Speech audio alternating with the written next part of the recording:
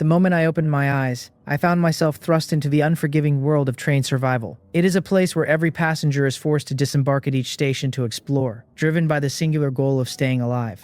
While the lucky few might stumble upon rare treasures, the unlucky ones often pay for their curiosity with their lives, proving that opportunity and danger truly walk hand in hand here. To survive, one must gather supplies and upgrade their carriage, eventually building a personalized train world of their own. However, I entered this game with an advantage no one else possesses, a one-of-a-kind ascension ability. Anything I hold in my hands can be evolved to its utmost potential, turning the mundane into the extraordinary. A crude dagger can be refined into an enchanted sharp blade and eventually become the eternal cutter. Even a simple white forest fruit tree can be elevated into a blessed tree, and finally, into Venus's golden fruit tree. Even a common beehive is not exempt, as I can transform it into a giant wasp hive or even a nano-future hive. While the rest of the world is still desperately fighting over a single piece of bread, I continue to grow stronger through this power, leaving everyone else trailing in the dust. I looked around my surroundings and wondered if even the train itself could be subject to this evolution. It seems my intuition was correct, because even before the first station arrived, I had already secured a massive lead. A notification pulsed in my mind, informing me that the ascension was successful and that I had broken a record, which in turn unlocked the Destiny Divergence module. As the conductor, I was told that I may now choose my next station. I braced myself as the system warned me to sit tight and hold on, for the train was finally about to arrive at its first stop. Before I continue my story, I'd really appreciate it if you could take a moment to like the video and subscribe to the channel. It truly means a lot to me. I hope you're having a wonderful day. Now, let me take you back to what happened a few hours earlier. The haunting message echoed in the void, wishing me eternal life as the train prepared to depart. When I finally opened my eyes, a sharp ache pulsed through my head, and I found myself rubbing my temples while staring at the unfamiliar interior of a train carriage. I couldn't recall a single detail of how I had arrived here. My last memory was simply staying up late to watch anime before a sudden darkness swallowed my vision, leaving a frustrating gap in my mind. For a moment, I wondered if I had actually died from overworking and been sent straight to hell, but the same mysterious voice from before interrupted my grim thoughts. The voice announced that all survivors had awakened and began distributing the basic train regulations. I listened closely as the rules were laid out. I was never to abandon my train, and I learned that every 24 hours after departure, we would arrive at a new station. These docks would last for 3 hours, giving us the choice to disembark or stay on board. The goal was to collect resources to upgrade the train and unlock new modules, but the voice was clear about one thing. I was not to leave the train before reaching a station. The final command was simple and chilling: survive. As the announcement concluded with a strict warning to abide by these rules, I was informed that the first station would arrive in just 1 hour. The length of the message prompted me to reflexively pinch my cheek, and the sharp sting confirmed that this was no dream. As my headache began to fade, I struggled up from the cold floor to survey my surroundings. It was exactly as it appeared, a solitary carriage hurtling through an endless wilderness that streamed past the windows. The only notable feature was an oval-shaped device at the front, topped with a luminous screen that boldly displayed the words Train Control System. Without hesitation, I approached and touched it, prompting the system to offer me options for conductor info, train details, a trading platform, and a chat room. Curious, I opened the chat room and saw that it was at its full capacity of 10,000 people. The messages flooded past in a frantic blur. One person was screaming about their wealth and demanding to be let out. Another was searching desperately for their medication. And a woman named Xiaowen was calling out for her husband. Some wondered if they had been isekai'd, while one cynical soul even cheered about not having to deal with their boss the next day. However, my eyes caught a message from someone who claimed we were all just bad actors in a reality show. He declared that he was getting off immediately to prove it wasn't real, ignoring the warnings from others. Within a minute, his name vanished, and the occupant count dropped to 9,999. I felt a chill as I wondered if he had truly died, but I shook my head and decided to stop dwelling on it. I closed the chat and swiped over to my train details. It was a level 1 train with no extra carriages, moving at a meager 20 kilometers per hour. It possessed a basic workbench for recycling and a level 1 frame, wheels, and base. The requirements for an upgrade were steep: 100 kilograms of wood, 150 kilograms of metal, and 50 mechanical parts. The speed caught my attention. If arrival times were fixed at 24-hour intervals, I questioned why speed would matter at all. Furthermore, if 10,000 people were arriving at once, the scale of the station would have to be enormous. I looked out at the wilderness again, struck by a sudden unsettling thought. Perhaps the speed mattered because if I moved too slowly, something might eventually catch up to me. Continuing my inspection, I opened my personal info screen. My name and ID were listed alongside my sanity and stamina stats, both sitting at a full 100. The sanity meter warned of various stages of mental decline, from fatigue to total madness, while stamina was tied to my physical ability to function. There were no abilities listed, but under the talent section I saw a word that changed everything. Sublimation. When I looked into it, the system explained that I could expend stamina or sanity to evolve or upgrade any existence without any restrictions on category or level. I quickly searched the chat room for any mention of talents, but found nothing at all. If such powers were common, someone would have surely bragged about them by now, which led me to believe that talent holders were exceptionally rare. I pondered why I had been granted this cheat ability, and it dawned on me that I had always been slightly different back home. I remembered how broken computers would suddenly run high-end games after I touched them, or how regular cars seemed to reach impossible speeds. My friends used to joke that I was pleasing machine spirits, but I had always dismissed it as a series of coincidences. Now, this description confirmed that it had been real all along. I wondered how far I could push this power to sublimate anything. I walked over to the workbench where a water bottle, a loaf of bread, and a small knife had been placed as starter gear. I looked at the level 1 shoddy dagger and internally commanded it to sublimate. An invisible force instantly enveloped the crude blade, and I felt my stamina drop from 100 to 90. In an instant, it transformed into a level 2 enchanted sharp dagger. The excitement surged through me as the blade gleamed coldly in my hand. The talent actually worked, and the stamina cost was perfectly manageable. I swung the dagger, listening to it whistle sharply through the air, amazed that such a high-quality weapon had come from such shoddy materials. A new, more ambitious idea took hold of me as I looked around the carriage. The description had said I could sublimate any existence, and that had to include the train itself. Taking a deep breath with my eyes sparkling in anticipation, I approached the control panel and placed my hand firmly on the oval device, silently giving the command to sublimate. The invisible force manifested once more, but this time I felt my stamina draining at a much more alarming rate than when I had upgraded the small knife. A heavy exhaustion settled over me as I watched my stamina plummet from 90 to a mere 30. I collapsed onto the floor, huffing out a weary breath, yet I couldn't suppress a surge of exhilaration as I watched the train transform before my eyes. A notification confirmed that the upgrade was successful, bringing the train to level 2, and revealing the steep material requirements for the next stage: 200 kilograms of wood, 200 mechanical parts, and 400 kilograms of metal blocks. Beyond the physical changes, I had unlocked several upgrade options, and more importantly, a reward for breaking the record for the fastest train upgrade, a special module card. Once I managed to catch my breath, I took a moment to carefully examine the train's current status. Reaching level 2 had automatically improved the chassis, frame, wheels, and workbench, effectively doubling our speed from 20 to 40 kilometers per hour. What truly piqued my interest, however,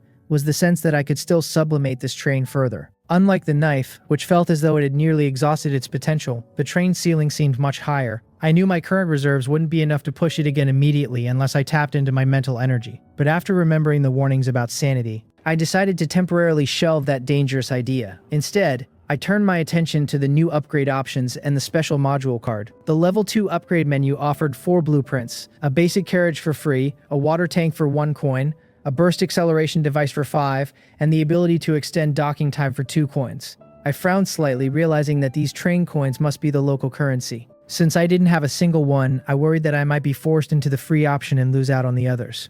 Fortunately, the system confirmed that I could reserve these choices for up to 3 station stops. Relieved, I extracted the free basic carriage blueprint, noting its substantial material requirements. I decided against sublimating the blueprint itself for now, fearing that an upgrade might make the construction costs impossible to meet before I had even secured the basic resources. I turned my focus to the special module card, which materialized as a diamond-shaped card wreathed in pale blue particles above my palm. The description was frustratingly vague, stating only that it would grant a special module upon activation. Naturally, I couldn't suppress the thought of sublimating the card itself. Although my stamina was low, I still had my mental energy, and a quick meal of bread and water had miraculously restored my stamina to 50. I murmured to myself that testing it shouldn't be a problem, and silently gave the command to sublimate. The invisible force returned with a vengeance, and the card released a brilliant spray of blue particles that looked like shooting stars. From an outside perspective, the train must have looked like a comet trailing blue flames as it accelerated through the void. When the light finally faded, I felt a heavy lethargy settle into my bones. My stamina had dropped to 20,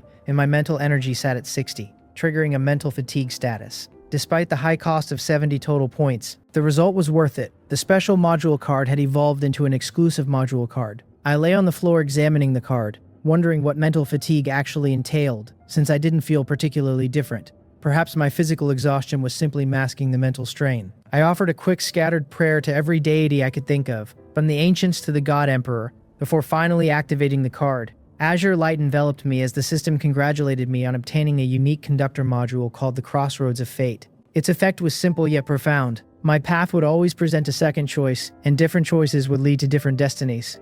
Before I could dive deeper into the details, the train's PA system crackled to life, announcing our imminent arrival at the first station.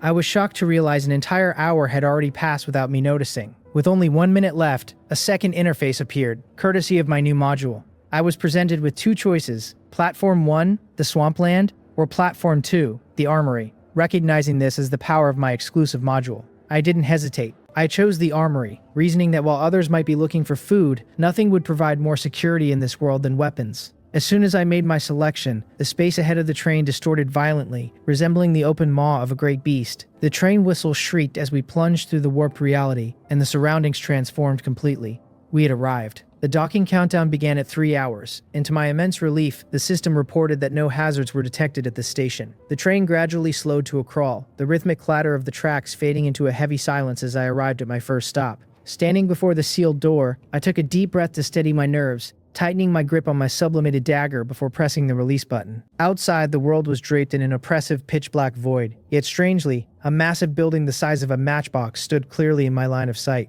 Looking up, I realized there was no sun in the sky, yet the road beneath me and the structure ahead were perfectly visible. It struck me then that space traversal is truly an incredible power. It certainly explained why all the trains shared the same arrival times despite the distances.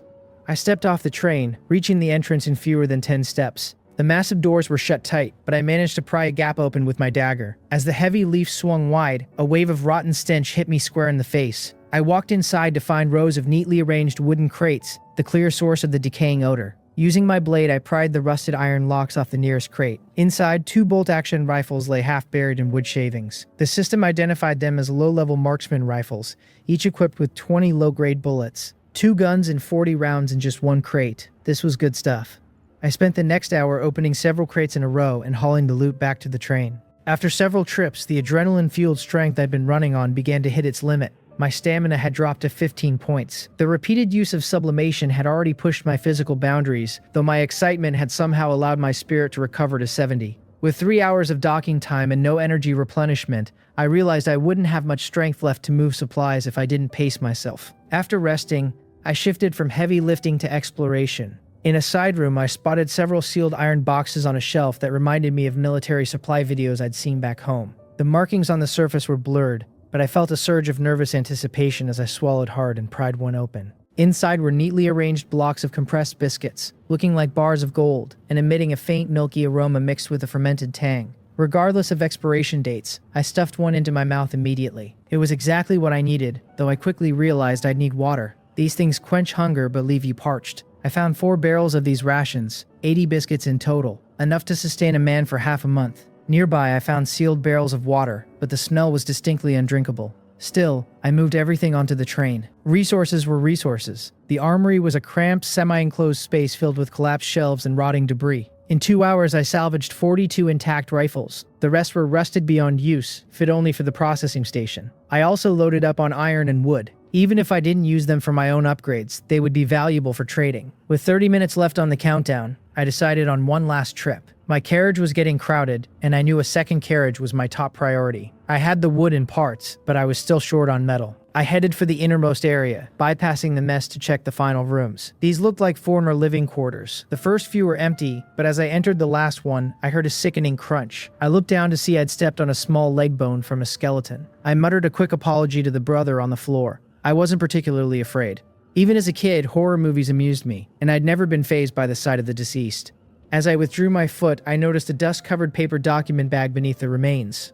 It was strange. Iron and wood had rotted to nothing in this place, yet this paper bag was perfectly intact. Intrigued, I snatched it up and jogged back to the train to use the system's appraisal function, just in case of traps. To my surprise and delight, the screen identified it as a level 1 treasure chest. I laughed, thanking the old bone brother and promising him a proper burial later. But as I moved to open it, I paused. If I could sublimate the train, surely I could sublimate this too. My stats sat at 30 stamina and 80 spirit. I reasoned that such a small bag wouldn't drain me too much, and I could always eat another biscuit to recover. Once I'd convinced myself, the decision was effectively made. I whispered the command to sublimate. My stats began to drain instantly. A warning flashed that my spirit had fallen below 50, plunging me into a state of self-doubt. I collapsed onto the floor like a fish out of water, staring blankly at the swaying ceiling lamp. After a moment, I sat up, my stamina at 20 and spirit at 50. Honestly, it didn't feel like a big deal. Aside from the heavy physical fatigue, the self-doubt state didn't seem to hinder me. The cost to reach level 2 was 40 points,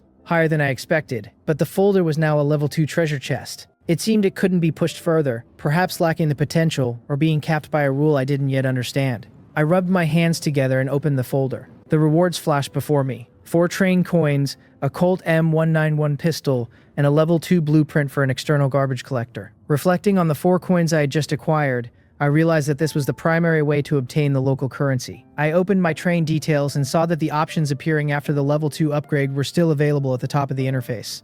Without much hesitation, I spent 3 of those train coins to purchase the basic water tank blueprint and an additional hour of docking time, leaving me with only a single coin to my name. If I can manage to find another treasure chest at the next station, I might just gather enough to meet the requirements for that acceleration device. I noticed the departure countdown had shifted to an hour and 15 minutes, so I turned my attention toward the physical rewards from the chest. The Colt M1911 felt substantial in my hand. Compared to the mass-produced firearms I had salvaged from the armory, its craftsmanship was so refined it could be considered a work of art. I quickly deduced that the firearms in this world likely shared a universal bullet type, so I loaded a magazine with low-grade ammunition to test it out. Aiming at a wooden box outside the carriage, I pulled the trigger and watched as the crate instantly shattered into splinters. The sheer power of the shot took me by surprise, and I rubbed my slightly sore palm where the recoil had bitten into the webbing of my hand. Although this handgun used the same bullets as the ones from the armory, it was clearly twice as powerful. The thought of what it might become if I sublimated it crossed my mind, but I quickly shook my head to dismiss the dangerous idea.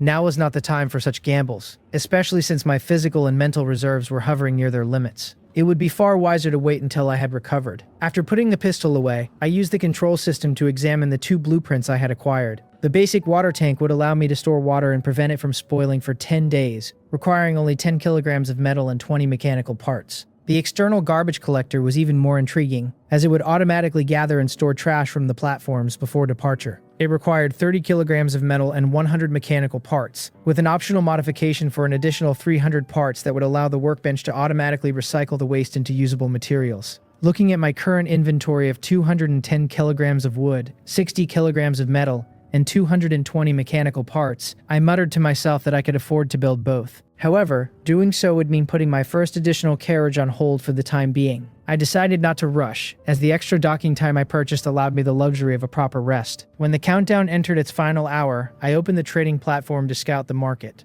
The rules were peculiar. While conductors could only list items for sale after leaving a station, those of us still docked were free to purchase anything already available. This seemed like a transparent attempt to prevent station-to-station supply transfers, yet it did nothing to stop private trades or purchases by those currently docked. It felt like a glaring loophole, one that made me wonder if the entity behind train survival was subtly hinting that we could ignore the rules to a certain extent. I focused my efforts on trading for metal, scanning my pile of low-grade rifles and compressed biscuits. In a world like this, security and food were the ultimate commodities. However, as I refreshed the platform, I found that while some had posted metal, the quantities were tiny and the prices were absurdly inflated. It was clear that most people were just testing the waters rather than looking for fair trades. Turning to the chat room, I saw it scrolling wildly with messages from conductors who had already moved on from their first stops. One person complained about finding nothing but scrap tires at a garbage station, while another lamented arriving at a stinking grassland filled with black mud. When a few people pointed out that black soil could be used to grow vegetables, others mocked the idea, pointing out the lack of space on the train. The conversation shifted when someone posted a blueprint for a basic mechanical fishing rod, sparking a mixture of envy and confusion.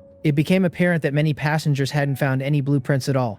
People quickly began haggling, offering their starting bread and water rations for mechanical parts. It was a desperate scene, with some even offering to trade for half a loaf of bread just to survive. The atmosphere turned sour when the topic of treasure chests came up. Those who hadn't found any grew hostile, demanding that others share their information for the sake of collective survival. Eventually, someone buckled under the pressure and posted a screenshot showing they had opened a level 1 treasure chest to find 2 train coins, a healing salve, and a blueprint for an aluminum insulation pad. Based on the progression of the rewards, I calculated that if a level 1 treasure chest contains 2 train coins and level 2 contains 4, then a level 3 chest should logically yield 6. Compared to my level 2 haul, the rewards from the first level seemed considerably meager, though I knew that medicine was a precious commodity in this world, and any amount of coins was a step forward. Suddenly, a message in the public chat caught my eye. A user named Li Xiaosheng was asking if anyone wanted metal, stating he had some available for trade and was giving priority to weapons. The fact that he was prioritizing armaments over food suggested he didn't lack basic survival capabilities.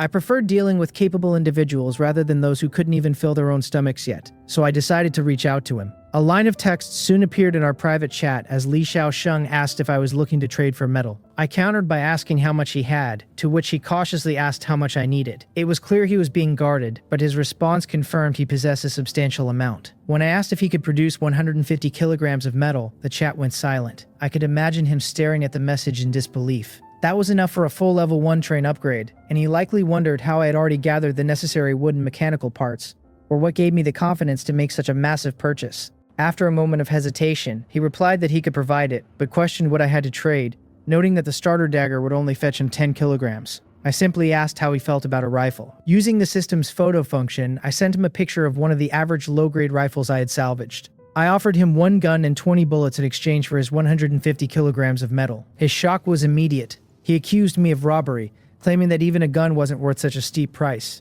I remained unfazed as I played with a bullet, knowing full well that as the only person selling firearms, I held all the cards. I told him the price wasn't expensive at all, reminding him of the sheer value of a gun and the unknown dangers awaiting us at the next station. Having a firearm would significantly improve his chances of survival, and he knew I was right. He had obtained over 300 kilograms of metal and a treasure chest at his first stop, which likely made him feel like the luckiest person alive. But that pride clearly paled in comparison to the weapon in my hands. When he tried to lower the price to 100 kilograms, I stroked my chin and narrowed my eyes. He had revealed his hand by showing how much he wanted the gun, so I refused to budge. I told him he could take the deal or I would simply find someone else who was more eager. He gritted his teeth and asked for time to think, but I gave him only 10 seconds, claiming I was busy. He had no way of knowing I was still at the first station, or that I was focused on building a carriage rather than a simple engine upgrade. Finally, he hardened his resolve and agreed to the trade. He asked why I needed so much metal and if I had blueprints to mass-produce these guns, clarifying that he wasn't trying to steal my secrets but wanted to know if we could trade again in the future. He boasted that he was confident he could reach level 2 within 3 stops, and offered to promote my weapons once he became known as a top-tier conductor.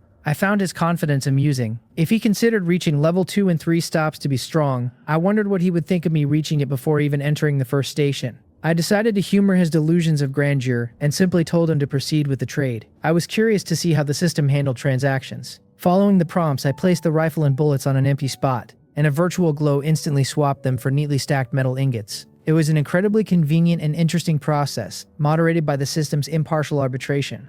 With my new resources secured, I placed the basic carriage blueprint on the processing station. A translucent screen appeared, confirming the materials were ready. When I selected the option to construct, the wood, metal, and mechanical parts vanished, reassembling through a mysterious force at the rear of the train. The new carriage descended smoothly onto the tracks and connected to the locomotive with a satisfying click. The system notified me that construction was complete and mentioned that I could further modify it with glass and fiber. For now, it was a spacious, empty shell about 10 meters long, roomy, bright, and exactly what I needed. It lacked glass in the window frames and had no external door, requiring entry through the rear of the locomotive, but it felt right. A train shouldn't just be an engine, after all. I nodded in satisfaction and checked my stats. Deciding my stamina and mental energy were too low for further sublimation, I began moving my supplies from the locomotive into the new carriage. I still had 40 minutes left on the countdown, plenty of time to return to the armory and gather whatever remained. My current stats sat at a weary 21 for stamina and 59 for mental energy, leaving me in an official status of exhausted. Inside the train, I lay motionless on the floor like a salted fish that had lost all hope of moving again. During these final moments, I had drained my last reserves of strength, making 2 final round trips to the armory. But I hadn't forgotten my earlier promise. Despite the physical strain of hauling materials, I managed to use a shovel to dig a grave for those skeletal remains, and even erected an unmarked tombstone as a final gesture of respect. That marked the conclusion of my harvest at this station. As the departure countdown finally reached 0, the previously stationary train began to groan and slowly lurch forward. Ahead of the locomotive, those familiar spatial distortions reappeared, and the train steadily accelerated through the boundary, returning once more to the endless expanse of the desolate wasteland. Simultaneously, the train's broadcast system crackled to life. It announced that all conductors had left the platform and offered a hollow congratulations to the 9,892 individuals who had successfully departed from the first novice station. The voice then warned us that we had officially exited the newcomer safety period. Starting from the second station, there would no longer be a guarantee that trains would stop in safe areas. This announcement caused an immediate uproar in the chat. Some questioned the timing, wondering why we had seemingly left the platform an hour later than expected, while others realized with frustration that someone must have stayed an extra hour at the first station. There were even those calling me a cheater, and others lamenting that they hadn't realized the first station was actually safe. Some conductors shared grim stories, like one whose first station was a desert where they nearly perished in quicksand. I remained largely unaware of their bickering, as I was far too busy sitting on the floor organizing my final haul. My inventory was now quite impressive. 49 low-level marksman rifles, 1,100 rounds of low-grade bullets, 150 kilograms of wood, 104 kilograms of metal, and 162 mechanical parts. I had also salvaged a variety of usable tools like crowbars, shovels, and screwdrivers. I tossed the broken ones into the processing station for recycling and kept the rest as backups. My current blueprints for the water tank and garbage collector required 40 kilograms of metal and 110 mechanical parts, which barely made a dent in these newfound reserves. After placing the blueprints and allocating the resources, the control system allowed for their installation. I commanded the system to place the water tank inside the carriage and mount the collector on the left exterior. Once the installation was complete,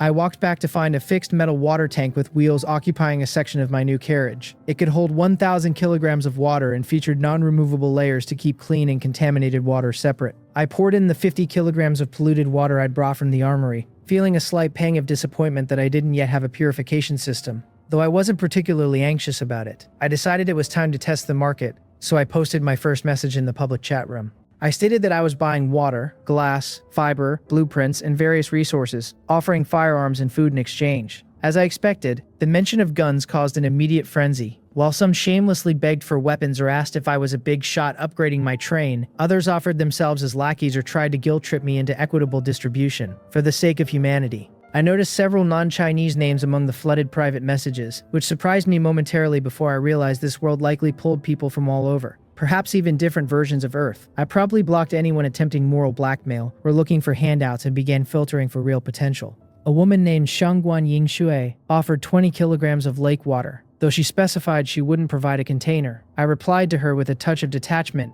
noting that lake water could be lethal without filtration, and that she needed to show more sincerity if she wanted to trade for a gun. She seemed frustrated but asked me to name my price. I demanded 50 kilograms. In this world, water was arguably more precious than metal, especially since few people had storage containers even if they found a source. My true minimum was 30 kilograms of undrinkable water for one gun, but I knew I had the leverage here. Ultimately, I was only one person. No matter how many guns I held, converting them into bulk resources was the only practical path forward. She eventually agreed to the 50 kilograms, though she reminded me quite sharply that I would have to handle the storage myself. I couldn't help but wonder if I had quoted too low when the other party agreed so instantly. But I wasn't one for second-guessing my decisions. I confirmed the deal and prepared to proceed.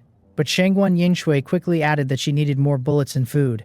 It made me curious. Where was this woman getting so much water? Having large quantities wasn't necessarily shocking. She had mentioned it was lake water, so her first stop likely bordered a lake. But what truly puzzled me was how she was storing it. Until the 3-hour docking period at the first station ended, both the trading platform and the chat room were supposedly restricted. Had she found containers, or built them from blueprints like I had? I didn't ask. In this world, everyone had their secrets. I set my prices clearly. 5 low-grade bullets per kilogram of water, no container required on her end. For food, I offered military compressed biscuits at a rate of 1 biscuit for 5 kilograms of water. She agreed immediately, requesting 100 bullets and 3 biscuits. Combined with the previous rifle and its ammunition, that brought the total to 85 kilograms of lake water. When she asked if I had enough containers or if I needed to buy some from her, I told her it wasn't necessary and initiated the trade. The trading point materialized directly above my water tank. As the firearms and bullets vanished, 85 kilograms of water manifested out of thin air, cascading into the reservoir. Between this and my previous trades,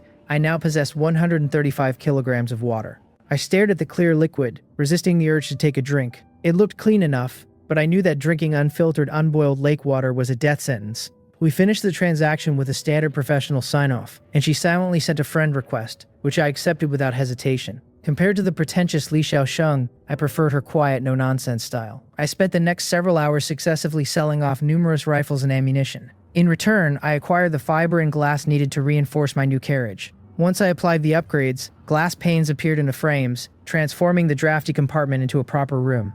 It was a bountiful harvest. By the time I finished, I had 21 rifles left. I hadn't stuck to fixed prices, choosing instead to sell whenever an offer seemed reasonable. These low-level items would only depreciate as people unlocked better blueprints, so hoarding them would have been unwise. Finally done for the day, I enjoyed a proper dinner of traded bread and mineral water before curling up in a warm corner of the front cabin. I was too exhausted to worry about survival. My only thought was sleep. As the train rumbled through the wasteland, I watched the high-hanging moon until my eyes finally drifted shut. I woke up shivering from the night's chill, rubbing the sleep from my eyes and stretching my stiff neck. The wasteland outside was as desolate as ever, shrouded in a cold, lonely light from the giant moon. I checked the timestamp, 3:37 a.m. The chat room was still scrolling, proving that few others were able to sleep as soundly as I had. Since I couldn't get back to sleep anyway, I brushed off the dust and stood up. My stamina and mental energy had mostly restored, which meant it was time for more sublimation. I decided to start with the Colt M1911. It was already a work of art, and I was eager to see what it would become, especially since the next stop was guaranteed to be dangerous.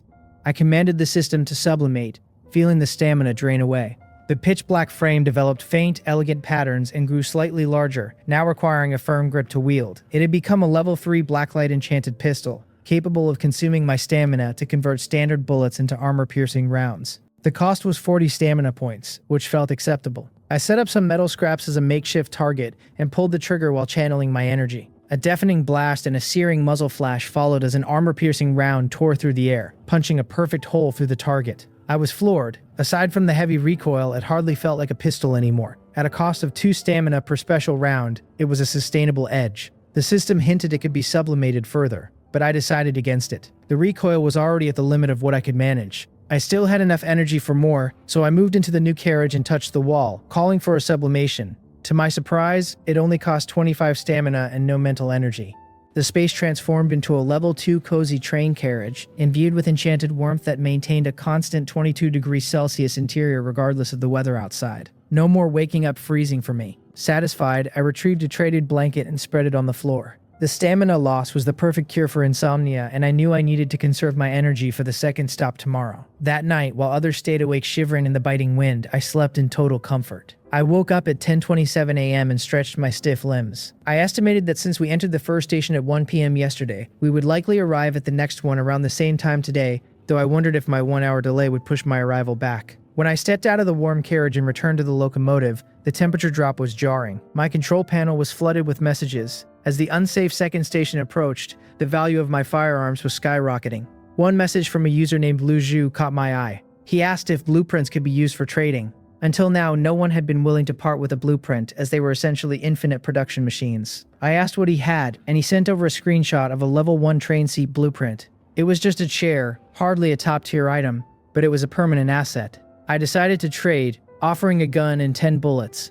I reasoned that while guns were precious, their value was temporary, whereas a blueprint provided endless utility. Lu Zhu was incredibly grateful, bordering on desperate. He claimed that without the gun, he would definitely die at the next station. His certainty made me wonder if he had a talent related to foresight or danger sensing. I didn't press him. I simply completed the trade and went to the processing station to manufacture my new black chair. Sitting in it felt like a return to civilization. I spent the final hour before arrival closing out a few more arms deals, selling 15 rifles and 300 bullets. I kept the rest for my own protection. With my stats nearly full at 98 stamina and 100 spirit, I took one of my own rifles and sublimated it. It cost 13 points and turned into a level 2 exquisite marksman rifle. It wasn't as powerful as my enchanted pistol, but it was a significant upgrade. As the countdown dwindled, the chat room grew quiet and oppressive. 30 minutes before arrival, my Crossroads of Fate module triggered, offering me a choice between a level 2 hunting platform, called the Goblin Camp, or a level 3 collection platform, called the White Forest. I noticed the module was providing more detail now, including station levels and types.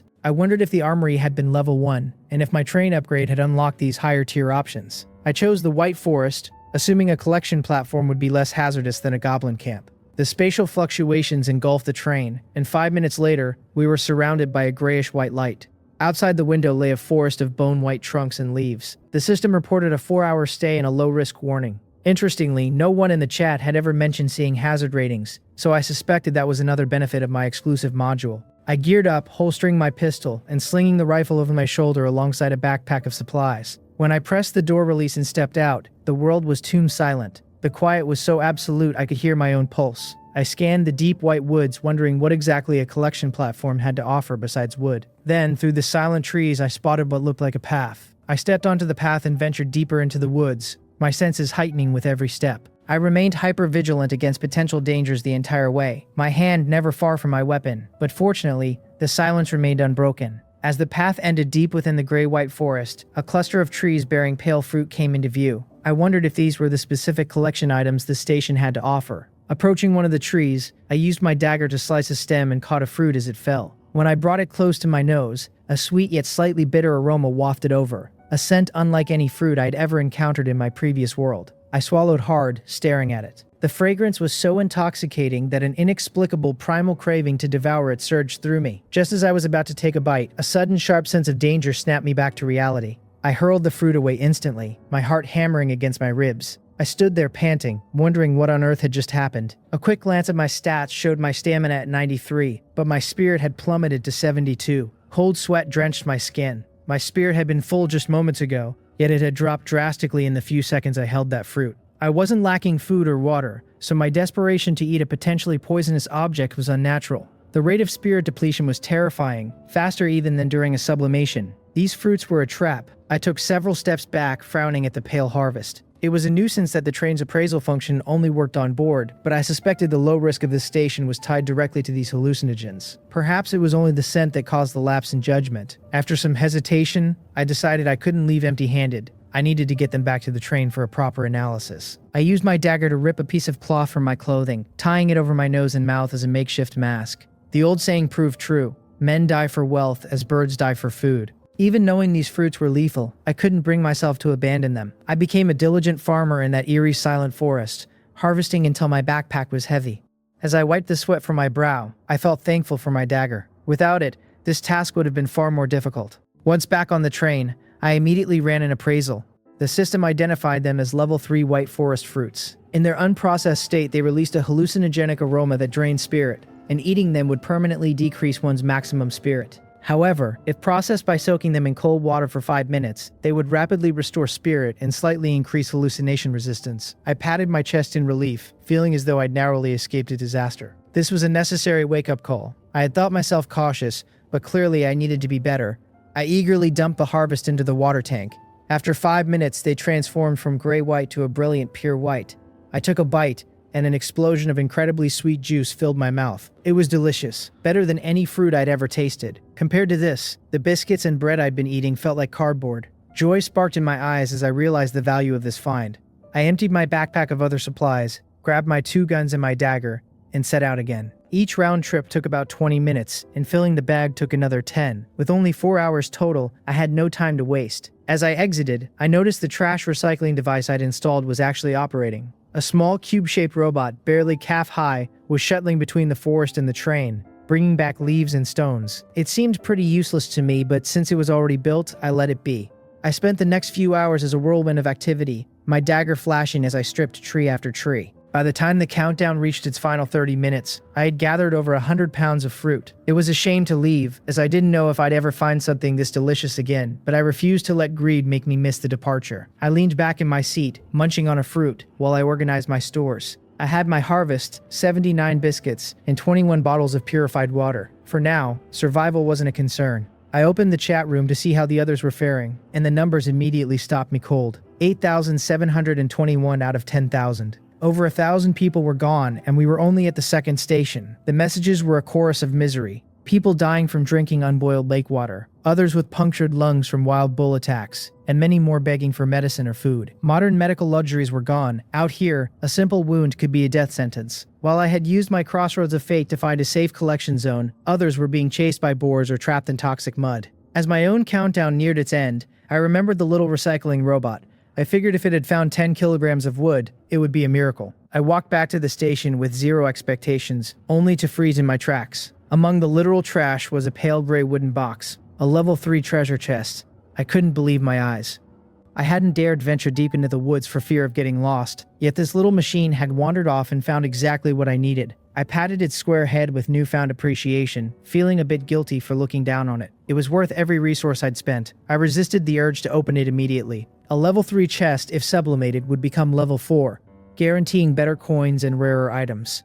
My stats were at 45 stamina and 92 mental energy. I gave the command to sublimate, feeling the familiar drain pull at my very soul. When it was over, I was physically spent but mentally soaring. With a creak, I opened the level 4 treasure chest. The rewards were staggering. 8 train coins, an external alert tower system, white forest fruit seeds, a gray-white paint scheme, and an advanced ceramic bulletproof vest. I marveled at the loot, knowing how envious the chat would be if they knew, though I kept the success to myself. Bragging only breeds enemies. I noticed that I couldn't sublimate these new items further. The cost was simply beyond my current total capacity. It seemed level 4 was a major threshold. I immediately installed the alert tower atop the locomotive. It was a sophisticated piece of tech that could equip ranged weapons and provide automated defense within 100 meters, even seeing through invisibility. I equipped 5 of my remaining rifles to it, feeling a massive surge in my sense of security. As for the seeds, they required special white forest soil and 30 days to mature, consuming half a kilogram of fresh water daily. It was a steep price, but I was one of the few who could afford it. In the final 3 minutes before departure, I scrambled to fill several crates with the gray soil the seeds required. I also processed the trash the robot had gathered, gaining some wood and white pigments from the leaves and stones. As the train began to move, I watched the white forest recede into the distance. I was back in the wilderness, but I was stronger than before. I stretched leisurely and noticed my private messages blinking. There was only one person on my friend list. It was Shangguan Yingshui, asking if I still needed water. I typed out a message to her, making my position clear from the start.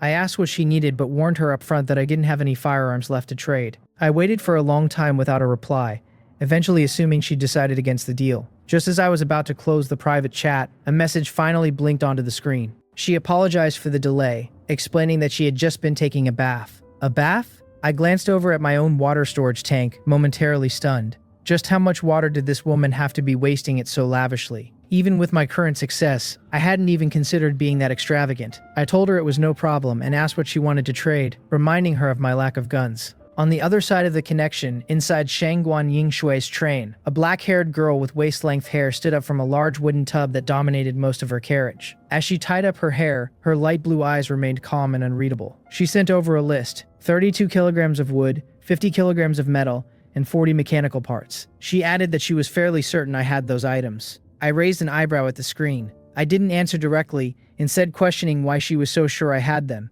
And even if I did, why I wouldn't just use them for my own train upgrades. She replied that she simply hated trouble. She'd gathered some materials herself, but dealing with too many people took more time than she liked. She'd calculated that I was likely the only one capable of providing bulk materials right now.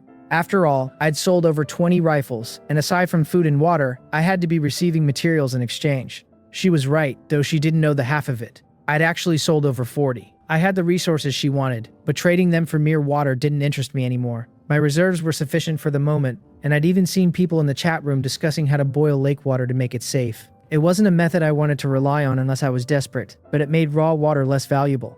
Shangguan Yingshui remained silent for a while as she dried herself, then sent a screenshot that immediately changed my mind. It was a level 1 water purification device, capable of filtering wastewater at a rate of 1 kilogram per hour. I rubbed my eyes, staring at the image. Something like this actually existed? It explained her lavish bathing. She could simply filter and recycle the water. Given her willingness to trade it, I suspected she might even have the blueprint. When I asked her if she did, she didn't confirm or deny it, simply stating that the device should be enough to cover the resources she needed. I suppressed my surprise. Whatever secrets she held, I was lucky enough to be getting the tech. I agreed to the trade, and once the transaction was complete, I found the device could be perfectly installed between my wastewater and clean water tanks. Once activated, the purified water would flow automatically into storage, saving me an immense amount of trouble. Naturally, I called upon sublimation. Since it was a small level 1 item, the energy drain was minimal. It transformed into a level 2 premium water purification device, tripling the output to 3 kilograms per hour and adding the ability to purify non-freshwater sources, like seawater. Feeling a surge of goodwill, I sent her another message, asking if she could upgrade her train and if she'd be willing to share what the upgrade options looked like. I was curious to see if her choices matched mine. She hesitated but eventually sent a screenshot of her level 2 options. She had the basic carriage and the extended stop time, which were identical to mine, but her random options were a welding tool set and a wooden bed blueprint. It confirmed my theory. The carriage and time extension were fixed, while the others were random and varied in quality. Her options were noticeably inferior to the ones I'd been offered. As I was nodding in understanding, she asked if I had any train coins. I told her I didn't, and when she followed up by asking if I still wanted to buy more water, my mouth twitched. Knowing she was recycling her bath water, the idea of buying more from her felt unappealing. I declined, and the chat ended. I knew she wanted the coins to buy her own options, but I barely had enough for myself. I still had one critical choice left to make: the train burst acceleration device blueprint. It cost 5 train coins, an amount most people would take several stations to accumulate, but I had more than enough. I finalized the purchase, leaving me with 4 coins. The device required 50 kilograms of metal and 200 mechanical parts to build, and it would allow me to produce acceleration bullets that could triple the train's speed for 10 minutes. It was expensive, but undoubtedly worth the cost. The trading platform was becoming more diverse after the second station, but food and water remained the most desperate needs for the majority. Those barrels of compressed biscuits I'd looked down on were suddenly looking like a gold mine. I shook my head, glancing at the resources I'd finally managed to scrape together. It had taken 7 biscuits and a fair amount of effort to pry those mechanical parts from others. Now I understood why Shangguan Yingxue hated trading. Haggling with people and constantly adjusting prices over mere scraps of food was an exhausting waste of time.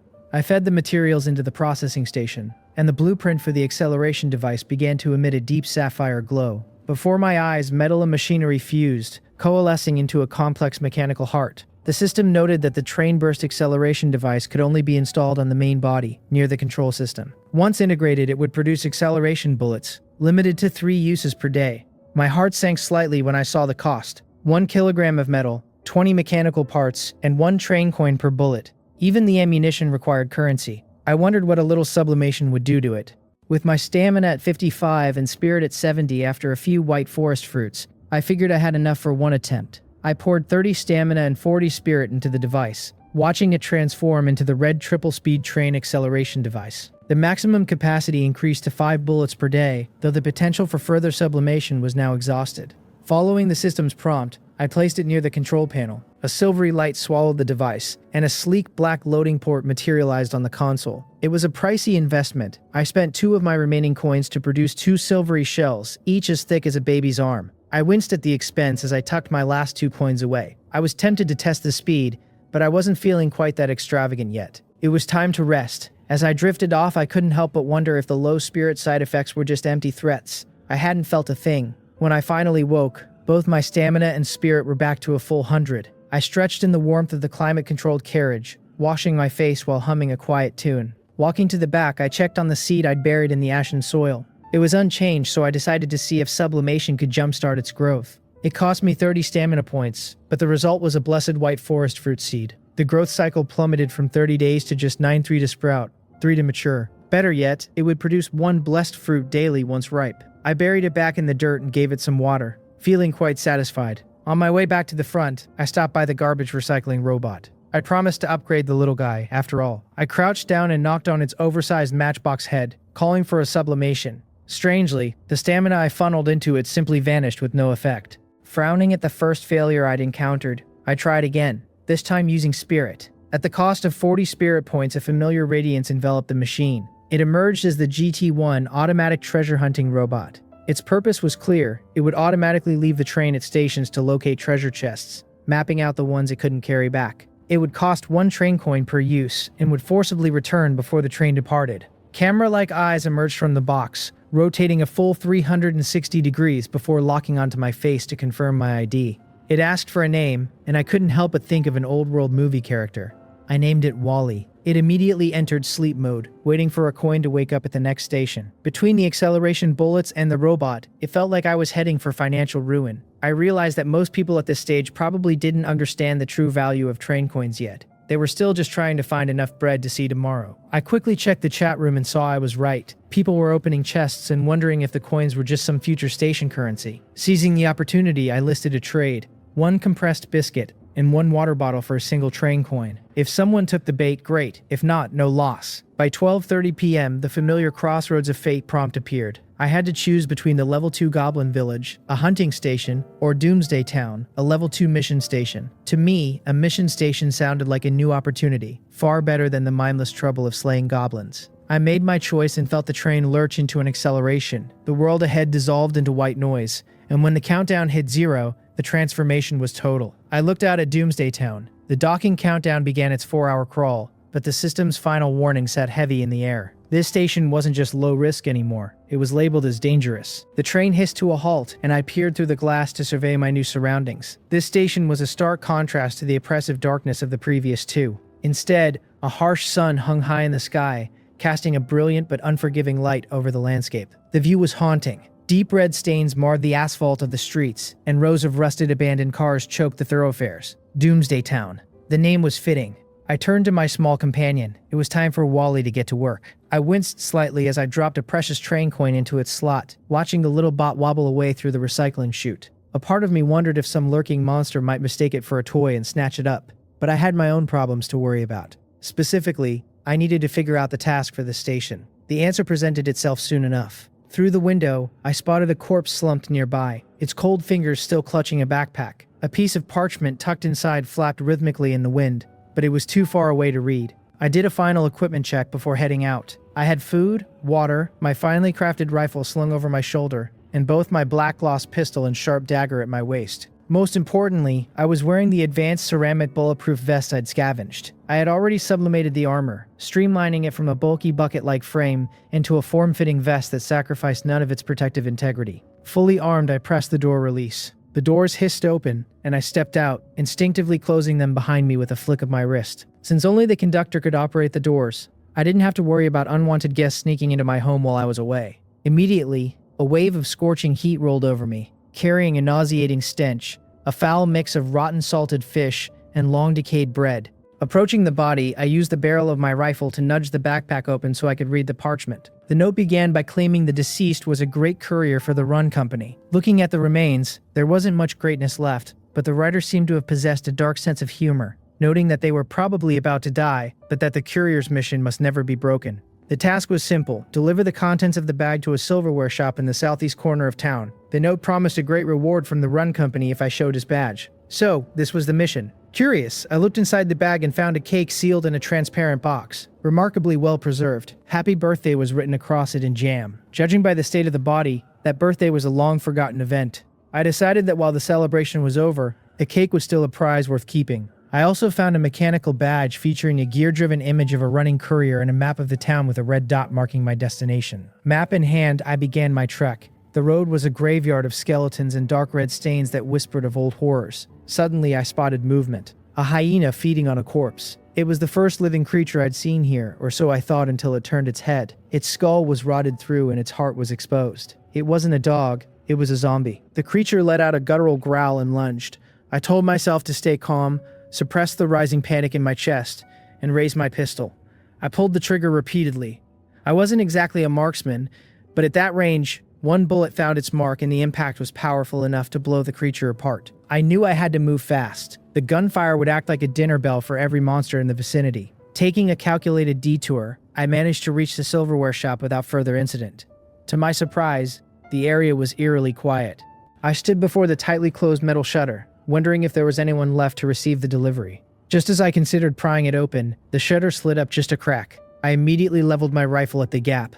A hoarse voice from the darkness begged me not to shoot, claiming to be human. I stayed back, identified myself as a Run Company courier taking over the delivery, and showed the badge. In this wasteland, a professional title seemed to command more respect than a wandering stranger. A scruffy, bearded man in his 40s peered out, chuckling that only couriers, lunatics, and monsters were brave enough to be outside these days. He invited me in, but I kept my rifle aimed at his head. I wasn't taking any chances. I handed over the cake and demanded the reward. The man stared at the cake with a pained expression, muttering that it was a pity I hadn't come earlier. He retreated into the shop and returned with a box. Inside were 3 train coins. This confirmed my suspicion. These coins were likely the universal currency across all station worlds. But as I reached for the coins, the man's demeanor shifted instantly. He lunged forward and grabbed the barrel of my rifle with unmistakable murderous intent. I didn't hesitate. I pulled the trigger. A blast echoed, a severed hand flew, and the rolling shutter burst open. The man behind the door was no longer human. He had swollen into a grotesque monster, his face twisted in a mask of grief and rage. He screamed about his daughter just wanting a cake and cursed the useless couriers for taking too long. I took a deep breath, centered myself, and kept firing. 3 rounds hit home, but the creature's hardened hide shrugged off the upgraded rifle's power. He slammed a fist into my chest, sending me flying. I gritted my teeth and forced myself up, my stomach churning. If not for my enhanced vest, that single hit would have ended me. The monster shrieked and charged again. I fired another shot, and he laughed, claiming my bullets didn't scare him. I smirked and told him to look down. He paused, seeing his body riddled with holes he hadn't even felt. I didn't give him a second chance. I drew my blacklight enchanted pistol, which thrummed with an eerie glow. Converting my stamina into armor-piercing rounds, I stepped close and pressed the muzzle to his forehead. One final bang, and it was over. The silence returned. I realized why no other monsters were nearby.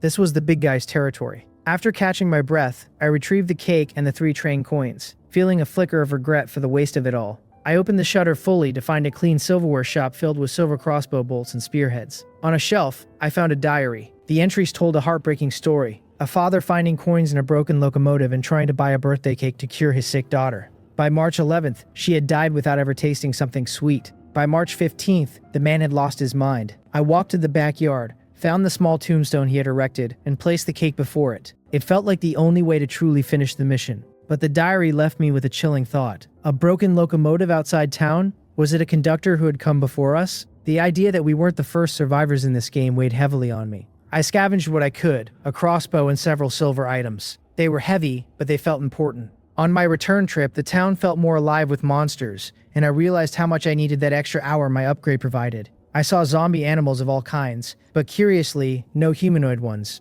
Back at the train, I checked the time. I still had 35 minutes. I checked my haul. Mithril bolts, a mithril cross, and a mithril sword, all level 2. I recycled the scraps into 10 kilograms of raw mithril, a fortune in my old world. I decided to sublimate the cross, turning it into a level 3 sanctified mithril cross that emitted holy light. As for the other weapons, I knew my limits. I was no swordsman, and my aim with a crossbow was even worse than with a pistol. I hung the cross at the front of the train and checked the trading platform. Someone had finally accepted my offer for train coins. I sat back, munching on a fruit and admiring my new coins before opening the chat room. The numbers were grim. 7,825 out of 10,000. Another 1,000 people were gone. Most were still struggling for the barest essentials, while I was sitting on a pile of mithril and enchanted weapons.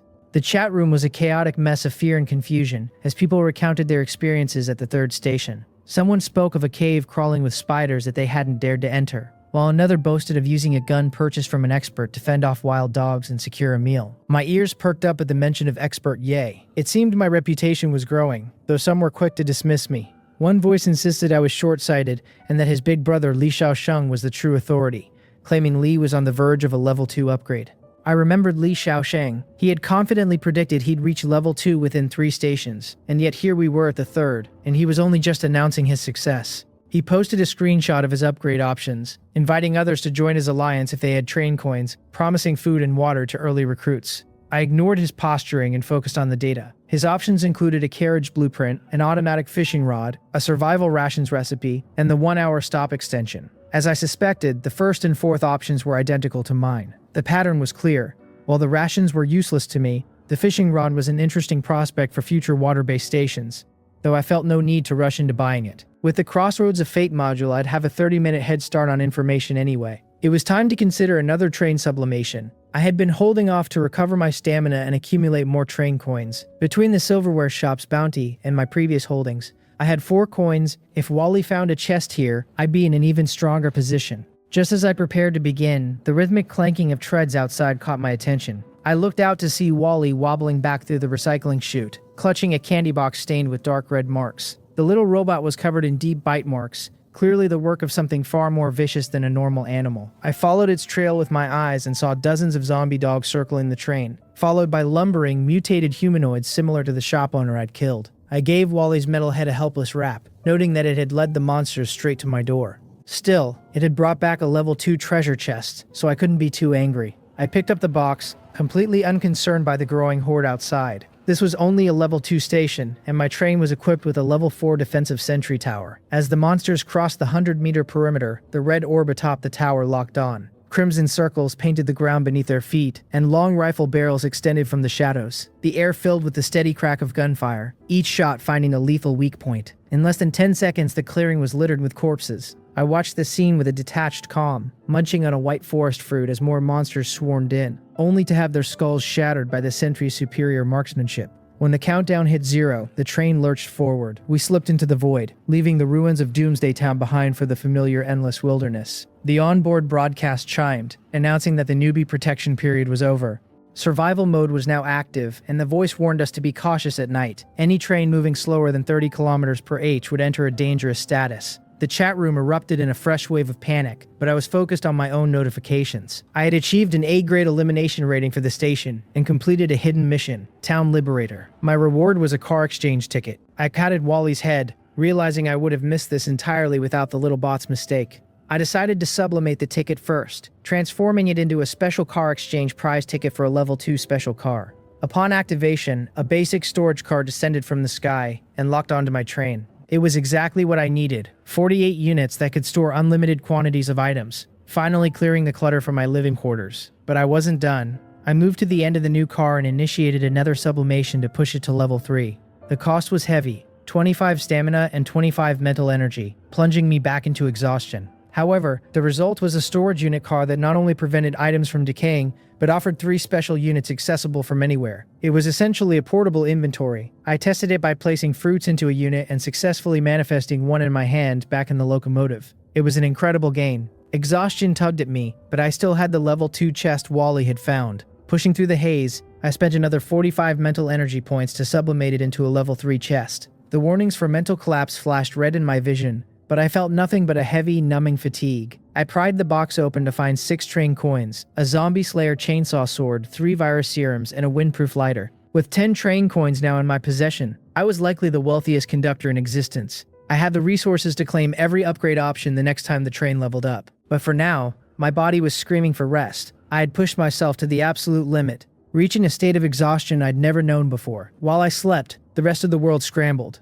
Conductors were desperately trading for metal and parts to upgrade their wheels just to hit the 30 km/h safety threshold, even if it meant sabotaging their long-term progress. Meanwhile, Li Xiaosheng sat in his carriage with a darkened expression. He had a resource radar ability that let him pinpoint materials, yet somehow, someone was still faster than him. The sharp, rhythmic cracks of gunfire suddenly tore through the silence of the wilderness. So noisy, I forced my leaden eyelids open and instinctively glanced out the window, only to feel my heart skip a beat. Dozens of glowing crimson eyes were cutting through the pitch-black night, relentlessly chasing the train. The sheer terror of the sight snapped me wide awake in an instant. I scrambled to the front of the locomotive, finding that my automated alert system had already hummed to life, its red sensors swiveling. I suddenly recalled the grim announcement that followed the third station. This had to be the nighttime danger they warned us about. The system identified the pursuers as level 1 Blood Moon wolves, noting their chasing speed at 25 km/h. Upon seeing that, I felt the tension in my chest loosen slightly. As long as the train maintained a speed above 30 km/h, I wasn't technically in danger of being overtaken. And since my level 2 train cruised at 40 km/h,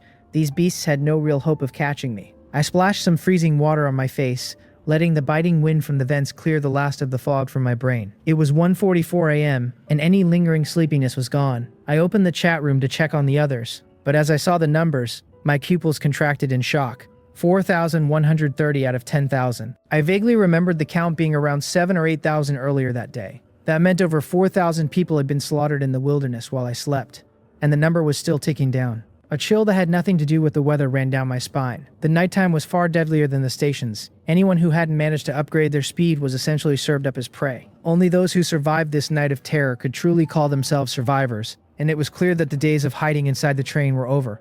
To live, we had to explore, harvest, and upgrade, or die. A notification blinked in my private chat. It was Shangguan Yingshui, asking if I was still alive. I told her I'd just woken up and asked if she wanted to trade. She was looking for bullets, but I had to turn her down. Between the third station massacre and the alert tower's active defense, I'd burned through over 70 rounds.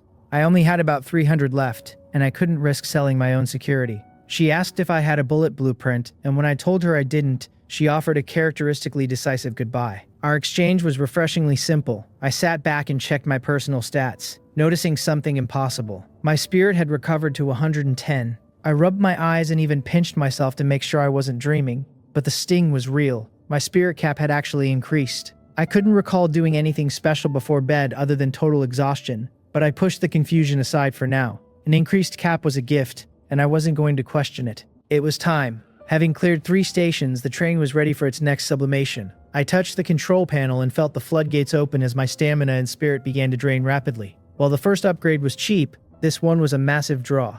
My stamina dropped to 52 and my spirit to 50, but the notification confirmed the success. The train was now level 3. I glanced at the requirements for level 4 and felt a headache coming on. 300 kilograms of wood, 300 mechanical parts, 450 kilograms of metal, and exotic items like gold mithril, and something called a firestone. I turned my attention to the immediate rewards. My speed had jumped to 60 kilometers per h, and the chassis, wheels, and frame were now level 3. But the real prizes were the upgrade options and the record-breaking module card I'd just earned. I opened the options: a conductor module card for early departure, a level 3 bullet blueprint, and a level 3 power generator blueprint. It was perfect timing. I desperately needed bullets and the generator would be vital later. Even with my 10 coins, I couldn't afford everything, so I had to be strategic. I spent 8 coins on the early departure privilege, the bullet blueprint, and the extra docking time. The bullet blueprint required metal and gunpowder, but since gunpowder was scarce on the trading platform, I decided to wait on manufacturing. Instead, I focused on the early departure module. I immediately sublimated it, turning it into the VIP early departure privilege, which allowed me to leave any station whenever the docking clock hit the final 3 hours. Finally, I looked at the new conductor module card. It was blood red with an abstract eye pattern, looking far more ominous than the previous cards. However, I was running on fumes. The constant cycle of survival and sublimation had left me in a state of perpetual fatigue. I decided to hold on to the card and let sleep take me once more. While I slept, the chat was a graveyard of desperate pleas.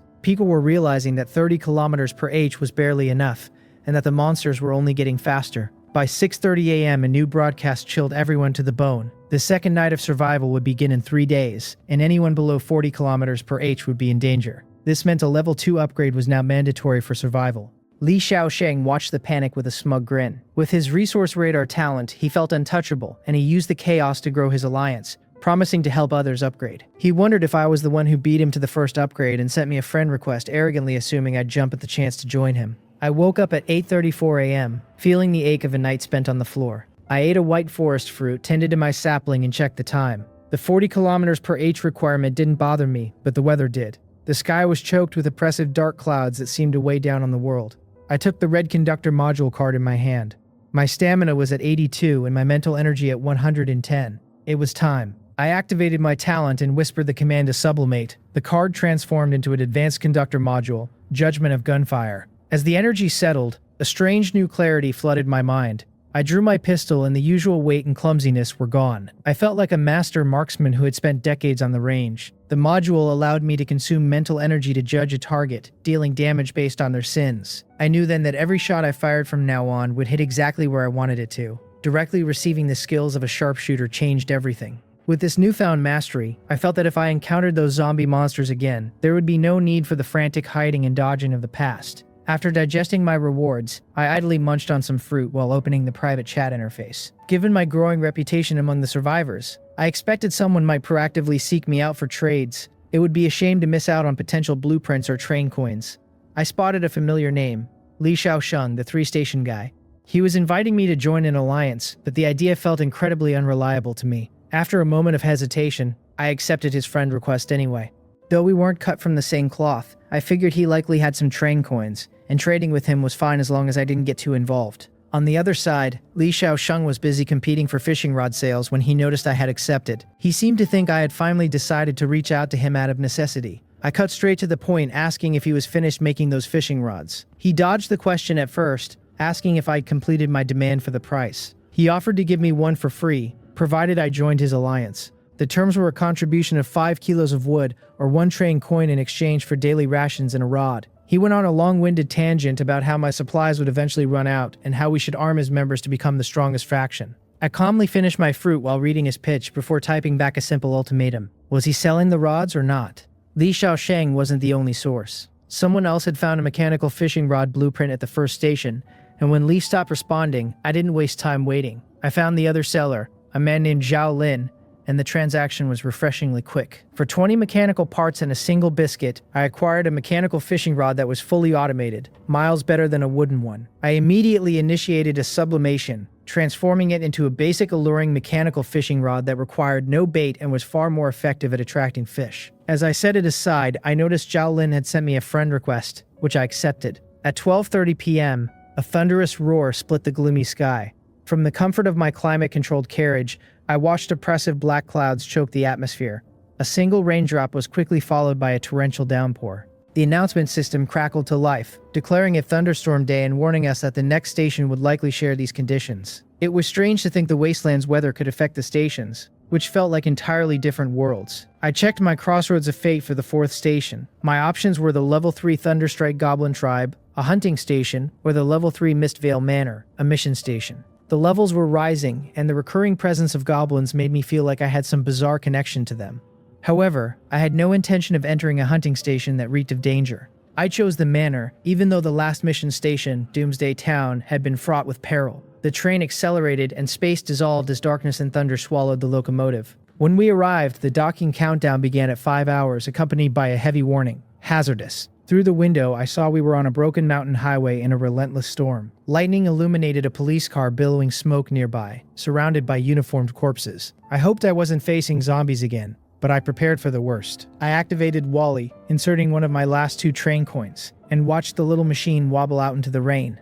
I made my final preparations, checking my special storage units for fruits, bullets, and my blessed virus serums, which now acted as powerful health potions. Armed with my pistol, rifle, dagger, vest, and the mithril cross, and clad in a traded raincoat, I stepped out into the storm. I searched the wrecked police car and the nearby corpses. They weren't turning, which was a relief. Beside one officer, I found a voice recorder. The recording mentioned a tycoon named Ravi who had died at Rainvale Villa on Davil Mountain. The police seemed reluctant to investigate the remote location, but were motivated by the tycoon's daughter and her potential funding. They even discussed pinning the murder on a maid if they couldn't find the real killer. It seemed like a surface-level mission. I found 2 pistols and some low-grade ammo in the car, which I tossed back into the train, since they were of little use to me. Taking the police chief's identification and badge, I headed up the winding road. In 15 minutes, I reached the iron gates of a massive black estate. A nervous guard rushed over, and my disguised identity was enough to convince him to let me in. He begged me to find the real killer, insisting the maid was responsible for his master's death. The guard explained that Ravi had died 4 nights ago,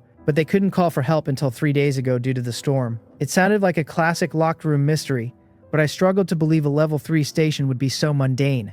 As we approached the castle, a shrill scream echoed from above.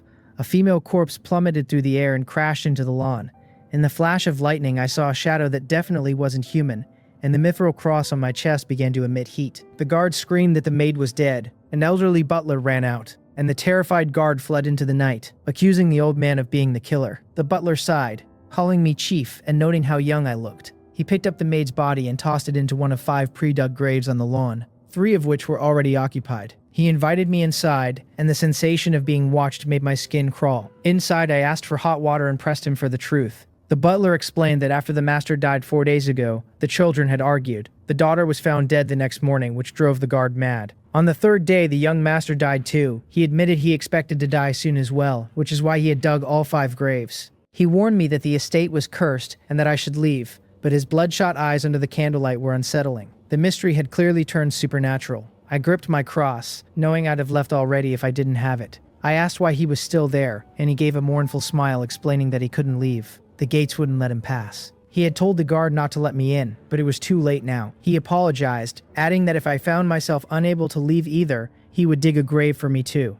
What do you mean by this curse you mentioned? The old butler stood momentarily stunned, his gaze fixed on my face. Despite my youth, he clearly saw no trace of the fear he expected. He asked me, almost in disbelief, if I wasn't afraid. I simply stood up, my eyes tracking the solid wood stairs that spiraled into the upper reaches of the castle. I told him that I had forgotten to mention a small detail. Besides being a police chief, I also work part-time as a priest. Since things had reached this point, I explained that I wouldn't be leaving easily. To prove my point, I pulled the mithril sanctuary cross from my chest pocket. A gentle holy light immediately surged forth, dispelling the surrounding gloom and casting me in a glow that made me look like the spokesperson of a deity. The old man's mouth dropped open.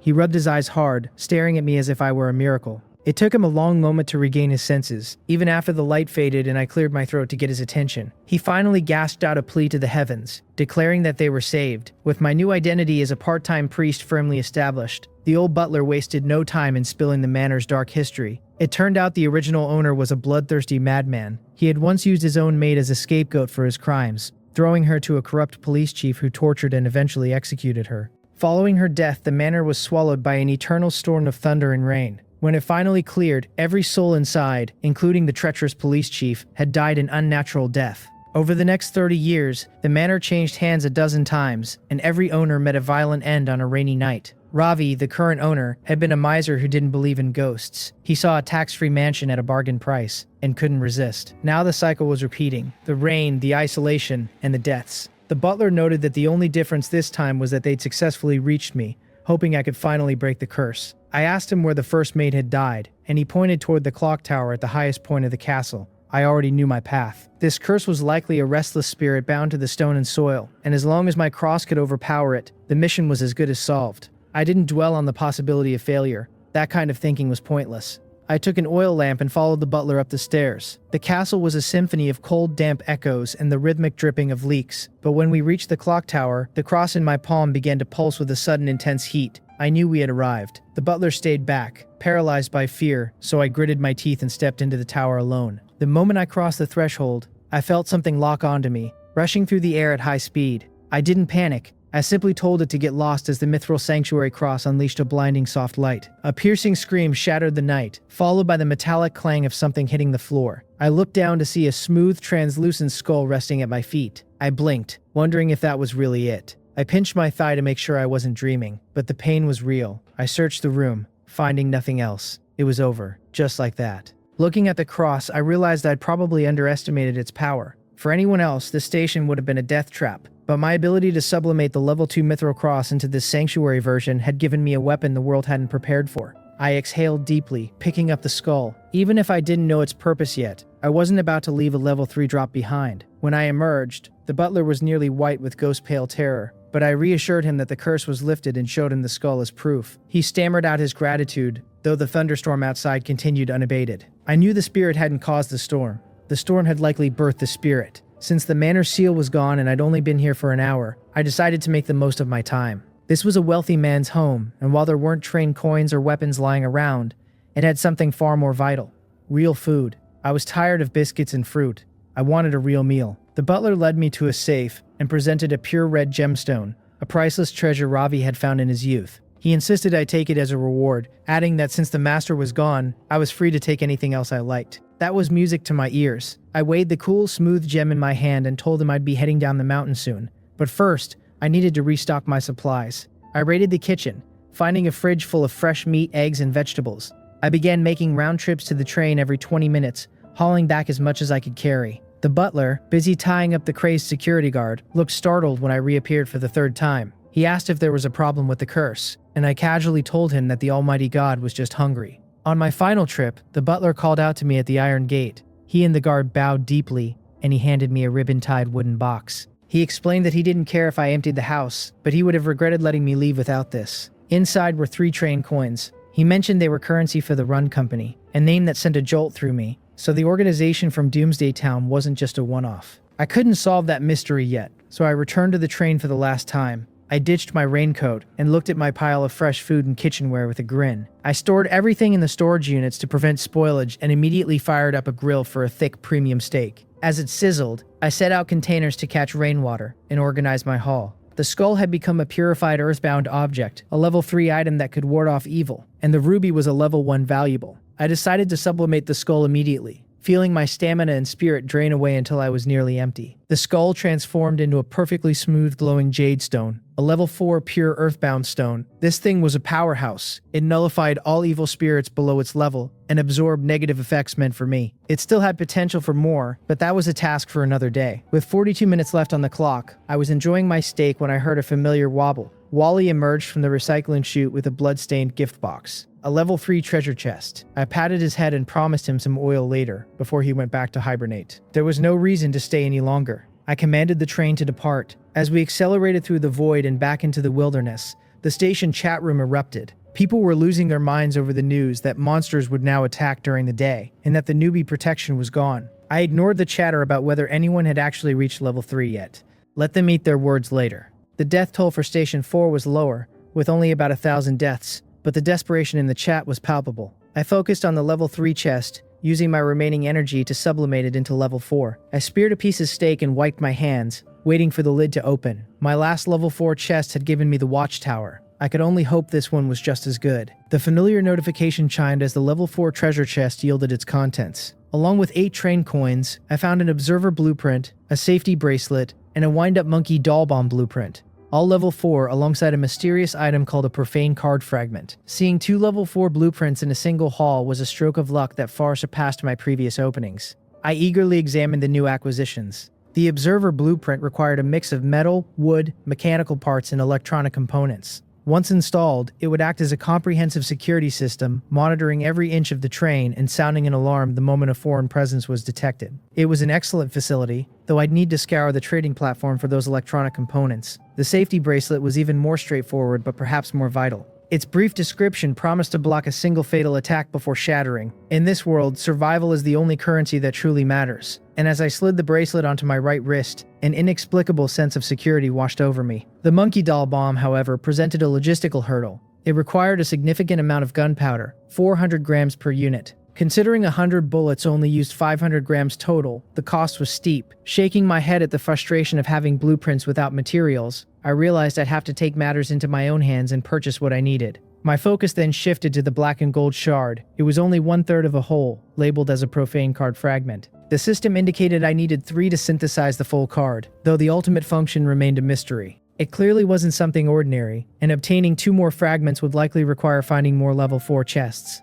A daunting task even with my luck. Turning to the trading platform, I found the market as chaotic as ever. Small quantities and inconsistent, predatory pricing were the norm, and I had no intention of being taken for a fool just because I was wealthy. Truly capable survivors were no longer just giving away essentials like gunpowder. If I wanted results, I had to speak to the masses directly. I spent a train coin to pin a message in the public chat, offering a choice of a compressed biscuit and water or a fresh tomato for every 200 grams of gunpowder. I posted a similar request for electronic components, offering a bottle of water and a biscuit for every 10. While most people likely had water after the thunderstorm platform, my offer included the comfort of sweetness and the luxury of fresh produce. I had hauled 3 crates of tomatoes from the 4th station's manor. Like ancient sailors, we were essentially on a long voyage where scurvy was a very real threat. The chat exploded immediately. Some were awestruck by the pinned message, others were scandalized that I'd spend a whole train coin just for visibility, and many were salivating over the mention of tomatoes.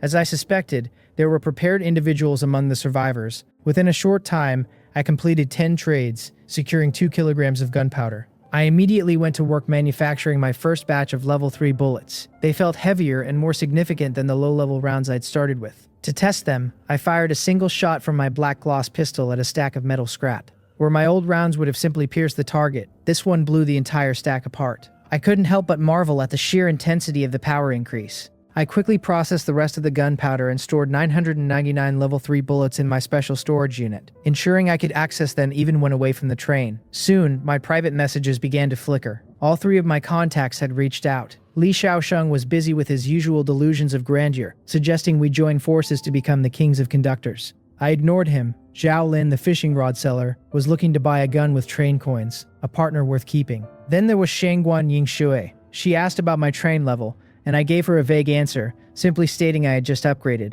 She didn't press for details, but her interest soon shifted to my newly acquired gunpowder. She wanted to buy bullets. Knowing she was one of the few who could actually afford a decent price, I offered her 40 bullets for 1 train coin, a middle ground price that she reluctantly accepted after some haggling. I didn't stop there. I offered to sell her a level 2 exquisite sharpshooter rifle for 2 train coins, throwing in 10 extra bullets to sweeten the deal. She gritted her teeth and agreed, likely feeling as though I knew exactly how many coins she had in her pocket. As a final request, I asked her to use her blueprint to craft me a wooden bed, providing the materials myself. That trade was a massive win. I walked away with 3 more train coins and a proper place to sleep. The rifle was useless to me anyway. With my judgment of gunfire module, my handgun was more than enough for long-range targets. I then turned to Zhao Lin and sold him several sublimated level 2 rifles for 2 coins each, and even traded some bullets for 5 freshwater fish. My wealth had grown to 16 train coins. After acquiring the necessary electronic components, I built the observer device in the 3rd car. I also finally purchased the energy-powered generator blueprint for 6 coins. The materials were manageable, and once built, the generator ran on diesel. However, I wasn't about to hunt for oil, so I patted the machine and initiated a sublimation. It transformed into an enchanted omnivorous power generator, capable of burning wood, metal, or coal to produce electricity. I tossed in a piece of wood, watched the battery level rise, and finally installed some electric bulbs. For the first time since arriving in this world, I lay in a real bed under the glow of electric light. The thunderstorm had passed, leaving the wilderness night lonely but quiet. I counted the darkness until I drifted off. The next morning, dazzling sunlight woke me. I stretched, enjoyed a white forest fruit for breakfast, and headed to the front cabin. The moment I stepped inside, a wall of stifling heat hit me like a physical blow. The morning broadcast confirmed my fears. We had entered a hot wind day. The weather was shifting again, and though it didn't mention a platform change, the temperature was already becoming dangerous. I retreated to the temperature-controlled car to wash my face, dreading the heat. It was a nuisance that the control system was only accessible in the sweltering front cabin, but I had no choice. I logged back into the chat room, finding it already bustling with the voices of survivors who had been forced awake long before I was. In this heat, it seemed I was the only one who had managed to sleep in. The air inside the carriage was stifling, almost like a physical weight pressing down on my chest. I wiped the stinging sweat from my forehead and gulped down an entire bottle of mineral water, trying to ignore the frantic messages scrolling across the chat interface. People were losing their minds, screaming about the 40-degree heat and the way the train had transformed into a literal metal oven. They talked about their mental and physical attributes dropping continuously, driven to the brink of insanity by the sun's relentless beating. I checked my own interface and noted that while my physical stats were indeed dipping to 98, my mental state remained a steady 110. It made me wonder if my constant consumption of white forest fruits had granted me a resilience others lacked. A sudden, sharp report of a gunshot cut through my thoughts. I looked toward the source and realized the warning device had already engaged. Outside, a pack of emaciated hyenas was desperately chasing the train, their rib cages visible under mangy fur. At my current level 3 speed, they posed no real threat, but it troubled me that there had been no system broadcast for this encounter. It wasn't a timed event like the night survival. It was a random, spontaneous pursuit. This, I realized, was likely the new normal of the wilderness. A flicker on my private chat caught my eye. It was Zhao Lin, the maker of the automatic fishing rods. She asked if I had encountered monsters too, and I confirmed I had, watching the hyenas finally fall behind in the distance. She sounded shaken, mentioning that a swarm of birds had nearly shattered her windows and that she'd barely survived by pushing her train to 35 kilometers per h. She was desperate for upgrade materials but had run out of train coins, asking if I would accept fish as payment. I looked at the message and felt a twinge of cold pragmatism. I wasn't short on food, and I had no interest in running a charity. I rejected her offer immediately, but she didn't give up. She pleaded with me, revealing that she possessed a talent called luck conservation, a cycle of alternating good and bad fortune. She had struck it rich at a fish pond station, but she was terrified that her next stop would be a disaster, leaving her unable to upgrade before the next night's survival. Her talent was certainly unique, though I much preferred the reliable power of my sublimation. Still, I saw the potential for a long-term investment. I asked what she needed and she listed 38 kilograms of wood, 22 kilograms of metal, and 14 mechanical parts. I told her I wanted the contents of her last treasure chest plus 10 fish, and specifically warned her not to try and offload that fishing rod blueprint on me. She agreed instantly, and in a flash of light the trade was complete. Among the items she sent was a level 1 plant nutrient solution. While the waterproof boots and fishing line were mediocre, the solution was exactly what I needed. I immediately sublimated it twice, watching it transform from a basic liquid into a blessed plant elixir. I hurried to the rear of the temperature-controlled carriage and poured the glowing elixir into the wooden box of my white forestry. The transformation was breathtaking. A milky white glow erupted, and the sapling shot toward the ceiling in seconds, its branches heavy with fruit. When the light faded, I had a level 4 blessed white forest tree that produced 3 fruits daily. More importantly, the fruits themselves were now level 4, meaning they could be eaten without the tedious 5-minute water soak. I took a bite, savoring the rich sweetness, and realized I now had 55 life-saving fruits stored in my special compartments. As the hours passed, I lounged in my 22°C sanctuary, enjoying a steak and a beer while the rest of the world sweltered. My only complaint was that the beer was warm. A fridge was definitely next on my list. 30 minutes before reaching the 5th stop, the Crossroads of Fate appeared. To my surprise, both options were level 4,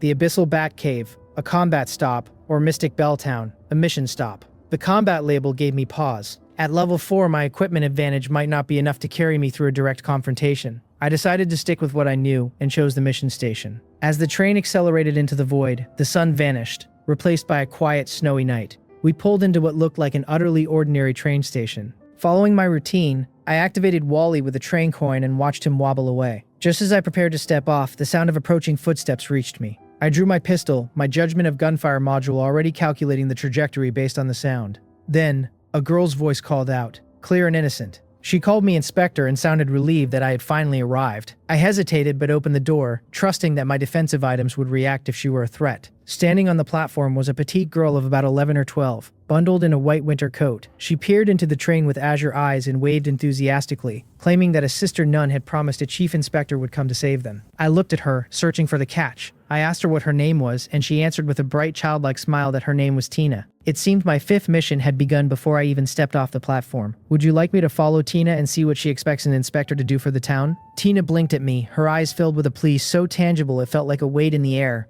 She asked if I was truly the inspector everyone had been waiting for, and I couldn't help but offer her a kind smile as I nodded. I reasoned that since she claimed the person arriving by train would be the inspector, and I was the only one here, it had to be me. She let out a joyful cheer and urged me to follow her quickly, but I asked her to wait a moment. I reached into my supplies and handed her an ordinary white forest fruit. The little girl took it without a trace of fear, and as she bit into it, she marveled at the sweetness. I just smiled, checking my gear one last time and donning the sanctuary cross before finally stepping onto the platform. After sealing the door and setting my warning tower to maximum sensitivity, I told the girl to lead the way to these people she mentioned. We left the unnaturally sterile station and entered a town dusted with a light, silent snow. There were no streetlights. The only beacon was a single lantern hanging above a church that looked uncannily like an upright train cab. The silence was heavy, and I could feel unseen eyes tracking our movement from the shadows. Whispers skittered through the dark, sending a chill down my spine that had nothing to do with the temperature. I kept one hand on my black gloss pistol and the other near my cross, acutely aware that this station carried a danger rating far more severe than the others.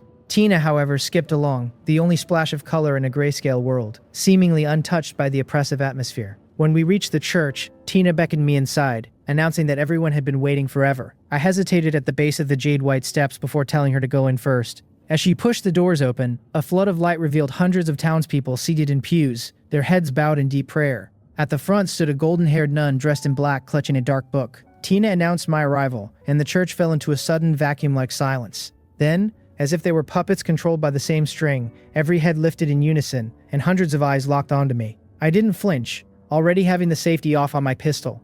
I knew that the slightest move would result in a bullet for the nun. She smiled warmly, telling the people not to frighten me and sending Tina to prepare something. As the prayers resumed, the nun approached me with a box retrieved from the pulpit. I leveled my gun at her head and told her to stay back, demanding to know what was really happening. This place was wrong on every level, and her apparent normality only made it more unsettling. She stopped, but knelt to place the box on the floor. Inside was a black and gold shard, a fragment of a blasphemy card. The nun prayed before the card, her smile never wavering as she told me that only those who blaspheme against gods can enter this world. She called me the inspector, but then corrected herself, calling me a blasphemer or a conductor. She asked me which stop this town was for me, and though my cross didn't react to her, I knew I had to get out. I gave a cold laugh, told her only a fool wouldn't run, and bolted back toward the station. She shouted for the townspeople to stop me, and the praying residents transformed into sprinting hunters with impossible speed. I realized then that this stop was going to be a nightmare. I fired a headshot at the lead pursuer, but the nun's voice echoed through the town, mocking my efforts. She claimed my bullets were useless against her creations, and that a novice like me couldn't hope to win. Her triumph turned to shock, however, when she felt her connection to the puppet sever. My level 3 armor-piercing rounds were doing what ordinary bullets couldn't. With my judgment of gunfire module, my aim was effortless. I was picking them off, creating distance, and it looked like I might actually make it back to the train. Then, with a soft sigh that chilled me to the bone, the nun appeared directly in my path, less than 100 meters from the station. She had teleported as if she had always been standing there. She admitted her surprise that a level 3 train could defeat her puppets, just as my warning tower hummed to life. Before it could fire, black chains lashed out and bound the barrels. Seeing my defense so easily neutralized, I realized I was outmatched. I tried to play it off, suggesting she just take what she wanted without the hostility, but she assured me she wasn't there to hurt me. I helplessly sat on the ground, acknowledging that I couldn't run from a woman who controlled chains and space itself. She introduced herself as Shea and pulled me to my feet, her slender, elegant figure contrasting with the terrifying power she had just displayed. Back inside the church, she shoved the blasphemy card fragment into my hands. I tried to decline such a precious item, sensing the danger attached to it, but she just laughed it off, asking how a kind-hearted nun could possibly harm anyone. My skepticism grew when she casually crushed the skull of one of her puppets, a head that had required my best ammo to penetrate, with her bare hand. I quickly promised her I wouldn't throw the card away. Shea then asked me what my talent was, and though I remained silent, she claimed she wasn't curious. She was a strange woman, alternating between holy grace and erratic frustration. She grew annoyed when I didn't ask her questions, teleporting in front of me and crushing another puppet's skull, just to make a point. I hurriedly rattled off a string of questions to satisfy her, but she just covered my mouth, telling me to pick one. She eventually sat cross-legged on a bench and revealed that she was a senior of sorts, having arrived in this world 20 years ago. She explained that she had been sealed here by someone who erased the station from the records, making it impossible for high-level trains to find her. Only a low-level train like mine could enter, but it shouldn't have been able to reach this platform. She deduced that my talent was the reason I had found her, and she warned me never to reveal my abilities or the blasphemy card to anyone. She told me that if others found out, they would come for my life, and I'd end up trapped just like her. I stared at the card in my hand, desperately wishing she would take it back. It felt like a death sentence, but looking into Shea's eyes, I knew I was stuck with it. I looked at her and asked directly, Shea, were you among the first batch of survivors to arrive in this world? Since it seemed she didn't actually intend to kill me, the paralyzing fear I felt earlier began to ebb away. I decided I might as well be bold and clarify the things I needed to know. After all, a senior who had been here for over 20 years had to possess knowledge far beyond my own. She shook her head, explaining that there were quite a few batches of survivors before her time, though she noted that we rarely encounter them. When I asked why, she snapped her fingers, and several black chains materialized in the air, assembling themselves into a spectral train track. She reminded me that the world we were in is infinite and that all stations represent different worlds. In her era, there was a powerful man who wanted to measure the vastness of the wilderness. He united the strongest conductors of that age to gather resources and boosted his train's speed to levels even she found hard to imagine. Shea clicked her tongue as if recalling a terrifying number. She mentioned that the man had a module, asking if I knew about them yet, and explained that her chains were a module as well. She described them as magic or sci-fi weapons, the best way for a conductor to enhance their power. However, she looked at me and noted that as a level 3 conductor, obtaining modules wouldn't be easy, as they usually only appear in level 5 plus treasure chests, or after specific upgrades. Then, she gave me a scrutinizing gaze asking if I had already obtained a module from my upgrade options, since I had shot so accurately earlier. I could only chuckle sheepishly in response. I had indeed obtained a module, but it wasn't for marksmanship. It was the early departure privilege. I asked what happened to that man and if he ever successfully measured the world. Shea remained silent for a moment before shaking her head. She told me the man died. He had traveled at that unimaginable speed for a full year without ever encountering another train in the wilderness. One day, his friend's avatar simply grayed out, signaling his death and the destruction of his train. But his death wasn't worthless, she added. Because he traveled for a year without finding others, they concluded that the wilderness we traveled through their own distinct worlds. Unless the population in a sector reaches a certain threshold, they won't encounter each other. Suddenly, she produced a lollipop and popped it into her mouth, casually asking if I wanted one. When I thanked her but said I wasn't hungry, she grinned mischievously, telling me I was welcome because she wasn't planning on giving it to me anyway. It was her last one. She removed her nun's hat and stood up, clearly finished with that topic. She told me she would answer one last question before I'd have to find out the rest myself, warning me that my level was too low and knowing too much would only lead to overthinking. Then, contradicting herself, she produced another lollipop. Without waiting for me to speak, she unwrapped it and stuffed it directly into my mouth. It was sweet with a slightly bitter aftertaste, and the cooling sensation made me feel unexpectedly relaxed, wiping away the exhaustion from my earlier escape. When I pointed out that she'd lied about having only one left, she just remarked that the more beautiful a woman is, the better she lies. I crunched the candy and asked my final question. Did she know about the Run Company? I described what I had seen in Doomsday Town and Rainville Villa. She looked confused, admitting she didn't know the company. However, she noted that if I'd seen them across multiple stations, they were likely just one of many forces established by former conductors who grew tired of risking their lives and chose to settle down and influence certain stations. She told me the time was almost up and offered to show me her train. She clapped her hands, and Tina came running from behind the church. The girl happily took my hand and swung it playfully, thanking me for helping them. Shaya casually mentioned that Tina was her puppet, her finest creation. I rubbed my eyes, staring at the girl. She was completely indistinguishable from a real person. I even poked her cheek, wondering if she had once been human. A dark thought crossed my mind about Shea being some sealed demoness, and I realized I'd better stay on her good side, so I wouldn't end up as a puppet myself. Suddenly, the church began to tremble. Shea led Tina to the prayer platform and commanded the system to prepare for departure. I watched in a daze as light screens flashed everywhere. The church itself was the locomotive of her train. She tossed me a black box, calling it a reward for helping her open this world, and promising it would suit my current level. The church finished its transformation into a massive locomotive, and black tracks appeared beneath its wheels. In an instant, we were at the station outside town. I was stunned by the speed. Compared to her, my train moved like a snail. She revealed she was a level 57 conductor, a rank considered formidable even in her era. She explained that while conductor levels go high, everything else, platforms, items, treasure chests, maxes out at level 12. As she finished configuring the controls, she poked my cheek and gave me a final warning: never let the blasphemy card leave my possession. I sensed no malice in her voice, only a strange kind of teasing. I promised I wouldn't lose the one she gave me, and she urged me to synthesize my own soon for the tremendous benefits it would bring. She told me it was time for her to go. She could have taken my train with her, she said, but staying aboard forever would be dull. She invited me to enjoy the land until the docking countdown ended, and told me I could recycle the houses in town as I pleased. Her final request was for me to burn the place down after she left, as she never intended to return to the place that had imprisoned her for 15 years. Tina took my hand and told me it was time to disembark. She was so cute that I couldn't help but pat her head. Remembering her love for white forest fruit, I retrieved 10 blessed fruits for her. She was thrilled, and the aroma caught Shea's attention. I heard Shea muttering to herself about my blessing aura and how a level 3 train could have such rare carriages. She seemed genuinely fascinated by my talent as I carried my gift box outside. Standing on the platform, I saw the full majesty of her level 57 train, the Night Angel. It was a black and white masterpiece of 18 carriages, each exuding a luxury that made my own 2-car train look like a wreck. I felt a surge of genuine envy, though I tried to psych myself up by telling myself I'd surpass her one day. I found a friend request from her on my display. I really wanted to decline, but a forcibly transmitted message from her, complete with a mischievous emoji, made it clear that wasn't an option. I chose survival and accepted, but I sneakily edited her contact name to Golden Retriever. She caught me immediately, calling me a good boy and warning me that she could now track me anywhere. I quickly added a prefix, Evil Woman, Golden Retriever. The Night Angel's engines roared, shaking the town. Fireworks exploded in the sky as Shea bit into a new lollipop. She announced her departure, and the train vanished into the void, leaving Mystic Belltown in silence. I looked at the box she'd given me. It was a level 9 safety box, a 2x2 cube of absolute security that was impervious to damage or forced entry. I was stunned by the generosity. Even empty, the box was worth more than I could say. I quickly changed her contact name to Beautiful Kind-Hearted Lady and pressed my thumb to the center of the box to bind it and see what was inside.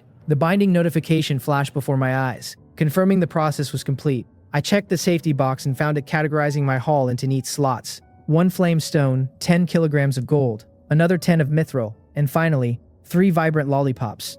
It seemed the box operated on a system of quality over quantity, keeping everything organized by type. I looked at the materials and felt a wave of calm. These were exactly what I needed to upgrade the train to level 4. Without my sublimation talent, finding a flamestone this early would have been a near impossible feat. Shea obviously had no inkling of my true abilities, so her gift was a perfectly calculated strategic boost, but the candy was what truly caught my attention. Upon closer inspection, the system identified them as Shea's healing lollipops, a level 8 masterpiece crafted by the Dark Nun herself. Consuming one would form a protective membrane against external damage, while rapidly mending wounds and restoring stamina. The note attached was clear. As long as I wasn't dead, these would ensure I stayed that way. Suddenly, a chime echoed as a message from Shea arrived. She asked if I liked her little surprise, reminding me that the jump from level 3 to level 4 is a major threshold. She explained that for most newcomers, flamestones are incredibly rare until at least the 10th station, so she was effectively saving me weeks of struggle. She warned me not to snack on the lollipops casually, and urged me to stay alive long enough to complete the blasphemy card. I read her words and felt a complicated surge of gratitude. Though I didn't strictly need the head start, I appreciated the gesture. I muttered a quiet thank you to the empty carriage, knowing that if I ever found another fragment of that card, I would stop at nothing to obtain it. I couldn't help but wonder what power would be unleashed if it were ever made whole. Meanwhile, far away in the infinite wilderness, the Night Angel thundered forward. Shea stood at her prayer platform, munching on a fruit while gazing at a horizon that never seemed to change. She received a message from a mysterious contact who expressed surprise at her return after 15 years. Shea simply replied that fate had chosen a new path, and that she was now focused on retribution. When asked about the Run Company, Shea expressed disdain at their reach, only to be told that the Heavenly Organization's inspectors had already vanished. Back in Mystic Belltown, the clock was ticking. I spent the remaining 20 minutes dismantling the houses Shea had left behind, though the manual labor was grueling. I managed to salvage a decent amount of wood, metal, and mechanical parts, though only about 1/10 of the original materials were recoverable. Shaya had designed the safety box to store entire carriages, which was a massive relief, but time was against me. By the time the countdown hit the final 10 minutes, I had to abandon the rest. I checked my resources. 645 kilograms of wood, 770 kilograms of metal, over 500 mechanical parts, and the precious gold and mithril. It was enough for a conventional upgrade, but I had a different gamble in mind. As Wally wobbled back toward me with a mysterious metal cube, curiosity finally won out. The system appraised it as a level 4 treasure chest. I ran my fingers over the cold surface, wondering if Shea had left it for me, or if it was simply a part of the town's hidden loot. I considered waiting until I could sublimate it to level 5, but I felt a strange, nagging resistance. My stamina and mental energy were high, yet something felt fundamentally blocked. I realized then that beyond level 4, everything, from chests to structures, resisted my talent. I refused to accept a plateau. If the talent itself was the limit, then I would simply have to change the talent. I popped one of the healing lollipops into my mouth, feeling my stamina surge back to full in an instant, and placed my hand on the chest. Instead of focusing on the box, I turned my power inward. I would sublimate my own sublimation talent. The world turned red. Blinding screens of warning text appeared as a massive energy surge shrouded the train. Conductors across the entire sector felt a momentary tremor of primal fear. Amidst the chaos of the red light, my consciousness faded into black. I drifted in a void, vaguely aware of distorted system messages. There was an error in the crossroads of fate. Something was trying to correct a selection, then failing. A countdown started. 5 seconds. 4. 3. By the time the timeout hit, the system randomly selected a destination, Hope Valley, a level 4 slaughter station. The train accelerated through the void. More errors appeared as a mysterious force tried to interfere with my departure, attempting to set the countdown to infinity to trap me forever. However, the train system fought back, eliminating the interference and resetting the clock. The new countdown was 10 hours. The station was marked as extremely dangerous. In the quiet of the train, my consciousness finally began to return. The train had already been stopped for 10 minutes when the sunlight streaming through the window hit my face, finally waking me from my deep slumber. The blinding glare forced me to look around in a daze, and as I peered outside, vast stretches of forest filled my vision. It was clear that this was no longer the wilderness, but a platform station. As I became fully conscious, the memories of what happened before I blacked out surged back like a tide. I looked down to find an ironclad chest lying quietly at my feet. It was a level 5 chest, meaning it worked. I had actually succeeded in that dangerous round of self-sublimation. I quickly pulled up my personal interface to check the talent section, and there it was. The description for sublimation had changed to include 4 crucial words. Ignores resistance. It was enough to let me know I had succeeded. A confident smile appeared on my face as I looked toward the Sentinel Tower device at the top of the train. The frustrating sensation of being unable to sublimate items beyond level 4 had vanished, and I realized that the shackles on my talent were finally broken. Despite my excitement, I began to cautiously inspect my surroundings. I vaguely recalled hearing strange sounds while I was unconscious, and I realized this randomly selected platform was a slaughter platform, the very last place I wanted to enter. I had no clue what the actual difference between slaughter and hunting was, considering I had never even stepped foot on a hunting platform. But the mystery was quickly overshadowed by the train system's records. As I read through the logs, my good mood faded, replaced by a heavy weight in my chest. There had been interference. Someone had tampered with my docking platform and duration, and although the train system had erased the meddling, the remaining countdown was staggering. I rubbed my eyes to ensure I hadn't misread the display, but it was real. 10 hours. I was trapped in a warning level extremely dangerous platform for 10 hours, despite my train's usual stop time being only 5. There was no doubt that an unknown existence had tried to trap me here forever, and while the train system had proven itself fair and trustworthy by clearing that interference, I was still in a bind. My only saving grace was the VIP early departure privilege module, yet even with that, I was looking at 7 more hours in this hell. I took a deep breath to calm myself. Since I was stuck here, the best course of action was to open the level 5 chest, hoping the loot would be enough to overwhelm a level 4 platform. As the lid opened, the rewards manifested: 10 train coins, 2 modules, and 2 level 5 items. The modules were system bind and in-station launch. I used them immediately, noting that they weren't physical cards, and therefore couldn't be sublimated. The system bind module was particularly useful as it permanently moved the control base station's functions to me personally. No longer would I be inconvenienced by having to run back to the locomotive to identify items or check my info. The in-station launch module was equally vital, allowing me to move the train to specific target locations within a station at the cost of 1 train coin per hour. Next, I turned my attention to the Golden Strike card. It was a level 5 item that could increase the power of my next attack by 5 times, but I decided to push it further. I called upon my talent, feeling the drain on my stamina and spirit, though the cost of self-sublimation was notably less than before. It transformed into a level 6 golden critical card, capable of increasing an attack's power by 50 times. The thought of using such a jump in power on an enemy was enticing, so I slipped the card into my pocket, relieved that I wouldn't be helpless against truly formidable monsters. I then picked up the ever-accurate pocket watch. While a watch seemed like a simple reward for a level 5 item, the piece was beautiful, crafted from pure white materials with ornate golden patterns and gemstone hands. It would provide the most precise time in any space-time, making it a handy tool to keep. Suddenly, a loud bang shattered the quiet. I looked toward the sound and saw crimson blood pooling in a clearing among the trees. The corpse of a dog-like monster clutching a dagger in its mouth bobbed to the surface of the blood. The Sentinel Tower's reveal ability had caught it, but the death of a single creature was just the beginning. The tower flared red as locking rings appeared on the ground. Monsters began charging out of the forest toward the train in a relentless wave. The gunfire became a constant roar as the Sentinel Tower went to full power, precisely targeting and killing every creature that entered the 100-meter forbidden zone. I breathed a little easier seeing the defense hold, but my heart grew heavier with every shot. If I hadn't possessed the Sentinel Tower and its reveal ability, I likely would have been torn apart by monsters sneaking into the train already. I found myself wondering about the true nature of this platform. In this world, the difference between hunting and slaughter was thin. While hunting meant killing the enemy, slaughter could easily mean being the one waiting in despair to be butchered. This encirclement was clearly designed by that unknown interference to ensure I died in this forest. I sat in the quiet of my carriage, staring at the screens with a cold, unwavering resolve, because whoever wanted me dead was going to be sorely disappointed. I had already decided that no matter how dangerous this place claimed to be, it was still just a level 4 platform, and I was far from helpless. As the initial wave of slaughter began to taper off and the monster's desperate siege finally ceased, I climbed onto the roof of the train. I reached out to touch the warning device that was still hot from firing, and decided that a level 5 defense should be more than enough to handle a level 4 station. I initiated a sublimation, watching my spirit drop from 90 to 40, but the results were instantaneous and successful. The device transformed into a sentinel guard, and the jump in power was undeniable. It can now be armed with up to 9 different weapons and was capable of appearing anywhere on the train, extending its surveillance range to a full 150 meters.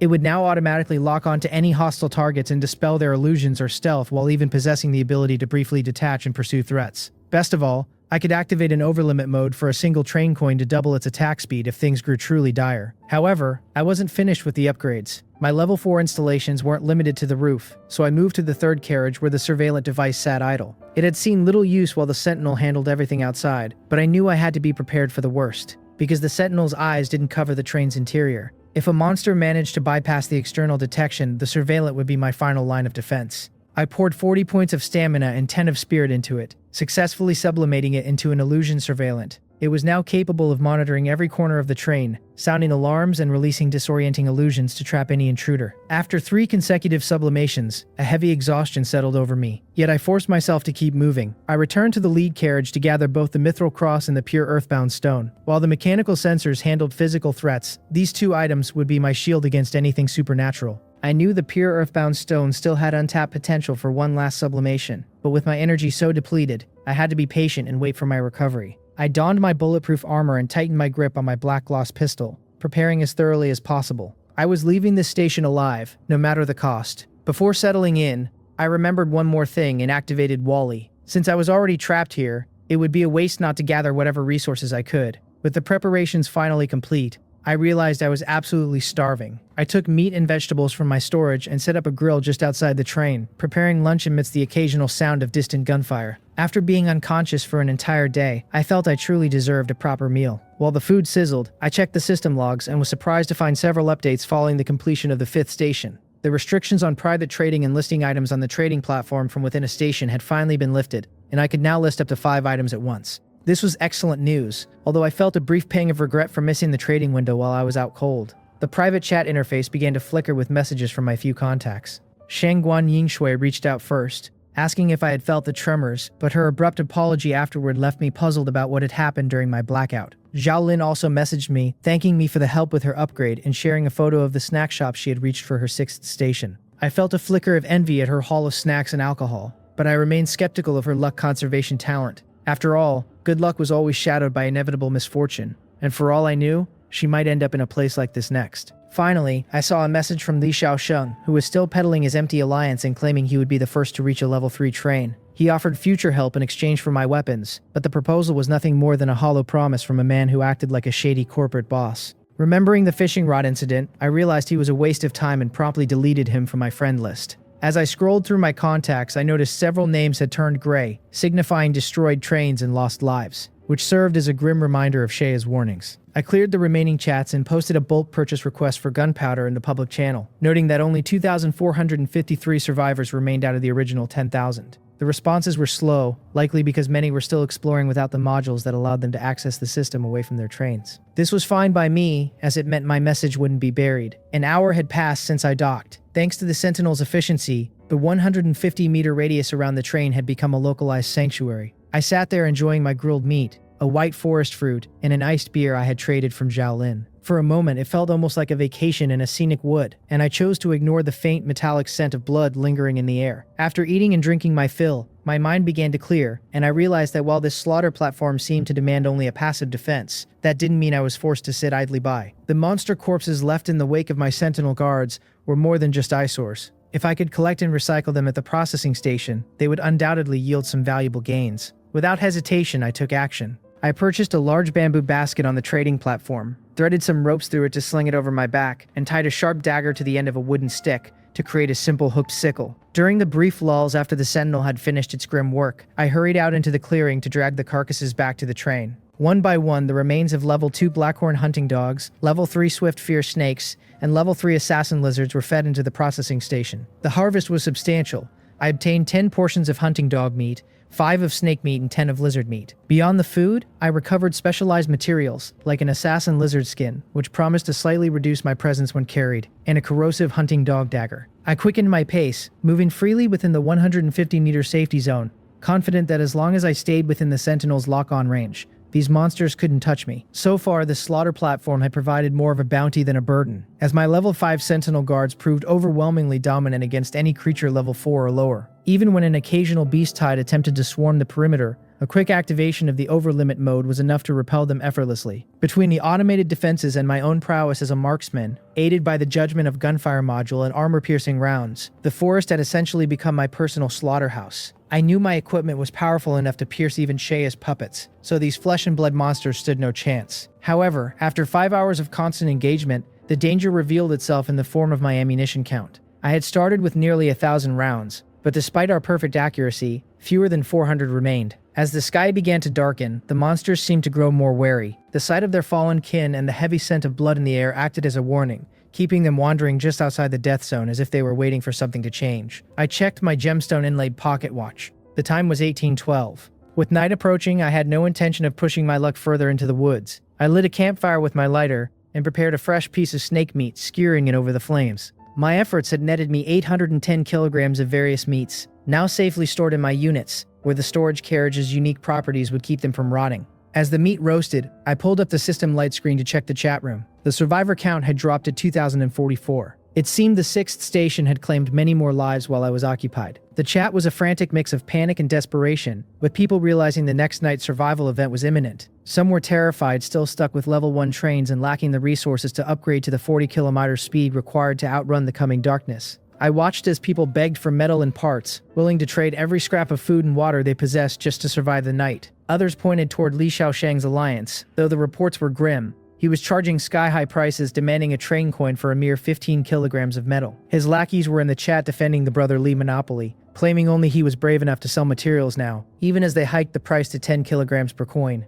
Looking at the 2,000 remaining conductors, I realized about a tenth of them were still trapped behind that level 1 threshold. Whether through poor choices or sheer misfortune, they were now desperate enough to spend anything to bridge the gap. I still had 16 train coins, but I knew the next round of upgrades would be expensive. If there was an opportunity to earn more, I wasn't going to pass it up. I composed a message and sent it into the fray, offering 30 kilograms of metal or wood, or 20 mechanical parts, for a single train coin. My prices were far more reasonable than Li Shaosheng's, and I made it clear that quantities were limited and the terms were non-negotiable. The reaction was instantaneous. While some called me a bloodsucker, the majority of the chat recognized the value. Desperate conductors flooded my private messages, while Li Shaosheng's supporters tried to trash my reputation, only to be shut down by those grateful for a fair alternative. I ignored the petty squabbles entirely. My listings on the trading interface sold out in a heartbeat, and in an instant, my wealth grew by another 10 train coins. The chat room remained a cacophony of noise, filled with voices begging for material listings, while a relentless flood of private messages overwhelmed my inbox.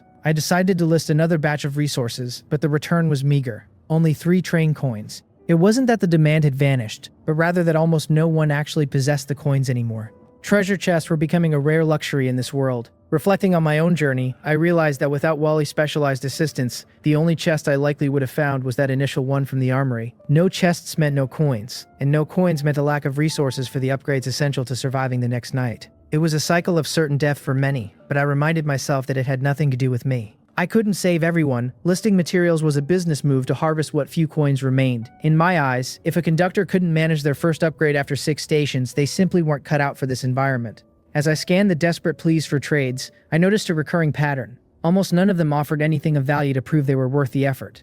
Then, a message from someone named Pang Wenxuan caught my eye. He claimed to have only 1 blueprint left and was desperate for 30 kilograms of metal to save his train. A blueprint was always worth a look, though I found it strange that even a low-tier one hadn't fetched him resources from someone else. I asked what it was, and he responded with frantic gratitude, sending over the details for a level 1 wooden bow. I had to take back my earlier curiosity. It was no wonder he couldn't sell it. In an age of guns and crossbows, how many people actually knew how to handle a bow? It required skill and strength, unlike the simple aim and pull mechanics of a firearm. And this didn't even include arrows. Still, a blueprint was a blueprint. While it was useless to the masses, it held potential for me. I agreed to the trade. Pang Wen-Xuan wept with joy at my acceptance, calling me a good person and promising repayment. I merely scratched my head at the good person label. These days, such a remark felt more like an insult than a compliment. I didn't dwell on his promise of repayment, as I suspected this would be our final interaction. If he was only just reaching level 2 now, the escalating difficulty would likely swallow him whole. Once the transaction was complete, I turned to my true goal, sublimation. A trash tier level 1 blueprint could become something far more formidable in my hands. I poured a small amount of spirit into it, watching the level 1 bow evolve into a level 2 black hardwood bow.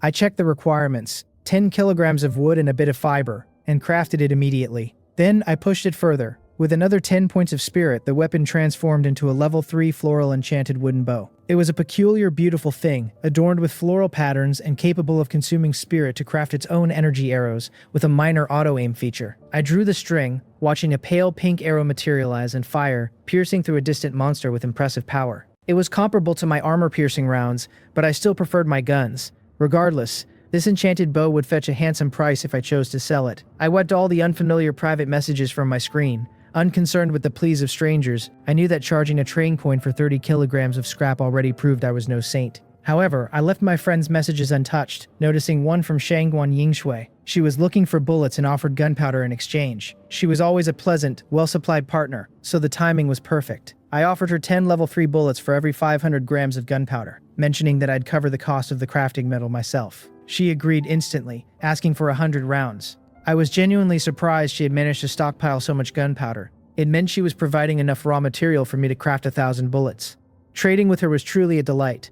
With the deal closed, I set to work at the processing station. Any concerns I had about my ammunition levels for the station vanished as I loaded fresh rounds into my sentry guns, ensuring maximum security. As I watched the snake meat sizzle over the grill, oil dripping and salt sparkling, I tapped out a message to her. I asked about the tremor she had mentioned earlier, explaining that I had been unconscious yesterday after getting badly hurt at a station. She seemed taken aback, apologizing for thinking I had been ignoring her. She described the tremor, which hit around 5:50 p.m. the previous day, as something terrifying, like a primal fury. I noted the time. It was exactly when I had left Mystic Belltown. I thanked her for the information and asked if she'd found anything good at her last station. She sent over a screenshot of a level 2 froststone, an item capable of freezing liquids in a container. She offered it to me for 60 bullets or 2 train coins, and I found myself considering the luxury of a cold drink in this heat. This was truly a prize of immense value. Without a dedicated water tank, high temperatures in this wasteland would cause any stored water to spoil and rot with alarming speed. But if I could maintain the temperature at the freezing point, that decay could be delayed indefinitely. Beyond mere survival, the luxury of this item during a heat wave was undeniable. After all, who could possibly resist an ice-cold beer while the world outside was scorching? I realized I had almost overlooked a key asset, so I returned to the train compartment and began rummaging through my stored blueprints until I found my target. I had obtained this from the upgrade options after my very first train enhancement. Although I had only constructed it once, its necessity in this world was absolute. I immediately thought of Shangguan Yingshui, that woman who seemed to have an inexplicable, almost elemental connection with water. She would likely love this. I sent over the description of the basic water tank and asked if she would like to buy it. She was interested immediately, asking how many train coins it would cost. I told her 2. She hesitated, protesting that she didn't have that many and asking if she could buy it on credit, especially since she thought 2 coins was expensive for a basic tank. I told her she could trade other items instead, but as for credit, I asked her what she honestly thought of that idea. Shangguan Yingshui clearly knew credit was a fantasy in this world. After a moment of hesitation, she made her move, offering an ice condensation pearl instead. I was internally stunned. She agreed just like that? She didn't even try to bargain. I patted the iron frame of a basic water tank, knowing that, to put it bluntly, this thing was just a lump of iron with a few special functions. The blueprint had only cost me 1 train coin, yet I was effectively about to sell a single unit for a value of 3. Appearances truly could be deceiving. When she asked if I was uninterested, I told her the trade was acceptable and to wait a moment. If she was willing to pay that much, I certainly wasn't going to refuse. I took the blueprint and the necessary materials to the processing station and began crafting. A brand new water tank materialized just as her trade request arrived. I accepted and the exchange was complete. I picked up the ice condensation pearl and weighed it in my hand. This wasn't bad at all. I planned to buy some beer and drinks from Xiaolin later, though I couldn't help but wonder if she would even survive until the next stop. But first, there was the matter of sublimation. I felt my spirit drop from 104 to 84 as the pearl transformed. Level 3 can condense water into ice and manipulate its shape. The description intrigued me. I wondered if this meant I could finally wield some real power. I cleared my throat, struck what I thought was a suitably impressive pose, and pointed the ice vein pearl at the water tank, commanded an ice sword to appear. The fresh water inside slowly hummed and condensed into a long sword of pure ice. I reached out to grab the hilt, but the moment my fingers brushed it, the blade shattered into 1,000 useless shards. It was utter garbage. I had expected to be casting magic, but this was a letdown. Still, I didn't feel it was a complete loss. I had practically gotten the pearl for free, so there was no real harm done. I checked the chat interface again and my gaze fell upon the floral enchanted wooden bow resting beside me. I hesitated for a second before sending a screenshot of the weapon to Shengguan Yingshui,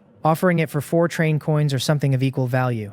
She seemed to freeze at the offer, replying that she was broke, and that the price was too high. I countered confidently, telling her it wasn't expensive at all for a level 3 weapon that completely outclassed any monster we had encountered so far. I reminded her again that she could trade items of equal value as she lacked coins. She sounded resentful, asking why I hadn't mentioned the bow earlier. If I had offered it from the start, she wouldn't have wasted her resources on bullets. I shamelessly maintained the deception, telling her I had only just remembered it and pointing out that she was the one who had asked for bullets in the first place. I told her that if she couldn't trade, I would just find another buyer. I was still probing her limits. Compared to Zhao Lin, Shengguan Yingshui seemed far luckier. She was, after all, the first conductor besides myself to upgrade her train. She likely had more hidden away. I asked her if she had found anything else in that treasure chest from the last station besides the pearl, adding a casual note that I wasn't hinting she should trade them. My words must have stung, because I could almost feel her urge to delete me from her contacts through the screen. She probably wondered if I really thought she was that desperate. It was just a level 3 weapon after all. It wasn't as if she absolutely needed it. Then, a screenshot appeared. Level 2. Consumes 2 spirit points to predict the next day's weather at noon. She made it clear that if I wouldn't sell for that, she was done. She had truly offered everything she could. It wasn't out of desperation, but a level 3 weapon was an incredible temptation for someone still navigating with a level 2 train. She had decided that if I refused this time, she wouldn't offer another scrap. I replied immediately, telling her that since we had traded so much already, I would do her a favor and accept the deal. Despite my composed reply, I was beaming with joy. I had struck gold again. I had taken a blueprint obtained for a mere 30 kilograms of scrap and flipped it for what amounted to 3 train coins. I was starting to feel like a business genius. The trade went through smoothly. The fresh water filled my tank, and a white sunny doll appeared in my hand. It was actually quite cute. I didn't wait long before initiating another sublimation. My spirit fell from 84 to 69. Level 3. Consumes 1 spirit point to predict today's and tomorrow's weather at any time.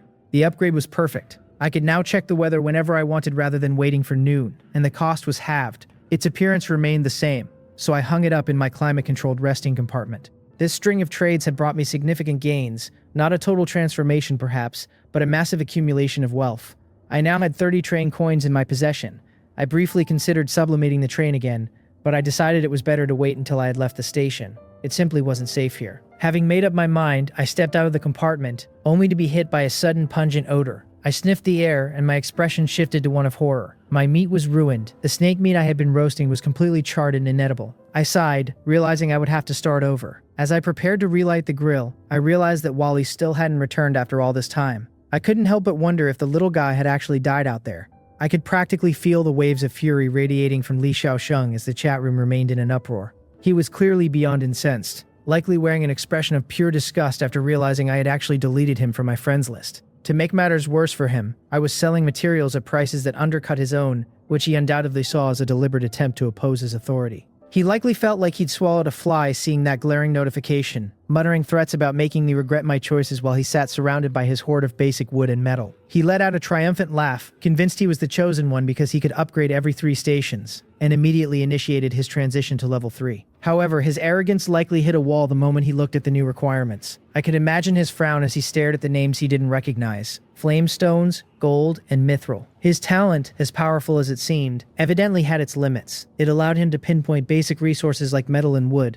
but it couldn't touch the exotic materials required for higher tiers. He was finding out the hard way that his path wouldn't be as smooth as he'd imagined. While he was fuming, I was finally getting the chance to eat. During the 6-hour stopover, I spent my time blowing ashes off a piece of snake meat, the rich aroma making my mouth water despite only having basic salt for seasoning. The monsters outside had been strangely passive during this entire period. Even when I proactively took shots at them with my rifle, they would only scatter and retreat back to their 150-meter perimeter. It felt as though they were practicing a patient siege, simply waiting for me to make a mistake. As I chewed on the meat and rubbed my chin in contemplation, a rustling sound came from the nearby brush. I didn't reach for my gun because the sentinel guard remained silent, recognizing the source. Wally approached from the distance, wobbling on his tracks, and I greeted him by noting that I'd almost thought he'd gotten himself killed out there. The little robot couldn't speak, but he presented me with a tree stump that the system appraised as a level 4 treasure chest. My mood shifted instantly as I patted his metal head and praised his consistent performance. I didn't open the chest right away, instead discarding my meal and boarding the train while jokingly advising him not to lead any monsters back next time.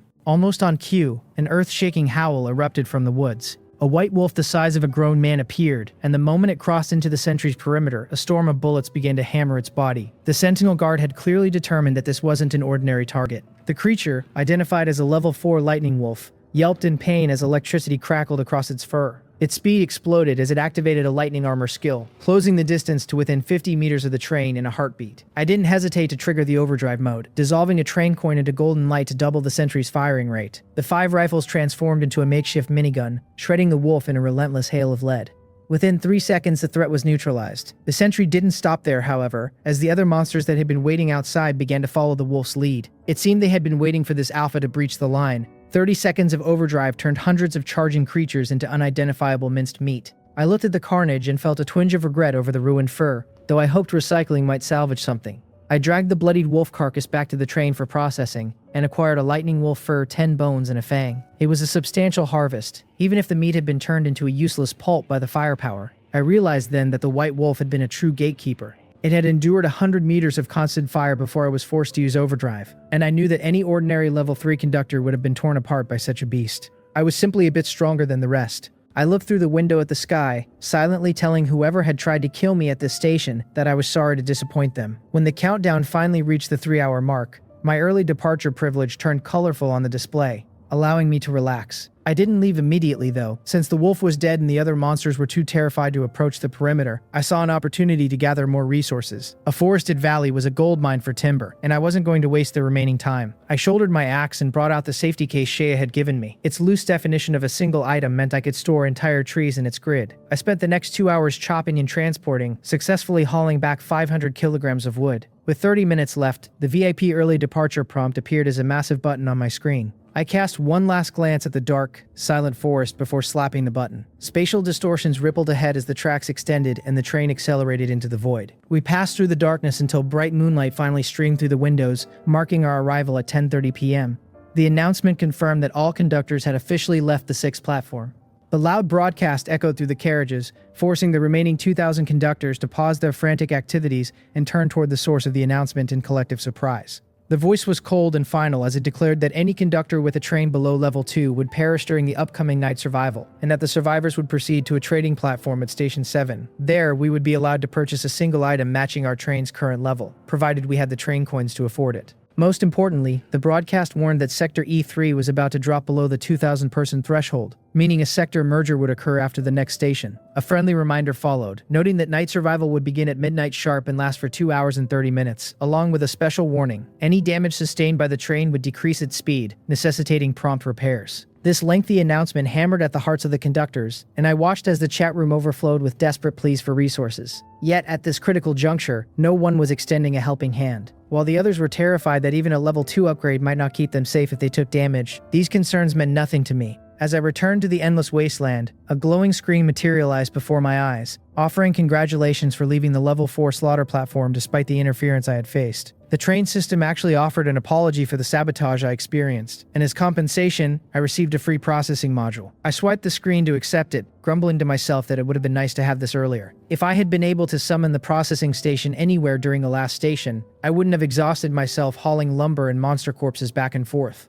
Despite my brief complaint, my focus quickly shifted to the tree stump in my hands, or more accurately, the level 4 treasure chest Wally had recovered. Night survival was an afterthought to me. I had far more important matters to attend to. I initiated a sublimation, and as my stamina dropped to 50 and my spirit to 95, the box transformed into a level 5 treasure chest. 50 points felt like a bargain compared to my previous experiences, and I eagerly opened the lid. The rewards were substantial: 10 train coins, a level 4 lightning assault conductor module, a level 5 weapon conversion card, and a blueprint for lightning wolf leather boots. The lightning assault module was particularly intriguing, as it would allow me to consume stamina to envelop my body in lightning for a burst of super speed, providing an excellent way to dodge or escape.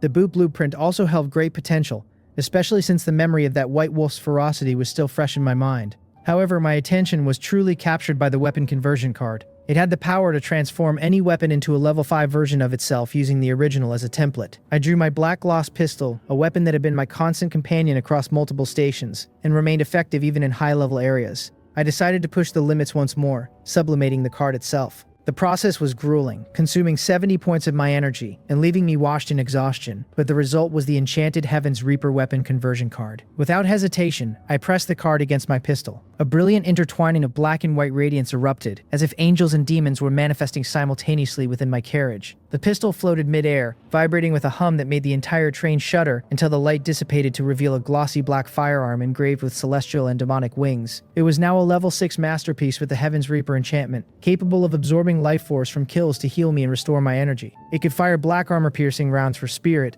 or white explosive rounds for stamina, and even combine the two for a devastating dual-colored shot. I decided to name it Black Ebony, honoring a fond memory from a game I once played. To test its power, I opened the window and scanned the frozen landscape until I spotted a mummy monster in the distance.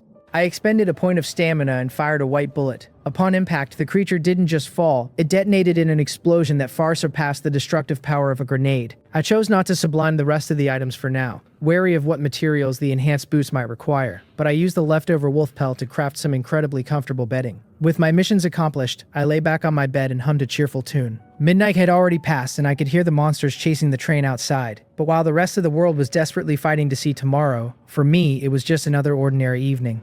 My path was clear. Tomorrow I would finally reach level 4. The distant screams of those who had failed to reach the second level echoed across the wilderness as the night claimed them, and I could only listen to their desperate, futile pleas for help. Those who hadn't upgraded became nothing more than prey for the monsters, and even some who had managed to enhance their trains met tragic ends when damage slowed them down enough to be overtaken. It was a cold reminder of the world we now inhabited, but as the morning sun began to stream into my carriage, those horrors felt a world away. I went through my morning routine with a sense of calm, washing my face and preparing a warm breakfast while the soft light filled the train. The sunny doll had been right about the weather, and as I opened the window to let the cool, mild breeze flow in, I had to admit it was the most comfortable day I'd experienced since arriving here. I checked the sentry tower's logs and saw that we had spent 70 bullets during the night survival period. It was fewer than I expected, but some side-on attacks had still managed to scuff the train's flank. I made a mental note to prioritize avoiding damage in the future, as repairs were a drain on my precious materials. My personal stats were fully restored, sitting at a perfect 100 stamina and 120 mental energy. I finished the last bite of my white forest fruit and rubbed my hands together with a surge of anticipation, ready to see what the 4th level of train upgrades had in store for me. I walked to the locomotive and placed my hand on the original control interface, maintaining the ritual even though my new system modules made the physical contact unnecessary.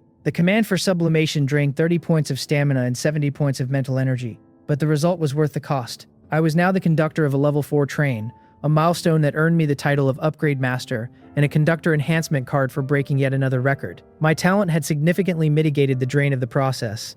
Without that self-enhanced efficiency, an upgrade of this magnitude might have left me completely hollow. I was somewhat surprised to be the first in the sector to reach this level. After all, Shea had given me a flamestone, so I assumed other veterans might have similar influences on new survivors. It seemed I was wrong, and that Shea's intervention had been a true anomaly in a world where the old guard rarely interfered with the new. After the upgrade, my train speed jumped by another 20 kilometers, but the real intrigue lay in the new purchase options. I stared at the screen, my face filling with silent questions, as I looked at the prices. A luxury dream bed for 5 coins, a space enhancement for 8, an anywhere door module for 6, and a smart chip for 10. Buying everything would cost 29 train coins, nearly wiping out my entire savings. I couldn't help but wonder if the system was tailoring these costs specifically to my current wealth. It was ridiculously expensive, and I winced at the thought of spending so much. But I knew these opportunities might never return. I evaluated each one carefully. The luxury dream bed promised optimal rest and a guarantee against nightmares, which was a dream compared to the back-straining metal slab I had been using.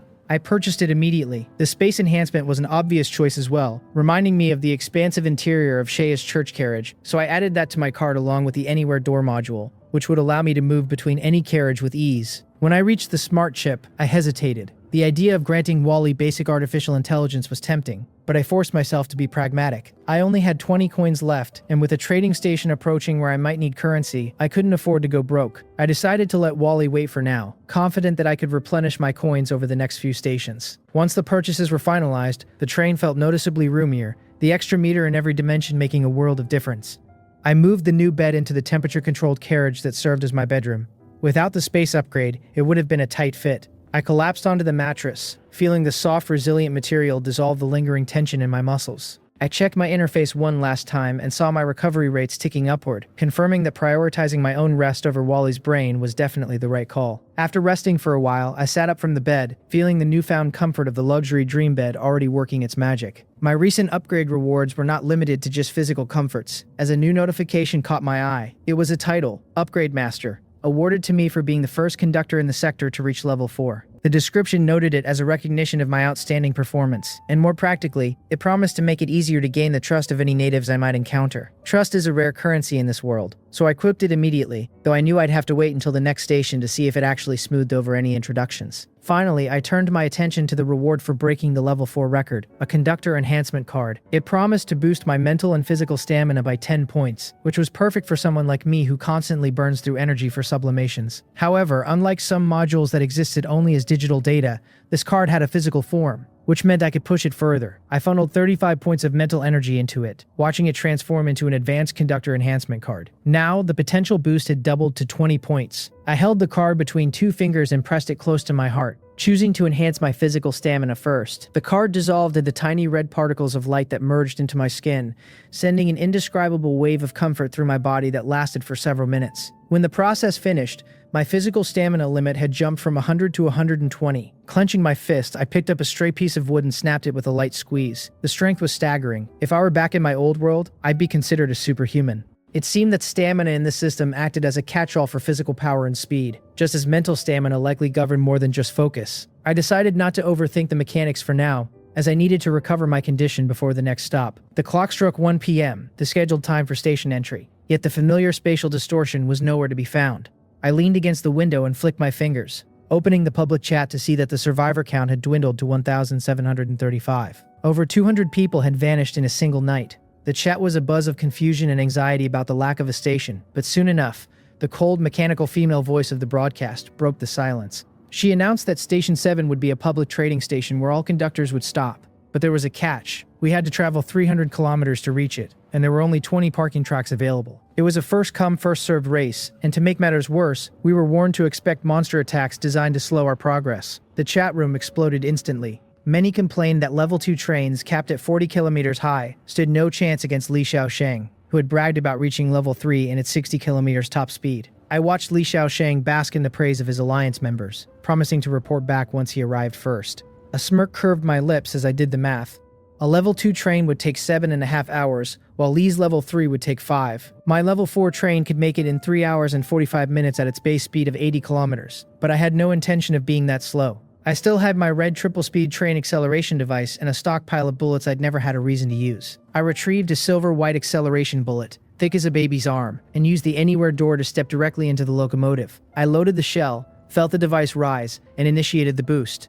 A powerful surge of momentum pushed me back into my seat as the wilderness began to blur. When the monsters mentioned in the broadcast appeared to block my path, they didn't even have time to react. At 240 kilometers per hour, the train simply smashed them into unidentifiable meat patties. In 10 minutes, I had already covered 40 kilometers. I loaded a second bullet and kept the pressure on. Thanks to that sustained burst of speed, it took me only 3 hours to see the massive silhouette of the station rising from the wasteland. Just as I approached, the crossroads of fate flickered to life, offering me a choice between the novice trading zone for levels 1-3 or the regular trading zone for levels 4-6. I didn't hesitate to choose the latter. The train began to slow as I passed through a semi-transparent dome, the tracks shifting to divert me toward a much larger, more imposing station. A welcoming message identified me by name and ID, confirming my arrival at the transit station. I looked at the system screen and blinked in surprise. The parking countdown was marked as infinite, and the danger level was non-existent. Infinite parking time in a place with no danger seemed too good to be true. After the train stops at the trading platform, I stand staring at the system light screen, the word infinite written in the docking column refusing to make sense to me. Infinite docking.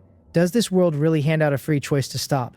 Just like that. I do not believe it for a second. While I am still puzzling over the line, a slight knocking sound reaches my ears, and I look up to see a figure of indistinguishable gender standing before the train door, wearing a white smiling face mask and a black military cap, waving at me. The vigilant sentry has not been triggered, so this is a person, not a monster. The smiling man tilts his head. His height of nearly 2 meters makes him look like a small mountain. He claps his white-gloved hands together and bows. He greets me with a soft welcome, addressing me as a respectable train captain and announcing that the guide for transit station platform number 2 is sincerely at my service.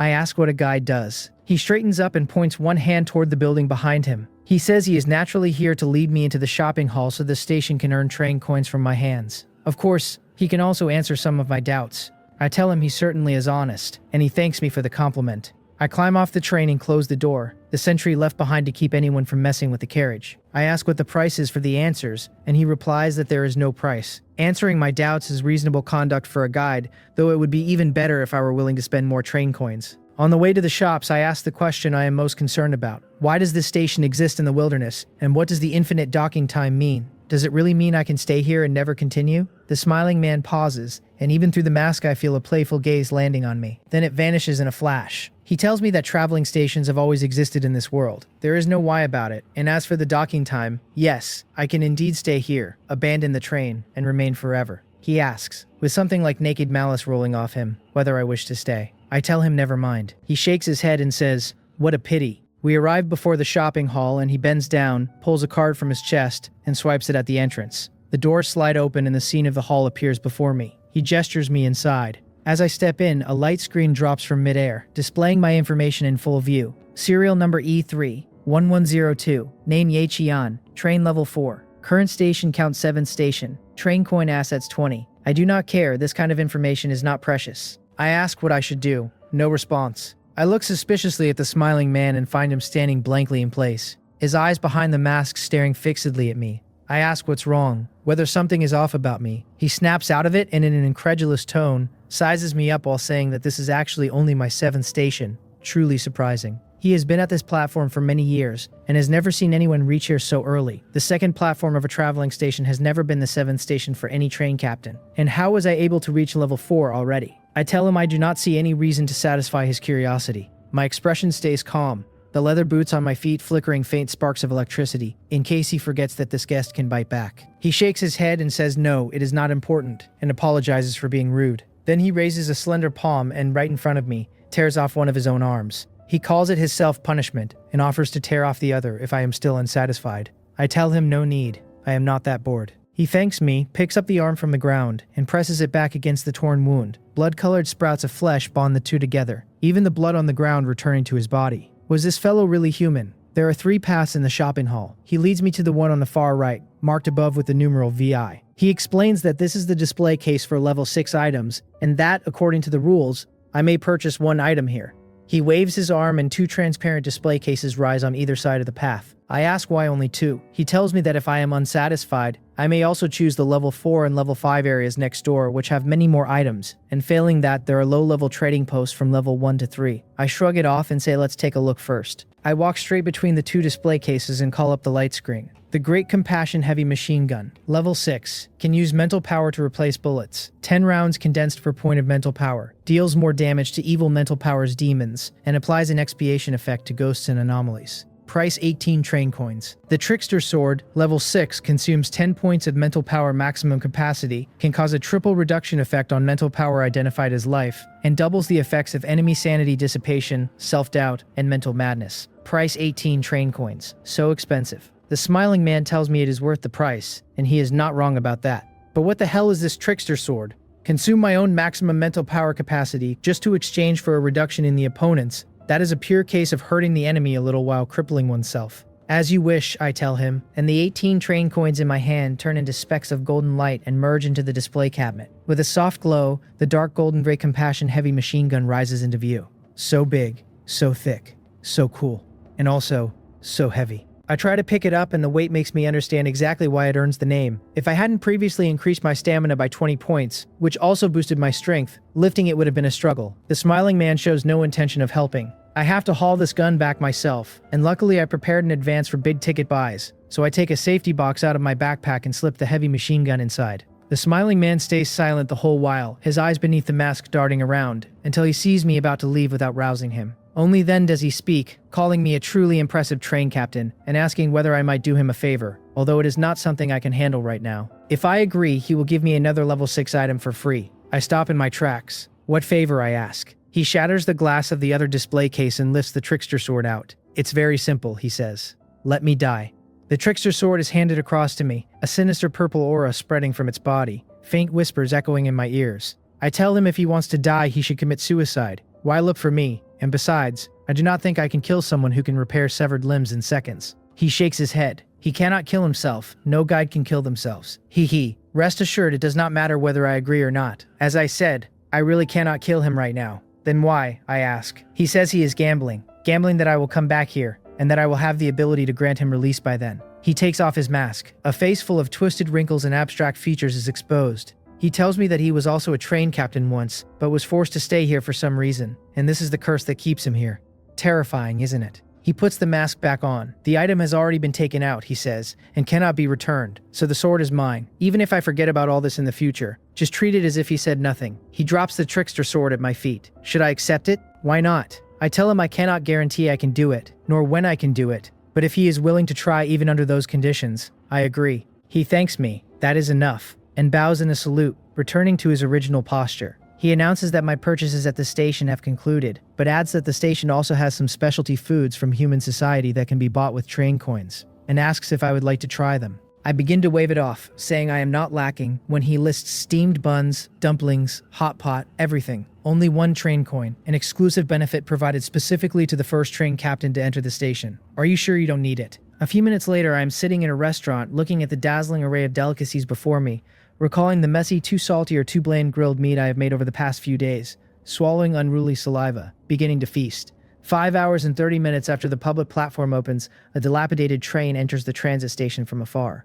It stops, and Li Shaosheng comes running out in a disheveled state, coughing and cursing the accursed monsters that set his train on fire. Good thing the speed was fast enough. Otherwise he would have been finished. Damn it, his carriages were all destroyed. Now his train only has the engine carriage left. The two carriages that originally stored quite a few resources were ambushed on the way. If it hadn't been for the speed, he would have been blown to pieces along with his cars. He punches the ground, takes a while to calm down, then looks across the empty platform with the corners of his mouth curling up. He declares himself the first. Ha ha ha. This time you must buy blueprints that can craft weapons, then trade the blueprints to others for flamestones. Then he can continue to lead. Permanent stop. Who wants to stop? He is the man who is going to become the protagonist. He stands up, sees the building ahead, and strides over. He does not know that everything he does is being watched by someone at this moment. In the ordinary trading zone, there is only one train on the empty platform, and I am sitting leisurely on the roof, enjoying a peaceful sunbath. The smiling man stands silently beside me. I ask him whether he is sure they cannot see this side from over there. Of course, he says. The levels of the trading zones have extremely strict rules. Low-level zones absolutely cannot see anything in higher-level zones. So maybe someone is watching us from a higher trading zone right now, I muse. No, he replies. Transit stations only have two types, novice and ordinary trading zones. Oh, I crack peanuts, watching Li Shaosheng's antics in the novice trading zone with great interest, and ask whether they have a guide too. That guy looks lost. The smiling man shakes his head, then nods. There used to be, but they died later, and he envies the dead. He tells me he is currently moonlighting as guide for both zones, and that he should have appeared in the novice zone, but compared to guiding a group of novices, I am more important to him. Furthermore, he says, the transaction in the novice zone is just a tutorial meant to let new train captains understand the world as much as possible within 10 stations, and the ordinary trading zone was not supposed to open a situation that has only happened once in decades. His look at me is strange. He does not understand how a person upgrades the train to level 4 before 10 stations, nor how I could barge into the ordinary zone. And he has not been mistaken. What he saw earlier was a level 9 safety box, which is even less likely to be something a novice should hold. It is precisely this unreasonableness that makes him hope I might kill him. I take that as something to be a little proud of. By the way, do you want to eat? I ask, holding the last peanut out. He doesn't speak, only silently turns his head away. Sorry, I forgot you can't eat. Tossing the last peanut into my mouth and clapping my hands clean, I summon the light screen, raise my eyes, and stare at him. So, I say, the infinite stop time displayed by the system really is problematic, isn't it? He chooses silence. Understood. I nod and stop asking, because I have already gotten my answer.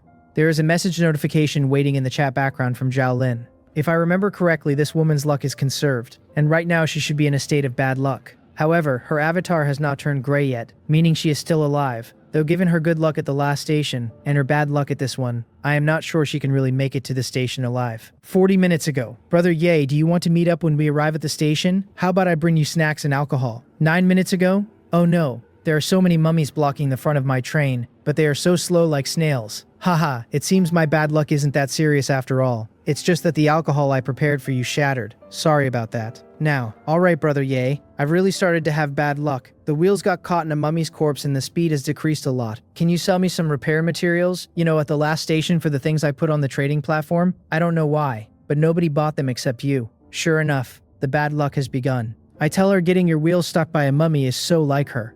Zhao Lin, clutching her gun in a corner and peeking outside from time to check whether monsters are blocking the way ahead, sees the message and grabs hold of it like a lifeline. She tells me she didn't want this either. Brother Ye knows her talent. She was supposed to sell the items she got at the last stop for resources, but no one is buying, and she really doesn't understand why. It seems her bad luck did not just begin at the station. It began the moment her good luck ended. As for why no one bought her snacks, that isn't hard to understand. Among those still alive, except for a very few, who could spare extra resources just to satisfy an appetite. I tell her to just deal with it. She wails that she can't just deal with it. She'll give me all her snacks, please sell her materials for repairs. Behind the dialogue box is a chibi emoji of someone kneeling and crying, which is honestly amusing. Funny or not, I do not intend to be her savior. I tell her she must have opened a treasure chest at the last stop, and I want the train coins from it. Use them to trade for materials. The chat falls silent. I am not in a rush. Less than a minute later, her response comes back. Okay, following that are the materials she needs. Just 42 machine parts. Any other time, Zhao Lin certainly would not have been willing to take out 2 train coins for that trade, but now she has no choice. Profiteer, she cries. Even if she reaches the trading station, she won't be able to buy anything. This is too bullying. After getting the materials, she repairs her train before the monsters can catch up. Then with a mournful face pats her empty wallet, lamenting that she sold me so many snacks for nothing, that I do not know how to cherish a lady at all. Boo-hoo, her money, all gone. A new friend message arrives. I tell her right. I'll tell her something as a friendly gesture. Does she want to hear it? Trying to scam my money again, big profiteer. I won't fall for it. Although she says that, an instant later, I want to hear it. Tell me, brother Ye. The docking time at this trading station is infinite, I write. Huh, really? Doesn't that mean the moment Zhao Lin sees the message, she stands up straight in excitement, head bumping into the wooden cabinet, items spilling onto her head. Ow, that hurts. She doesn't care about that and continues tapping. If I could stay here forever, wouldn't that mean I don't have to continue the adventure? As expected, if I hadn't warned her, she would likely have chosen to stay. Her talent keeps her constantly cycling between danger and happiness. Especially when facing great good luck, she does not feel surprised. She feels even more afraid of the next bad luck. That is terrifying. But this is a trap, right? She eventually writes. Otherwise, I wouldn't have told her in advance. She would have discovered it herself once she arrived. She takes a deep breath. The excitement gradually fades, replaced by helplessness and lingering fear. That's true, she says. How could this world ever let us off the hook? Even if she really stayed there, she would definitely face things even more terrifying than on the train, especially since her current stop is bad luck. How could anything good happen? Thank you, I understand. She is very smart. She got the answer from just one sentence. I do not say anything else. I only reminded her because this little hen occasionally lays golden eggs. Her living a bit longer will not hurt me. As for whether she dies in some future instance of bad luck, that will just be a pity. A second train enters the station with a deep rumbling. A woman with smooth waist-length black hair steps off the vehicle. She looks around and frowns slightly when she sees only one other train in the station besides her own. She takes out a light blue Japanese-style flip phone. She types out a question. Am I not at the station yet? I am already level 3. This train isn't mine, is it? I, who was playing Gomoku with the smiling man, hear the system prompt and look over in confusion, thinking that unlucky girl has gotten into trouble again. But when I pull up the light screen, it is Shangguan Yingshui. So that vehicle is hers. She has arrived quite fast. And how is she talking to me from outside? A mobile phone. I had not expected the woman to be the very one I have been trading with daily. That makes sense though, since besides me and Li Xiaosheng, she is the most outstanding among the remaining train captains. I am not there, I write back. A question mark comes back instantly. She wonders if she hasn't woken up yet. Rubs her eyes, then asks how. Li Xiaosheng said in the public chat that he was the fastest and hadn't seen anyone else, unless I am already level 4. Guess, I tell her. Boring. She closes the chat in annoyance, takes a deep breath, unable to suppress her confusion and shock. How on earth did he do it? Why is he leveling up so fast? She cannot understand it, so she has to accept it. She switches to the system station introduction. Docking time infinite, she reads. A boring trap, she concludes. She has absolutely no intention of staying. Following the sign, she finds the shopping hall. There are 3 paths here as well. Roman numerals I to 3. She chooses the third without hesitation. Just as she is about to enter, she sees Li Xiaosheng walking out. An exquisite marksman rifle appears from her phone, dark muzzle aimed directly at the top of his head. He swallows in fear, raises his hands, and points trembling at the warning sign nearby. No killing. 4 large characters written clearly. He stammers that he is Li Xiaosheng, that killing is not allowed here. Move aside, she says. He says he'll leave right now. Please don't shoot. Bypassing the gun barrel, he runs out 2 steps, still shaken, before suddenly remembering himself. He is Li Xiaosheng, the first to arrive here, the president of the Alliance. Since she was able to arrive after him, she must also be very capable. Can he invite? Bang. The bullet lands at his feet, a hair's breadth from piercing his thigh. The first, she repeats, blowing the smoke from the muzzle, looking at him as if he were an idiot. Heh.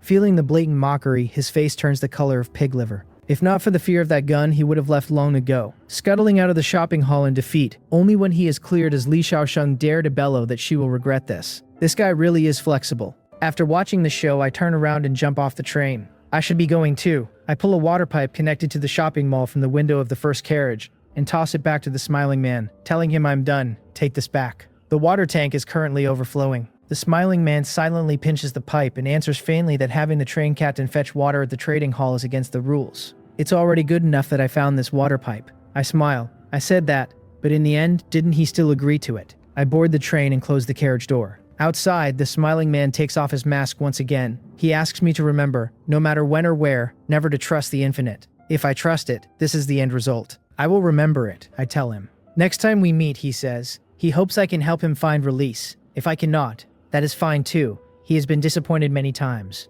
One more will not make a difference. Looking at his distorted and deformed features, I feel neither disgust nor fear. I shake my head, take out a blessed white forest fruit from my storage unit, and hand it through the window. Don't worry, I tell him. I will remember. Next time we meet, I will definitely help him find release. He takes the fruit, and I press the start button. At this station, the departure time is completely free. The train travels far, passing through the void-like screen ahead. Looking back, the station that had existed behind me has already disappeared. Although it is a station in the wilderness, it is still a bit different, isn't it? There are too many secrets in this world, not something I can figure out right now.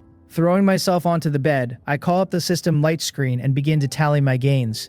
First are the 2 level 6 items, the Great Compassion Heavy Machine Gun, and the Trickster Sword. The former, without doubt, has to be installed on the Vigilant Sentry. Its 9 weapon slots currently hold 5 exquisite shooter rifles and 1 mithril crossbow, which can already handle a level 4 slaughter station without breaking a sweat. And adding the heavy machine gun means I could actively drive around a level 4 slaughter station looking for monsters to kill. As for the latter, honestly the Trickster Sword's appeal is near zero. A weapon that consumes my mental power limit is sentenced to death in my book. But since it was obtained for free stuff is always good, and even if I just sell it later it would be a huge fortune. Beyond that, my water tank is now filled with 1,000 kilograms of fresh water. Even after 7 stations, fresh water is still quite precious, since a person can go 7 days without food, but not 3 without water. Phew, still can't rest yet. Leaving the soft bed, I take out the Great Compassion Heavy Machine Gun from its safety box. Looking at the domineering machine gun in front of me, I rub my hands in excitement.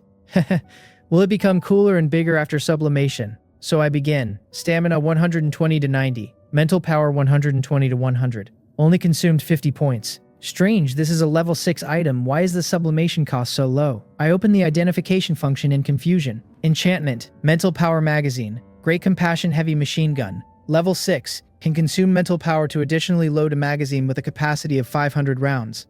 The level hasn't increased. Aside from the original description, it has an extra ability. And unfortunately, the heavy machine gun's potential is now completely exhausted. It cannot be improved further. Not bad either. An extra magazine of 500 rounds, plus the original 300. I am relatively satisfied with this sublimation. After configuring it for the Sentry, I consume 50 mental power to fill its mental power magazine and load 300 rounds of level 3 ammunition. This sword, forget it. I do not plan to use it, so there is no point in sublimation, and the Trickster Sword is tossed into the last slot of my storage unit. It is still early. Today is going to be very idle, so I might as well sublimate this thing too. Pure earth-binding stone. When at the level 4 slaughter station, I had thought about sublimating it to ensure the train wouldn't be invaded by evil mental powers. But later the Sentry was so fierce that it almost cleared out the station, and the matter was shelved. Stamina 90 to 40. Pure earth-binding stone to pure purification stone. Level 5. Placed anywhere on the train, it can keep the interior in a pure state, immune to filth, interference from evil mental powers, and invasion by evil. Potential exhausted. In my hand, the already smooth stone has actually become somewhat transparent, the cold and hard touch carrying a strange softness. The stone itself emitting a faint glow that should make a fine nightlight. I buy a wall-mounted ornament on the trading platform and place it in the center, directly facing my bed. Looks good. Phew, finally got it all done. Casually taking out a white forest fruit, I lie comfortably on the bed and open the light screen to check the public chat. By now, others should be arriving at the station soon. So Li Xiaosheng didn't tell them about the infinite stopping time. It should be known to everyone soon. How many people will fall into this trap? The chat. 1574 divided by 1000. Damn. Finally about to arrive at the station. I'm truly exhausted from this trip. Whoa, you're that fast. Did you upgrade your train's wheels? Hey, I got a blueprint in the first few stations that allows using manpower to increase speed. Otherwise, I wouldn't be so tired. Didn't Li Xiaosheng say he would send out the news once he was first? Why hasn't he sent it? Brother Li said he would send it to members of the Alliance. You aren't in the Alliance. Why should he send it to you, idiot? Heh. Why is there always someone willing to be someone else's dog in this world? So disgusting. If he doesn't send it, I will. A train captain who used manpower to increase speed enters the transit station, becoming the 4th person to arrive here. He pants heavily, walks out, and sees 2 trains parked nearby. Whoa, besides Li Xiaosheng, there's someone else who arrived so fast. There are still other big shots out there. After envying them for a moment, the system light screen appears before his eyes too. Forward station. What kind of name is that? Sounds terrible. Stop. Stop time. Infinite. Holy crap. A screenshot is quickly sent to the public chat. Holy crap, holy crap, holy crap. My eyes must be playing tricks on me. I read what was posted backwards. What a pity. +1. What are you guys focusing on? The stopping time is infinite. If we stay at the station, does that mean we never have to go to the next one again? The one above is +1. As expected, after learning about the infinite stopping time, some people start getting ideas. Shangguan Yingshui, walking out of the shopping hall, scoffs at the conversation, takes her gains, boards her train, and leaves. Unlike her, Li Xiaosheng does not leave, although he doesn't intend to stay either. The alliance he established has already agreed to meet here. Furthermore, he has a plan to harvest resources. Since the docking time is infinite, as long as his alliance blocks the 20 tracks, everyone else will have to wait outside. If they don't pay the toll, they can forget about entering. As time passes, more and more people arrive. Among them, thanks to the basic resources he provided, his members arrive faster than the rest and occupy the vast majority of the 20 tracks. Those who arrive later can only stop outside and be attacked by the constantly appearing monsters. They huddle together for warmth and curse him in the chat. Li Xiaosheng, what do you mean blocking the entrance? Hurry up and let me in. Is this station run by your family? Why should you demand resources? Damn it, 1 train coin for passage. Who do you think you are? What an idiot. Wait until I get in, I'll kill him. Heh, who told you to arrive late? If you had been able to enter first, you could have done the same thing. If you're incompetent, you're incompetent. Brother Li is doing the right thing. The members who benefited join in flame wars with the others. With more and more monsters appearing outside, some choose to compromise and pay the toll. Li Xiaosheng experiences the taste of power for the first time. As expected, he came to this world to be the protagonist. He cannot wait to show off, so he pulls up his light screen and enters that deeply memorable ID. Ye Qian, I am the only one he will never let in. Fetching water, watering the tree, I skillfully pluck a fruit and take a bite. This still tastes the best. I'm getting a bit tired of eating big fish and meat. If anyone else heard that, they would probably be furious. The light screen hovers beside me, displaying my private chat interface, when a message appears. Li Xiaosheng, why is he looking for me again? I ponder a moment, and since I have nothing to do right now, I decide to see what he has to say. Yi Qian, this is your last chance. Hand over that rifle blueprint and I will consider letting you enter the platform. Otherwise, you can just wait outside and die. Enter the station. I left the station ages ago. And with that tone, did I do something to offend this guy? Another message arrives. What? Too scared to speak? Haha. To tell you the truth, even if you hand over that blueprint, I will definitely make sure you die outside. Do you really think a low-level rifle blueprint is precious? I will pay you back double for the humiliation you caused me. No wonder I always thought he was weird. So he's just a psycho. Deleting him earlier was definitely the right move. I cannot be bothered to deal with this psycho, so I tap the light screen and reply with a single word. Oh. Then I block and mute him, completely cutting off contact. Inside the station, Li Xiaosheng, who has been waiting for my response, sees the word "oh" and instantly has veins bulging on his forehead, frantically tapping his light screen, sending a long string of messages only to find the send option has turned gray. Blocked, he dares to block me. His face turns bright red, looking as ugly as a big-headed clown about to explode. As time passes, even without paying the toll, the number of people entering the station continues to increase, because his plan has a huge and obvious bug. There are 20 tracks, and the prerequisite for keeping people out is keeping all 20 occupied. When outsiders pay the fee, someone occupying a track must leave first, then notify the next person to follow up. But this way, the occupying members keep leaving, and once outsiders enter, they don't listen to him at all, staying if they want and leaving if they want. If it weren't for some who, upon learning of the infinite docking, decided to try staying, the 20 tracks would have long been impossible to keep occupied. And among those, quite a few are his own alliance members, who have no intention of leaving. The alliance's gains are minimal. This makes Li Xiaosheng, who has already spent a large amount of materials upgrading wheels and speed for his members, look increasingly grim. The so-called alliance was never solid to begin with. Everyone joined just to freeload materials, and when it actually came time to do something, lip service counted as high moral character. Furthermore, he could form an alliance and others could secretly plot to snatch resources from his hands too. He spends his days showing off supplies. Everyone knows how wealthy he is. If this continues, he will become the most conspicuous fat sheep.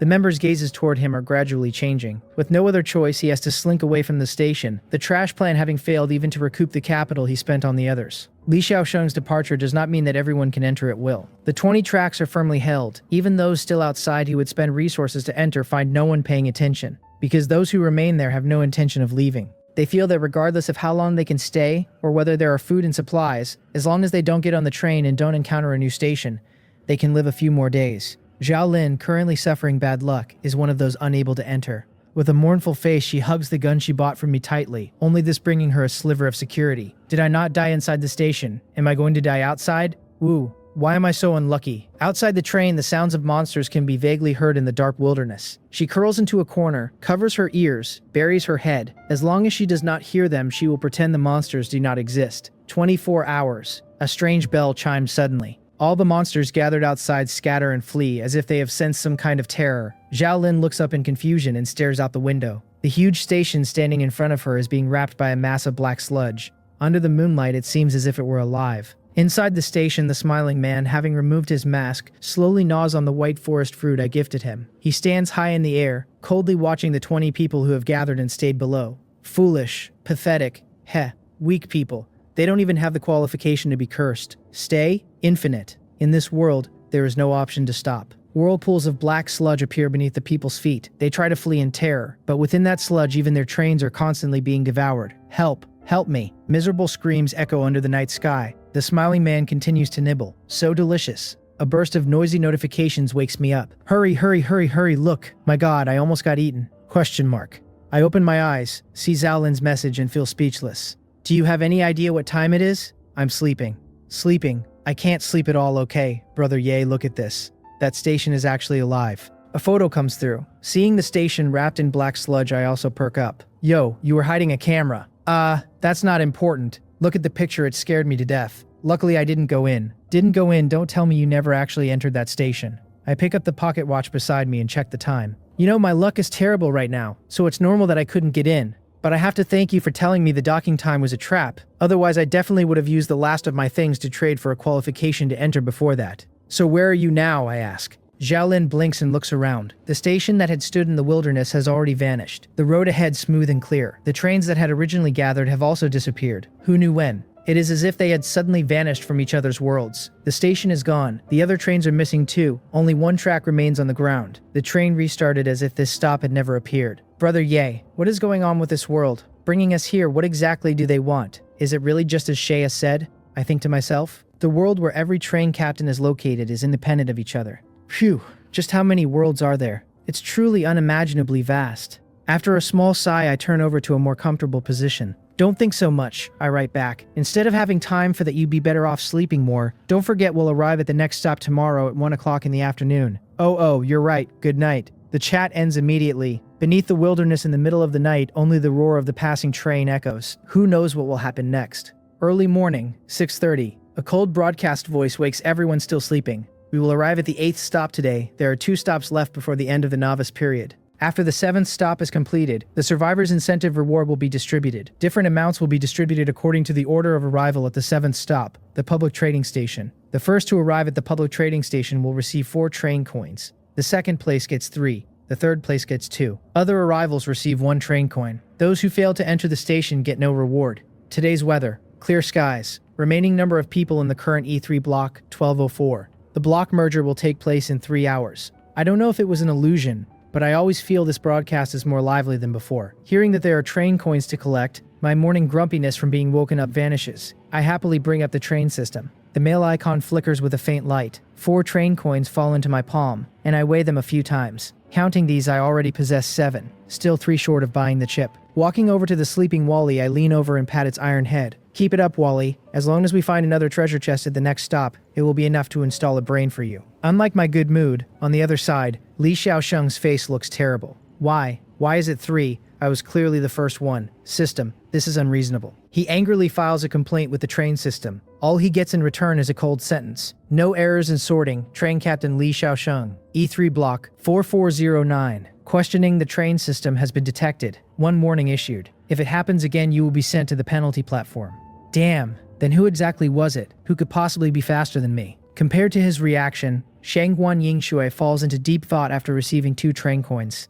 That guy was telling the truth, she muses. He was indeed the first to arrive at that station. However, why didn't he buy anything? Recalling the 2 level 3 item display cases seen in the shopping hall, one was taken away by Li Xiaosheng and the other bought by her. Then what did Ye Qian buy? She does not believe for a second that he had no train coins. That profiteer is definitely the richest among everyone. It really makes one curious what kind of talent he has, the young girl whispers to herself, casually bringing up the light screen where in her personal information there is an existence called talent. Mirror Moon consume mental power to randomly obtain an item lower than the train's level. She rubs her brow, sighing at the pile of shriveled water balloons she has obtained through her talent, lamenting that she failed again. Of all the useful items in these past few days, besides the water purifier, there was only the mobile phone. And the feeling after consuming mental power is so uncomfortable. The self-doubt after it drops below 50 is already this terrifying, and if it dropped further, can a human really withstand it? I can't use my talent for a while, she mutters, and this recovery speed is just too slow. Sublimation. Mental power 120 to 110. Low-level carriage blueprint to comfortable new carriage blueprint. Requirements: 150 kilograms wood, 200 kilograms metal, 90 machine parts. Can submit additionally 30 kilograms glass, 20 kilograms fiber for carriage modification. Carriage construction successful. Current number of carriages: 3. The low-level carriage blueprint I had obtained at the very beginning is now sublimated. Sure enough, I was right not to sublimate it back then. The materials required for construction have increased a lot, but for me now it isn't much. Construction complete. Entering the interior, compared to the low-level carriage it is cleaner, tidier, and everything is new. Not like the old one, which no matter how thoroughly cleaned could not hide the rust marks everywhere and the teeth-gritting noises. But I am not satisfied with this. Sublimation. Mental power 110 to 95. Comfortable new carriage to planting carriage. Planting carriage. Equipped with temperature regulation functions for different blocks. Plants grown in this carriage will grow at a faster speed. Can be equipped with smart chips for automated modification, after which it can automatically complete planting, harvesting, and watering work. Note: this carriage requires electricity consumption and must be equipped with any power generation device before it can be used. Planting: not bad, just in time to move the white forest tree over. As for the generator, that goes without saying. I have the blueprint, so I directly spend resources to craft it and then perform sublimation, resulting in a device that only requires burning wood and metal to generate electricity. The environment inside the planting carriage is relatively humid, and it has 6 sections that can be freely divided in size. The temperature and humidity in these sections can all be adjusted. Beneath my feet is not the steel floor of the train, but black fertile soil, and I plant the white forest fruit tree right in the center, where the skylight that can be opened freely above the carriage allows sunlight to shine down perfectly. There is still plenty of space left, so I simply plant the tomatoes I obtained from Yoyu Manor as well. The growth acceleration of the planting carriage is quite significant. They have already taken root and sprouted shortly after being planted. The first batch of tomatoes is expected in 3 days. I also buy watermelon seeds on the trading platform. Obviously what someone had left over after eating, tossed onto the platform at a cheap price that nobody else bought. Just my gain. Wiping the sweat from my forehead, I look at my masterpiece with satisfaction. There is still empty space, so in the future I can keep an eye out for seeds and plants at stations. Useful ones can be transplanted in. Nothing else on the trading platform feels urgent right now, and the blocks are about to merge anyway. Train conductors and other blocks will surely bring new trade products. 9:30. Once the 3 hours are up, the broadcast rings out right on time. Starting block merge. D56, D119, E3, E19, E28, E103 totaling 10,000 people. Starting merge. Merge complete. Current number of people, 1000 divided by 1000. Nothing earth-shattering happens. Only the number of people in the chat keeps climbing until it returns to the initial 10,000. On the public screen, lines of scrolling text make people feel as if they have returned to when they first arrived in this world. Holy crap, it really merged. Hey, can the brothers in other blocks see this? We can see, haha. Finally someone to chat with again. We only have over 300 people left on our side. Almost all dead. How about you guys? A little over 1,000. But just how many blocks are in this world? Damn, there are even 3-digit numbers following the letters now. A little over 1,000 is decent, so it seems our D119's 1,900 people count as the most. Right. That's right. With Brother Zhao here at the very least, we won't starve to death. Who is Brother Zhao? Is he that awesome? Of course, Brother Zhao is our D119's most awesome big shot. Started growing vegetables at the first station. A lot of the food we eat now is bought from him. Plus Brother Zhao has a level 3 train. So what if it's level 3? So what if he grows vegetables? It's like we don't have that here. Our brother Lai is definitely the first to upgrade to level 3. Exactly. Our block even has people selling guns. Do you guys have that? Arguing, laughing, showing off. While people from different blocks merge, they attach different labels to themselves. Even if the survivors within the blocks have no actual emotional connection, that line of letters and numbers before their individual numbers still brings a tiny sense of self-identity. Even though it had nothing to do with them, they use the excellence of others to show off, as if the blocks shared in each other's glory and shame. Started growing vegetables at the first station. As expected, there are capable people among the survivors. Tisk tisk. I'm still too weak, it's almost the 8th station and I've only just started growing vegetables. I'm way behind. I shake my head with a sigh, take a bite of a white forest fruit, and open the trading platform I am most concerned about. Since the blocks merged, the platform should have merged as well. Sure enough, inside there is a significant increase in items and supplies. Each block has its own situation. Just like that D119 from just now, they seem more inclined to sell food, but no seeds or anything like that. This is normal. After all, with someone who started farming at the first station, most of D119's seeds would naturally end up in his hands. There's quite a lot of stuff. Let me see. After browsing the trading platform for a long time, I buy a few changes of clothes, a bar of soap, a toothbrush, and toothpaste. The price is neither high nor low, and very few people buy them. Most are still struggling to survive, and few would spend resources to improve quality of life. With these things, I simply splurge a little. I also buy a large wooden barrel, fill it with clean water, strip off my clothes, and jump inside. Hiss, ha. The water is very cold, but it feels very comfortable. I squint my eyes in enjoyment, body constantly relaxing in the water. All my fatigue dissipates at this moment. After taking a bath and changing into a clean set of clothes, I lie on the large soft bed. If not for the roaring sound of the wheels by my ears, at this moment none of the train survival stuff matters anymore. 12:30. 30 minutes before arriving at the 8th station. Fate's crossroads triggered. Please make a choice for docking between the following 2 stations. Station 2. Plains of Nights, Level 4 Escape Station. Station 2.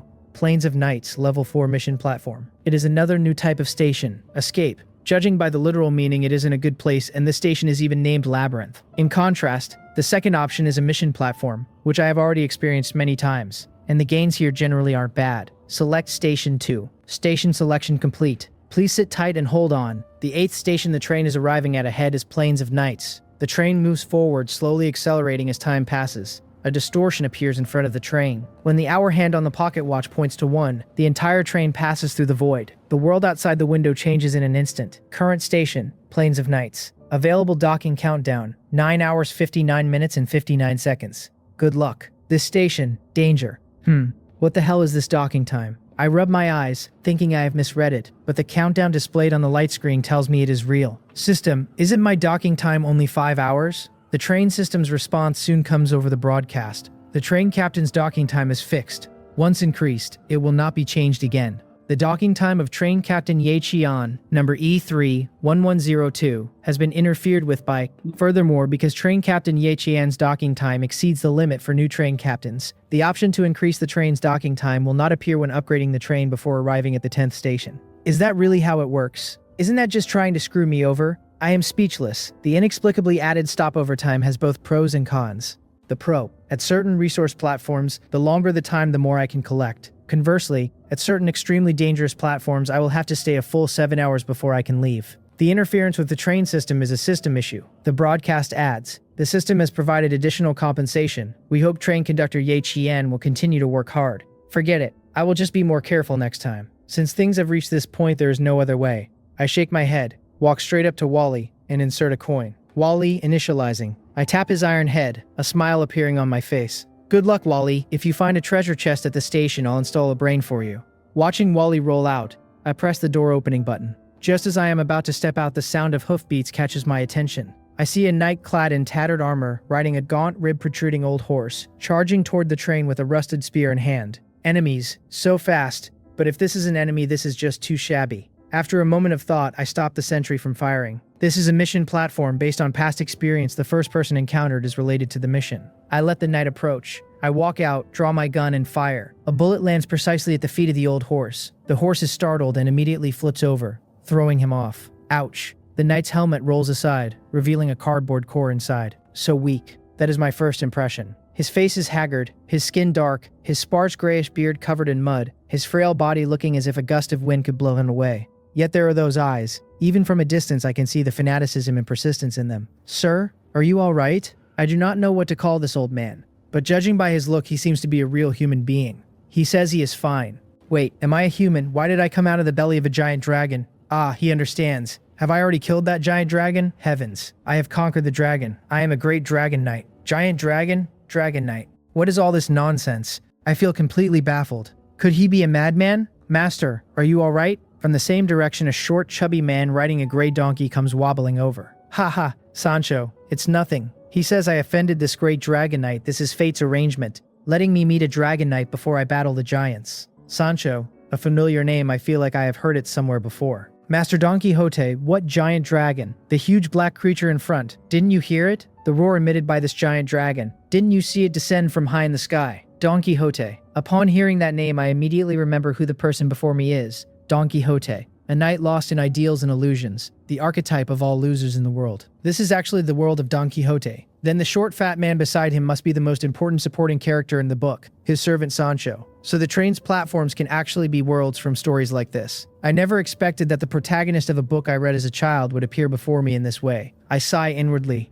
Don Quixote has already climbed up from the ground, patting the mud off his armor, trying to look more like an excellent knight. Master Don Quixote, that is not a giant dragon, Sancho insists. That is just a row of houses connected together with strange wheels attached. No, that is a giant dragon. You are still an amateur when it comes to adventures. It is a conversation almost identical to the one in the book. Only the subject the master and servant are debating has shifted from windmill giants to a train dragon. Could it be I am playing the villain in this mission platform? No, that isn't it. Turning around, I see 34 windmills standing in the rice field ahead. It was my sudden appearance that interrupted Don Quixote's first battle. Apologies, Lord Dragon Knight, he says. There are still long-armed giants ahead, waiting for me to crusade against. Once I have eliminated the giants, I will come back to converse with you. He raises his spear, mounts his old horse, bypasses the train, and heads toward the rice field once more. Master, those really aren't giants. Those are windmills. The long arms are their windmill blades. He completely ignores Sancho's shouting, charging forward while yelling. I stand on top of the train watching the scene unfold.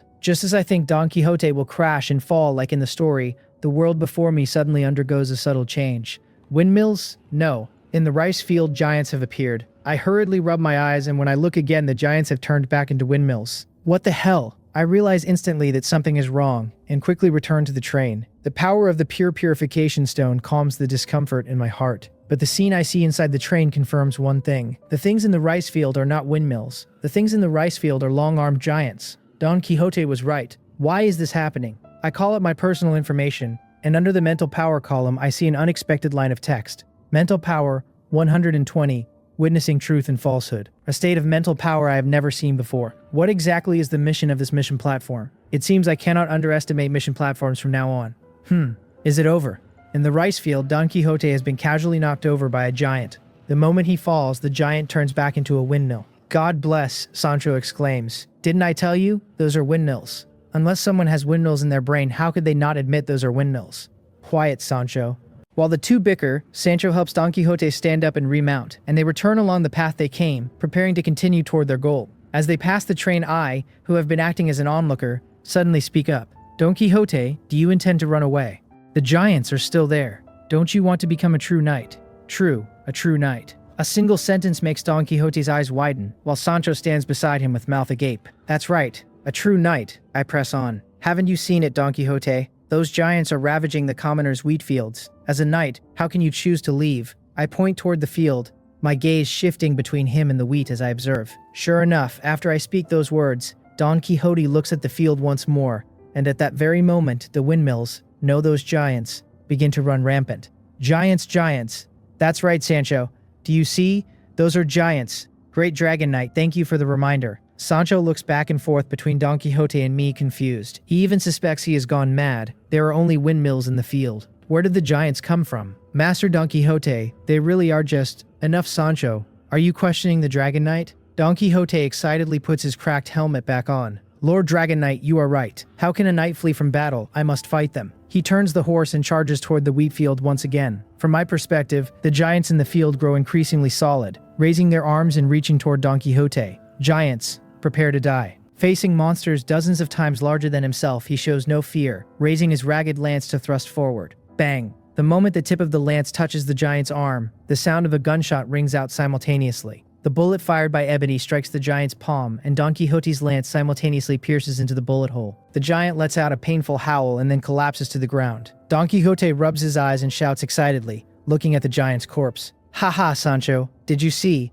I did it. I killed a giant. Sancho does not speak, because he is staring in shock at me. In his eyes, the windmill has been pierced through by a flash of fire shot from something resembling a black flute held by this strange young man. A mage. Every bullet I fire lands exactly where Don Quixote's lance strikes. 34 windmills, 34 giants, 34 charges. He shows no fear. His face is filled with excitement. As one giant after another falls, the space in the field becomes increasingly distorted. Even Sancho rubs his eyes, for he too vaguely sees those windmills turn into long-armed giants. Giants. Are they really giants just like the windmills? That world is undergoing a change, and the one guiding this change is Don Quixote. As the number of giants dwindles, even without my help with gunfire, Don Quixote is able to pierce through the giants' bodies with his ragged lance. Why? Because he has already determined in his heart that he could do it. Just as he had already determined that what was in the wheat field were giants, not windmills. The perception of this world is changing along with him. I watch all of this and understand that this is the task for the station. When the last giant falls, Don Quixote, covered in blood, waves excitedly towards Sancho and me from the field. Haha, Your Excellency Dragon Knight. Friend Sancho, did you see? I did it. I killed all the giants. I am a true knight. He holds his lance high, and his old horse Rocinante inexplicably appears tall and mighty. Friend Sancho, I didn't lie to you, did I? Those were giants, and I am the knight who eliminated the giants. From now on, you must call me the Giant Knight. Oh, and Your Excellency Dragon Knight, the Giant Knight thanks you for your help. It was thanks to you that I did not disgrace the name of a knight. I do not yet know your name. My name is Ye Qian. I tell him, there is no need to thank me. I only did what a knight ought to do. My gaze stays fixed on the field, and I do not pay much attention to his actions. To commemorate the friendship between knights, please accept this. A wooden round shield is offered over, which finally makes me turn my head in some surprise. For me, then what will you use later? Don Quixote pats his chest, saying he will go and forge another shield, that for the sake of our friendship, friend Ye Qian, please accept it, and from this day forward he and I are an alliance of knights. If I ever encounter a problem I cannot solve, he will certainly come to help. I originally do not want to accept it, but after seeing the information about the shield, I changed my mind. Don Quixote's round shield. Use it. When you encounter danger, your ally Don Quixote will come to help you. Please let him believe that he is facing a powerful monster. As a knight, he will not retreat. Witnessing the friendship between the giant knight Don Quixote and the dragon knight Ye Qian, Don Quixote and Sancho leave. They are going to continue their journey. Watching their retreating figures, I think silently. Having experienced a real battle, will Don Quixote still become the loser from the story? Perhaps the flock of sheep will truly turn into an enemy army, and the Knight of the White Moon will truly be a knight. As long as he believes, Don Quixote will charge forward. What a terrifying ability. Believe and it becomes true. I suppose I've changed the plot, haven't I? If Don Quixote truly possesses those powers, perhaps he won't become that loser. Right. Tisks, I guess I've done a good deed. Right. I wonder if he has this kind of ability at other stations. He should. Right. Heh, if he really does, then this is a good thing it wasn't a waste of all my acting. I stroke this unranked wooden shield. If he could really do the same thing in other worlds, then as long as I drag things out and give Don Quixote the confidence that he can win, wouldn't that be invincible? Putting the wooden shield back on the train, I immediately rush toward the wheat field. Because the 34 giant corpses are gradually reverting to the appearance of windmills. The power of belief has a time limit. I had discovered this point after Don Quixote left the field, which is why I had kept my gaze fixed here. Come out, processing table. It would be a real pity to let these monsters that existed only in fantasy disappear like this. Might as well try and see if some things can be salvaged. It just so happens that after equipping the arbitrary processing module, salvaging large-sized things is much more convenient. Salvaging long-armed giant, fantasy, corpse successful. Obtained, giant skeleton X1, dream crystal X1, meat chunk X1. I can understand the skeleton and the meat chunk, but what is this dream crystal? Illusory crystal. After consumption, one can awaken within a dream. What does that mean? A lucid dream. What use does this thing have? I do not think too much about it and continue salvaging. One corpse takes 10 minutes to consume, 34 would take over 5 hours, but factoring in the time it takes for the giants to revert into windmills, the final number I can salvage is likely around 13. Giant skeleton X13, phantom crystal X5, meat chunks X13. The final harvest is just this. If the processing table's recycling speed were faster, I could have collected all the corpses before the giants turned back into windmills. But the processing table is integrated with the train. To upgrade it, the train must be upgraded as well. The remaining corpses had already returned to the shape of windmills, and I do not waste them either, recycling them into wood. The biggest harvest this time is the giant meat, but I do not intend to eat such things. The meat of humanoid monsters is disgusting just thinking about it. However, just because I won't eat it doesn't mean others won't. 13 portions of giant meat translates to 130 caddies in weight. I fill all 5 trading slots, pricing each portion at 1 train coin. For survivors who haven't tasted meat in a long time, this price is extremely cheap.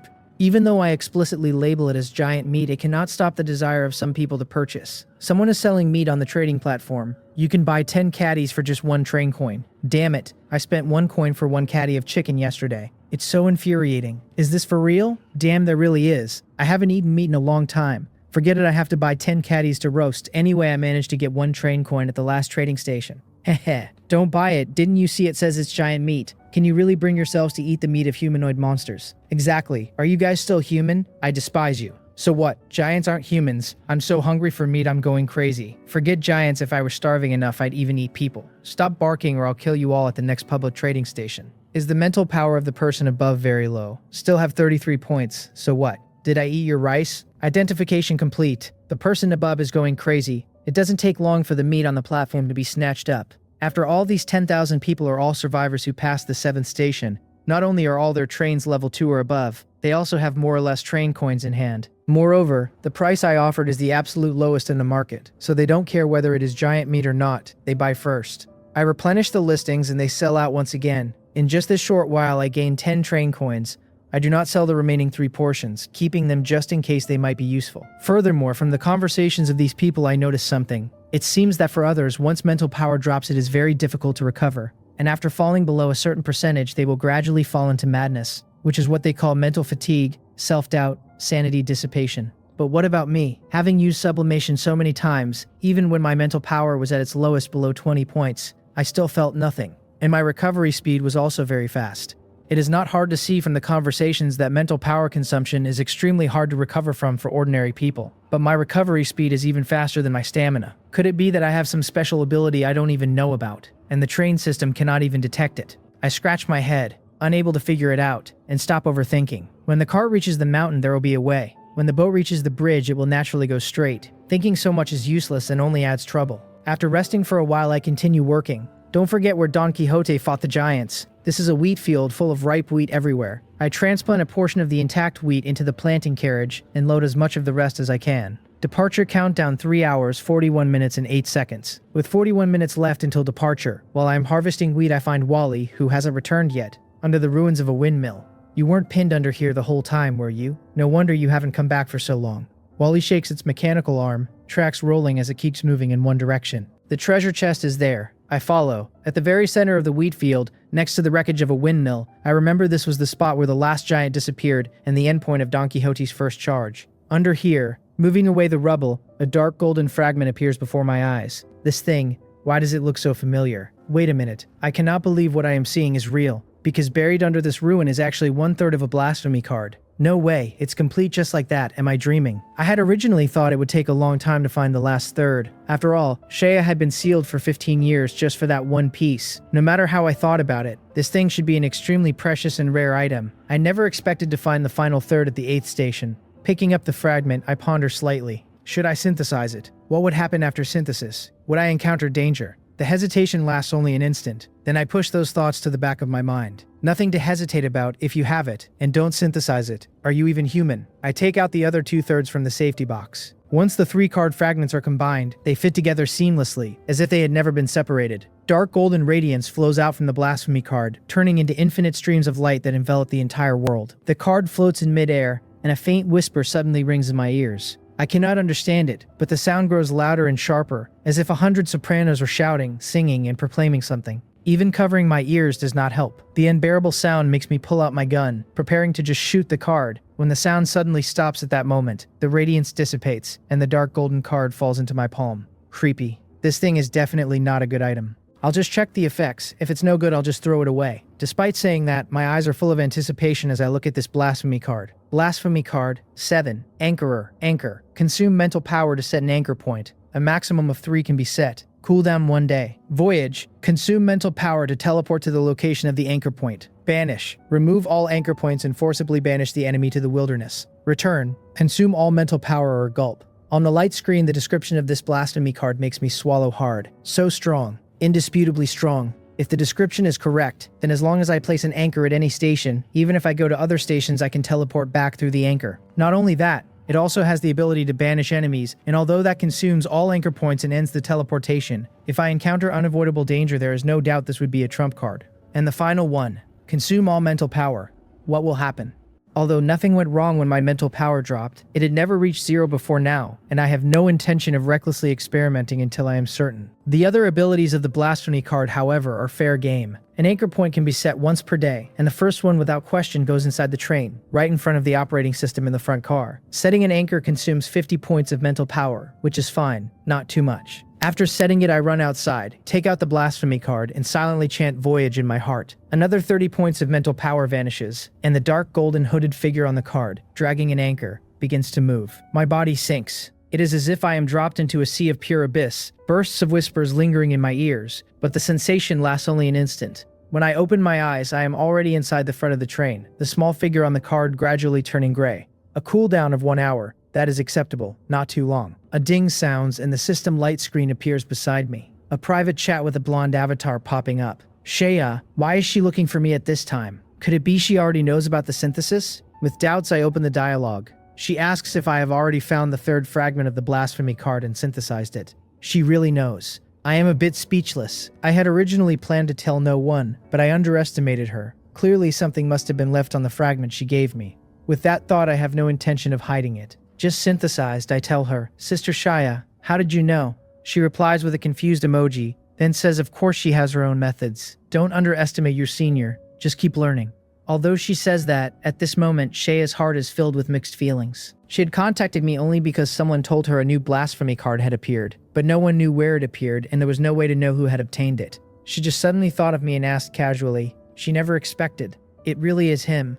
Sigh. The blasphemy card will only be possessed by the owner it expects, so that is what it means. It took her years to find 1/3 of those fragments, and because of that fragment she was sealed for 15 years. But in the end, a bitter smile crosses her face. She calms her mood and continues on the light screen. Your blasphemy card is, forget it, she will not ask after all. Even if she did, I would not tell her. Right. I chuckle and do not reply. Keep that card safe, she warns. Do not let others discover it easily. Try not to use it in front of others. And definitely do not give it to anyone else. Rest assured, only she and I know I possess it. That is all. She is still busy. The chat box closes with a playful tongue-out emoji. Then she sits down in her church and looks up at the white light above. God, she whispers, why is the person qualified to commit blasphemy against you, not me? The conversation ends, and the heat in my chest gradually cools. Shaya's appearance reminded me, this world is not just populated by our batch of survivors. And ahead of me, I do not even know how many people exist. With power, resources, and talents I cannot match at the moment. I cannot get carried away. I almost want to put the blasphemy card into the safe box, but if I do that I cannot carry it with me, which is no different from not having it. If only the things in the safe box could be taken out at will like in the special storage unit. Then a wonderful idea pops into my head. The safe box is also an item, right? Could it be placed into the storage unit? As soon as the thought arises, I cannot wait to carry the box to the storage carriage to try. Place. Holy crap, it actually works. The safe box is placed into the special storage unit, and after testing I can also take things out of the box at will. In other words, I have gained 4 extra slots of special storage I can access in the outside world. Haha, I really am a genius. Today's harvest was bountiful. I throw the carriage stored in the safe box outside, leaving only 1. In the remaining 3 slots, beside the blasphemy card, I store the blessed virus serum obtained and sublimated in Doomsday Town, and reserve the last slot for the pure purification stone. Now I can pull out 7 items at will outside. Blessed white forest fruit, level 3 bullets, virus serum, 1 carriage, the purification stone, and the blasphemy card and safe box themselves. Undoubtedly, if I encounter danger out there, these items would help me a lot. 3 hours 0 minutes and 0 seconds. 3 hours left until departure. My VIP departure privilege turns from gray to green. Time is up. Time to go. Pressing the option, the familiar spatial passage appears in front of the train. The tracks move, the roar echoes between heaven and earth. The train accelerates through the passage, and the emerald plains turn back into endless wilderness. 20 hours 0 minutes and 0 seconds. The broadcast sounds. All train captains have left the 8th platform. Extreme weather will appear tomorrow. Monsters adapted to that weather will appear in the wilderness to chase the train, and trains with a speed below 50 kilometers per hour will fall into a dangerous state. Please prepare for defense and upgrade as soon as possible. Just that, but enough to make many wail. 9,641 divided by 1000. No way. How long has it been and the speed needs to climb again? 50. That means either upgrade to level 3 or upgrade the wheels separately. Fortunately, I didn't dare to sell materials. Level 3 is short, but a wheel upgrade is more than enough. How is this fast? The frequency hasn't changed for stations. Don't slander sister broadcast. Those without the ability to upgrade should look at themselves. Have you collected resources? Have you exchanged for food? I was planning to save up train coins, now I have to upgrade in advance. From the recent conversations, it is easy for me to see that the quality of the train conductors has improved significantly following the block merger. At the very least, they no longer seem paralyzed by terror when facing the threats mentioned in the broadcasts, as the vast majority of people have long since prepared themselves for the necessity of increasing their train speed once again. I know that increasing speed isn't just a matter of upgrading the wheels or the train itself. Back at the 7th station, a certain train captain who relied on manual labor for acceleration listed a human-powered energy device on the trading platform, which he had manufactured using a blueprint. By pedaling this power-generating bicycle, one could increase their train speed by 10 kilometers per hour. For those who lack the resources to upgrade their trains but still want to survive, spending a single train coin to purchase such a device is their best option, though the consequence is overdrawing their future and making subsequent improvements even more difficult. I certainly do not worry about such things myself. After hearing the broadcast, I consumed a bit of my mental power to check tomorrow's weather through the sunny doll. When I saw the result, I wondered if a blizzard meant that the 9th station would also be dominated by winter elements. A message notification chimed, and I looked up to see that Shangguan Yingshe was asking me for the weather forecast. Since she was the one who had traded the sunny doll to me in the first place, it was only natural for her to seek me out for this information. I told her the price was 1 train coin, and although she likely cursed me as a profiteer in her heart, she still traded the coin over. I completed the deal by telling her that tomorrow would bring a blizzard, and reminded her to keep warm, to which she gave a simple acknowledgement. Once our conversation ended, my thoughts turned to another friend. I recalled that Zhao Lin's last station was supposed to be a lucky one. Given that her life is a strange mix of bad luck and sudden fortune, I wondered what valuable items she might have obtained for me. I sent her a message asking how the last station went, and she responded quickly informing me that she had already managed to upgrade to a level 3 train. I offered my congratulations, feeling a bit surprised because she had only recently reached level 2.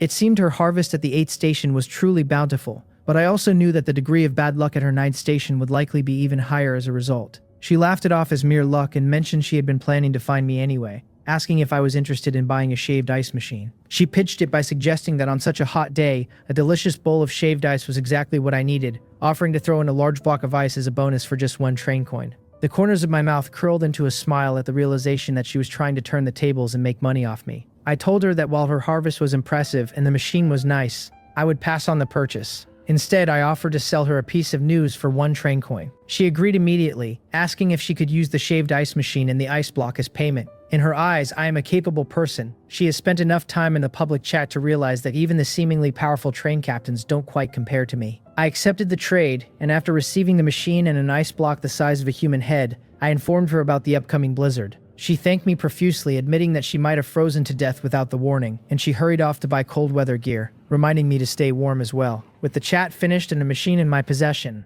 I made myself a large cup of shaved ice. I crushed some white forest fruit to use as jam, poured it over the top, and took a spoonful. The sweet taste combined with the icy texture was an unbeatable flavor. As I enjoyed it, I remembered a final task I needed to handle. I walked to the temperature-controlled carriage and pulled up the train details on the system light screen. The upgrade options for the level 4 train still showed 1 remaining item, a smart chip for 10 train coins. Although Wally hadn't found a treasure chest at the last station, my sales of giant meat chunks and my trade with Shangguan Yingshe had brought my balance back up to 17 coins. It was enough. I made the purchase, and the 10 train coins dissolved into specks of light. In their place, a chip the size of an infant's palm appeared in my hand, glowing with flowing blue light in a high-tech aesthetic. I now had 2 potential uses for this chip, automating the planting carriage or increasing Wally's intelligence. To me, the choice was obvious. Before installing it, however, I decided to use sublimation. My stamina dropped from 104 to 64 as the smart chip transformed into an emotional smart chip, which would allow a machine to possess genuine emotions. I leaned over and gently tapped Wally's iron head, telling him that I was keeping my promise. As I placed the chip against him, it turned into a stream of blue light and merged into his body. A blue current flickered through his frame, and suddenly, his camera-like eyes blinked with new life. He was now an intelligent, emotional treasure-hunting robot. He could still search for items for the cost of 1 train coin, but he no longer required coins to function in his normal state, relying instead on self-charging. He could follow any instruction I gave him, though the system noted that as a former trash collector, he might still have a preference for useless things. Wally no longer needed to go into a deep sleep mode. I habitually tapped his head and told him to go get me a glass of water. Unlike his previous mechanical self, Wally reacted by aggrievedly clutching his head with his clamps, like a bullied little punching bag. Even as he moved to obey, his tracks rolled across the floor, and he soon returned with a glass of water from the reservoir. I told him he was pretty smart and promised to hit him less in the future, which prompted him to nod rapidly in agreement. I couldn't resist tapping him one more time just to see his even more aggrieved expression, and I laughed out loud. I patted his head, telling him that was truly the last time because, even if it was fun, I wouldn't do it anymore. I finally understood why someone like Shea would create an android like Tina. If a little guy like Wally could bring this much joy to a boring life on the train, a girl like Tina would be on another level entirely.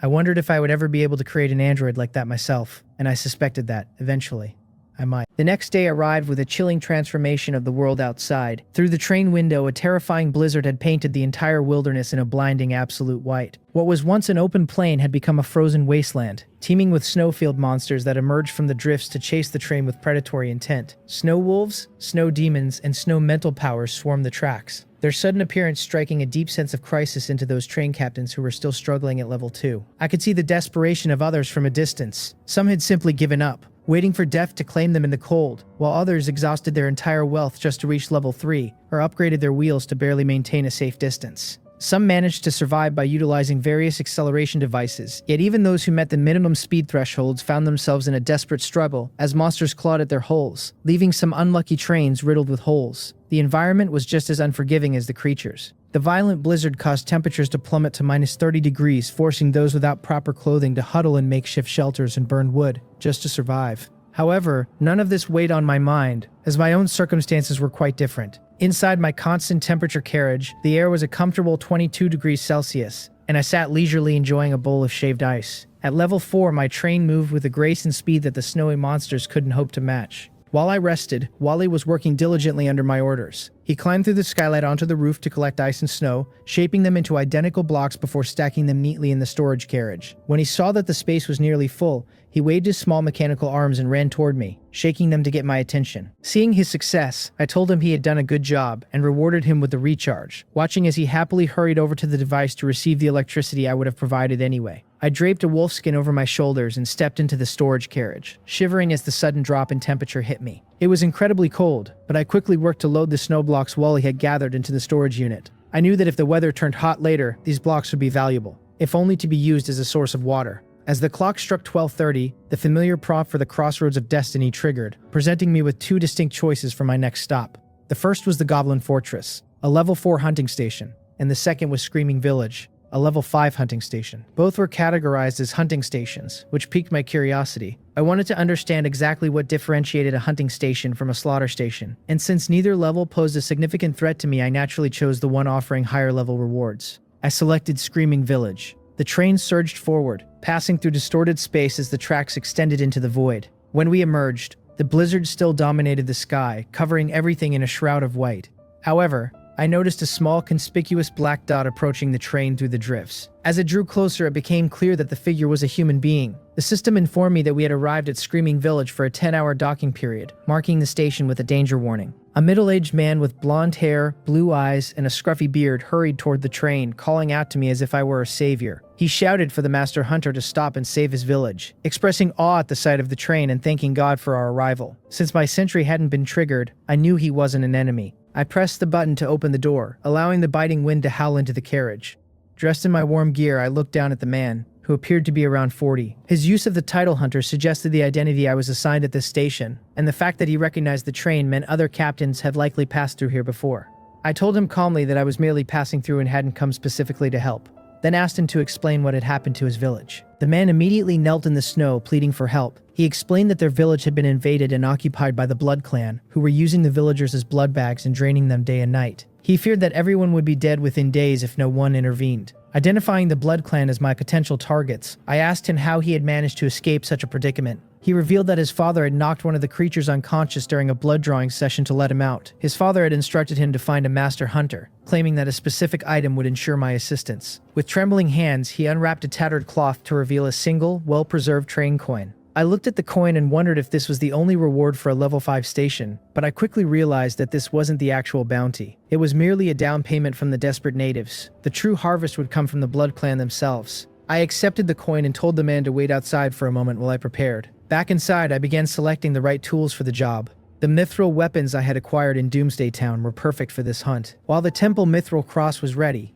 I took a moment to use my mental power to upgrade the mithril crossbow and mithril ritual sword to level 3. These weapons would help me fit the role of a hunter, though I knew my guns would still be my most reliable assets if the Blood Clan proved to be truly formidable. I also decided to bring out a weapon of true mass destruction, the enchantment mental power magazine Great Compassion heavy machine gun. I replaced the virus serum with the appropriate ammunition and finished organizing my gear. Wally bumped into my ankle, his large monitor-like eyes blinking up at me. Understanding his silent request, I placed a train coin on his head and activated his treasure hunting mode. He happily crawled out into the snow, leaving a trail of tracks as he disappeared into the white. Opening the door once more, I looked at the blonde man who remained kneeling in prayer and spoke to him.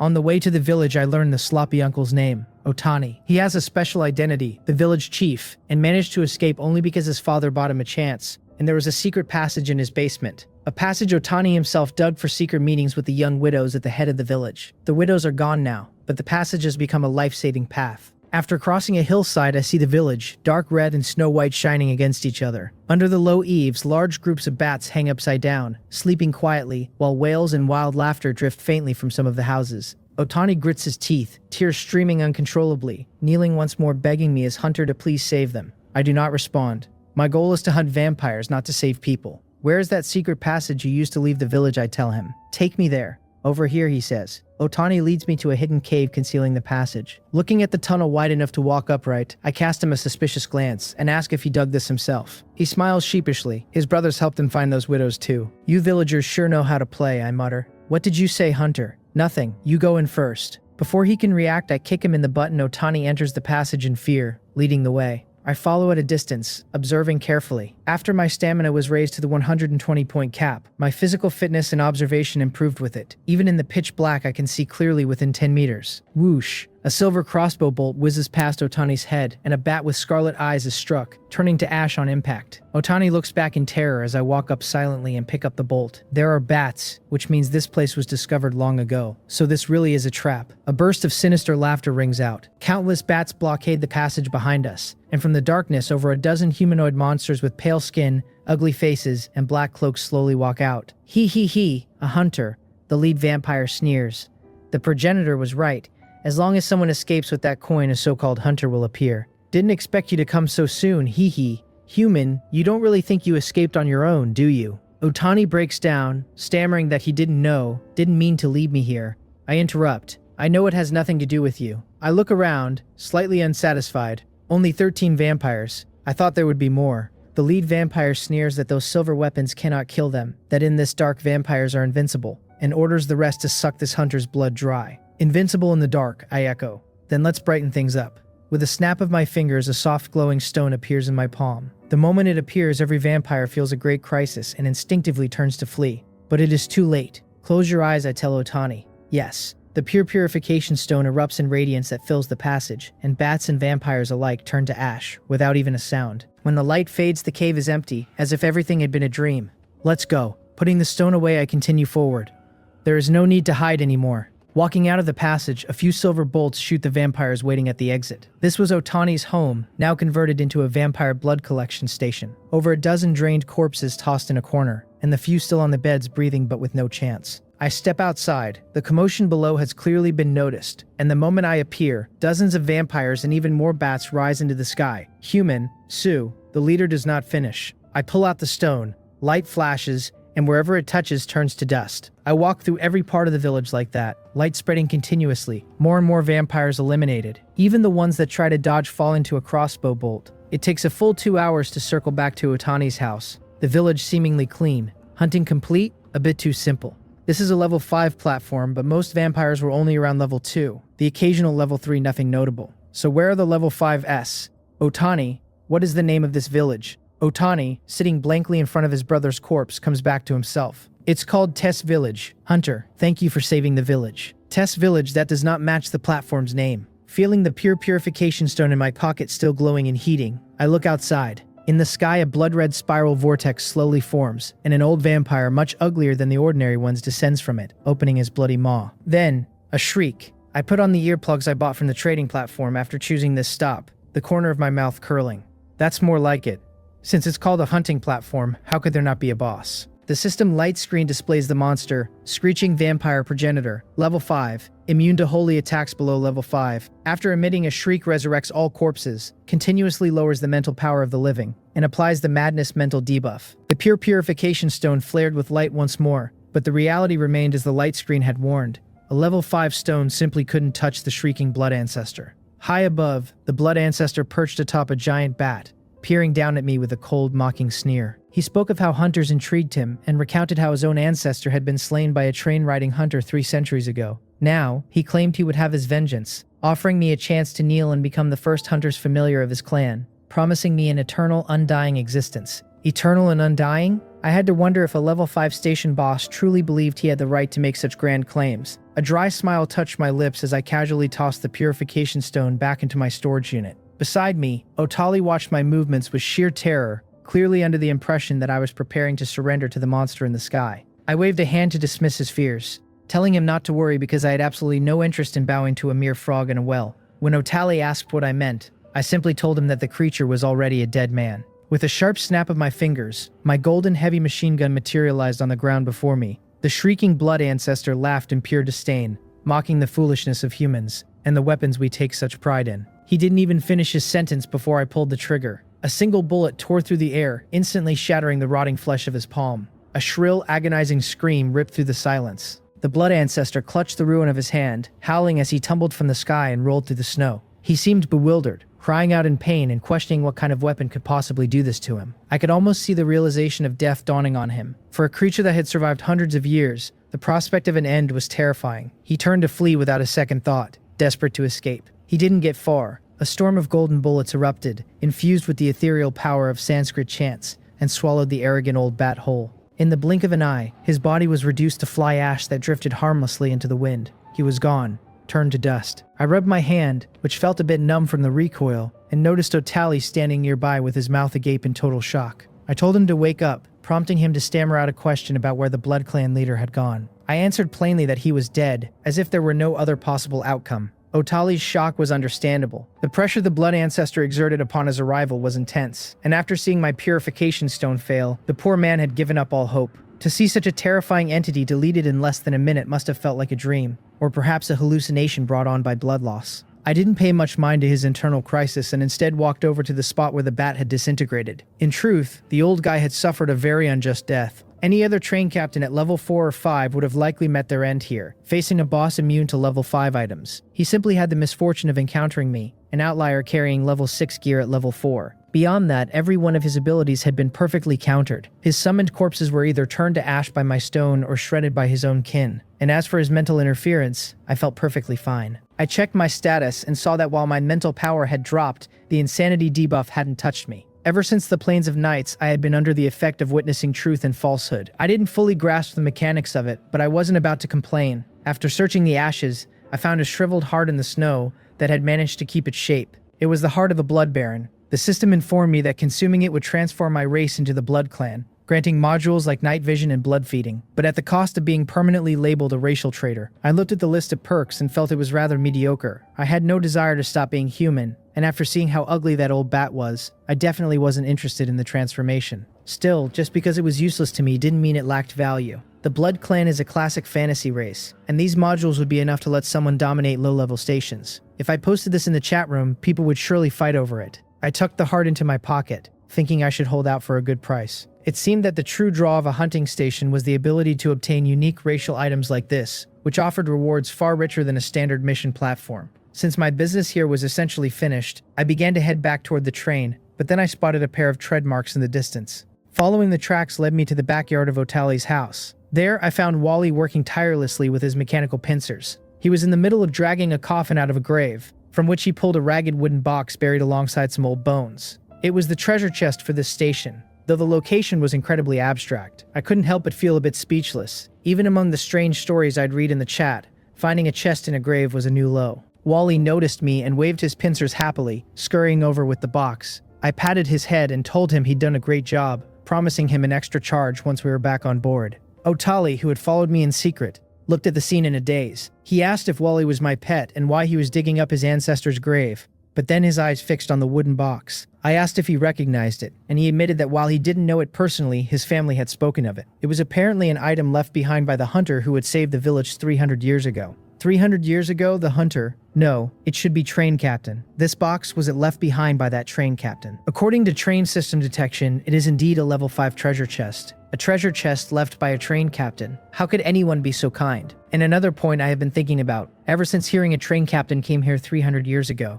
300 years. And according to Sister Shaya, a batch of survivors appears every 3 years. Doesn't that mean at least 100 batches have come to this world? No, that is not it. Shaya said few train captains from earlier batches can still be seen, and unless she is lying, given her over 50 train level, she should at least know more about previous batches than a newbie like me. I cannot figure it out, so I silently push the matter aside. I tell Otani I passed through this village just to find this wooden box, that the things inside aren't very precious, but it was this thing that attracted the vampires. Now that I'm taking it, the village will be safe. I still have the ability to spout nonsense, and Otani believes it without doubt. He bows, thanking the great hunter on behalf of everyone. As I am about to leave, he hesitates a long while, then suddenly shouts, "Hunter, sir." I stop, turn, ask if there's anything else. He wades through the snow, gasping, and asks cautiously whether, with only him left in the village, could he? My train only has one seat. I cut him off without hesitation. I am not the type who likes to live and adventure with others. I will not let anyone board this train. Not now, not ever. At most, like Shea, I will create partners through doll manufacturing or other technologies. I never trust strangers. His words stick in his throat, and he stands stunned in the wind and snow. I shake my head internally, pondering, and continue. Go somewhere else. Do not stay here. Since you are the only one left in the village, you must live on for them. If you encounter danger again, just like this time, use this kind of coin to search outside. Maybe other hunters will come to help. I take out a train coin, wave it in front of him, then put it away. As for how to find them, that depends on your luck. With that, I turn and head toward the train against the increasingly fierce snowstorm. This damn weather makes me miss the constant temperature carriage immensely. Back on the train, after subtracting the departure rights, there are 2.5 hours left. I slip into the carriage, peel off my frozen stiff cotton clothes, and throw myself onto the soft bed. Whew, this damn weather is killing me. Hey Wally, go to the storage room and find a piece of beef to roast. Alright, don't look at me like that. I said I'd let you charge and I won't go back on it. Go get the meat, I'll roast it myself. Wally happily speeds toward the storage carriage. Although it cannot put things in, with my permission it can retrieve. After tossing a piece of beef on the grill, I finally turn my attention to the second gain. Level 5 treasure chest can be opened. This is the first one I have obtained from a platform. As long as I complete sublimation, it becomes level 6. Thinking of the level 6 items I currently possess, I am filled with anticipation. Sublimation. Stamina 85 to 45. Mental power 67 to 37. 70 points. 20 more than 4 to 5. Not much. Level 6 treasure chest can be opened. Without hesitation, I open it. But to my surprise, besides the train coins, there is only one item, or a blueprint. Obtained. 24 train coins. Obtained Hunting Mecha Dragon Manufacturing Blueprint. No level. Hunting Mecha Dragon Manufacturing Blueprint. Stage 1 Manufacturing Count 1/2. Requires Mind Cube times 1, Metal 1000 kilograms, Machine Parts 800, Emotional Intelligence Chip times 1. Note, this blueprint was created by A before their fall. Note 2.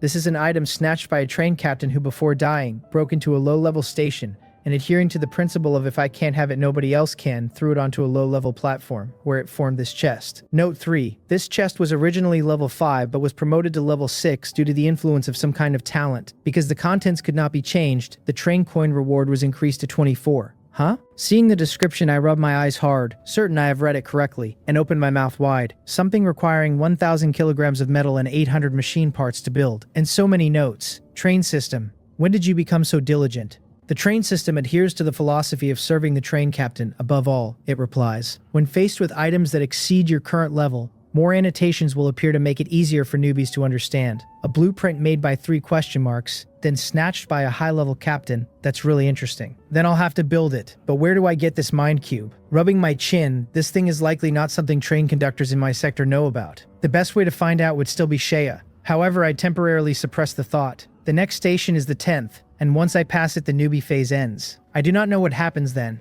so it won't be too late to ask after I see. The gains here aren't numerous. A vampire Baron heart that can convert races would sell for a good price, and the Hunting Mecha Dragon blueprint overflows with mystery. Adding the 24 train coins, my reserves reach 31. Although it seems like a lot, I don't think it's enough for a level 5 train upgrade option, so I keep saving. No rush. I lick my lips at the beef sizzling on the grill. Nothing makes me happier than barbecue in a snowstorm, except hot pot. Departure rights triggered. The hour hand of the pocket watch stops at 8. The train's whistle remains loud even amid the blizzard. The void emerges, the tracks move forward, and we return from one expanse of white to another. The wilderness weather hasn't changed since entering the station. Opening the public chat. 8,683 divided by 1000. When will this hellish weather end? I really can't take it anymore. Doesn't it usually end by midnight? Just bear it. Only 4 more hours, burn some wood. By the way, that Li Xiaosheng put a lot of materials on the trading platform again. Where on earth does he get them? Such enviable luck. Who knows, but Zhao An in our sector isn't bad either. Look at the vegetables. Most posted by him. These two must have a lot of train coins by now. I wonder when the next public station appears. You're thinking of robbing them? Idiot. Li Xiaosheng bought a level 3 assault crossbow blueprint at the public trading station and sold one to every alliance member. If you reach a public platform, stay away or you won't even know how you died. A crossbow, can that be more powerful than a gun? How did the guy above survive? A level 3 weapon, even a crossbow, beats low-level firearms. Haven't you noticed the guy who sold guns? What was his name? Ye Qian. He hasn't appeared for a while. His low-level rifles are long outdated. That guy doesn't want to join the alliance. Brother Li has spoken. Next time we see him, we'll definitely take his life. That's right, Brother Li. Also said no one is allowed to buy his stuff. Otherwise, it means you're against the alliance. Watching the lackeys pop up, I calmly type a line on the light screen. Attach a screenshot, spend 1 train coin, and pin it. Selling Heart of the Vampire Baron, already placed on the trading platform for auction. Only accepting train coins, highest bidder wins. The trading platform has an auction function, just rarely used. When the introduction appears, the scrolling chat pauses for a moment, then scrolls rapidly. What is this? Transform into a vampire. What's this module? Never seen any of this. How many train coins? If I had this, would I still need to fear those monsters chasing the train? I could do whatever I want, even inside the station. The auction price has reached 15 train coins. Where do you guys get so much money? Didn't we agree everyone was living a hard life? A bunch of liars. The heart immediately attracts attention. Among them, those tempted by the modules begin bidding before everyone else. Li Xiaosheng among them. Damn Ye Qian, to have such good luck for this kind of thing. Hey, but truly stupid for taking it out instead of using it himself. Does he not want to abandon his human identity? He curls his lips in disdain. Ignorant. What does it matter if you are human, as long as you become strong? Who cares about race? With this heart becoming a vampire, who can be my rival? He takes out a train coin and pins his own message. My alliance wants this thing. Then another message tops it. Didn't your lackeys say no one is allowed to buy this Ye Qian stuff? What's wrong? As the alliance leader, you're the first to go back on your word. The poster is named Zhao An, that train captain who has been growing vegetables since the first station and holds high prestige in his sector. The two of them, one selling basic resources and the other selling vegetables, should have minded their own business, but Li Xiaosheng's lackeys constantly show off and mock other sectors, so the alliance has a terrible reputation. Li Xiaosheng's face turns livid. He grits his teeth, watches the price climb, and continues bidding. The auction stops at 23. The bidder is Li Xiaosheng. He used the basic resources on hand to scrape the coins from his alliance members to barely manage it. He does have some ability. Zhao An tried collecting from captains in his sector too, but very few were willing to trust him. Without interest as guarantee, who would lend their wealth? As the timer hits 0, Li Xiaosheng obtains the heart and his train coins flow into mine. Didn't expect this thing to sell so high. Fair enough. Level 5 platform after all. However, the buyer is Li Xiaosheng. I wonder if he'll regret coming to cause me trouble. He saw only the module bonuses and surpassing human physique, but selectively ignored the negatives. Maybe he passes the next few stations smoothly, but after that, none of my problem. I count the coins with a smile. 53 total. With these, I can put the next train sublimation on the schedule. Stamina and mental power, still a bit lacking.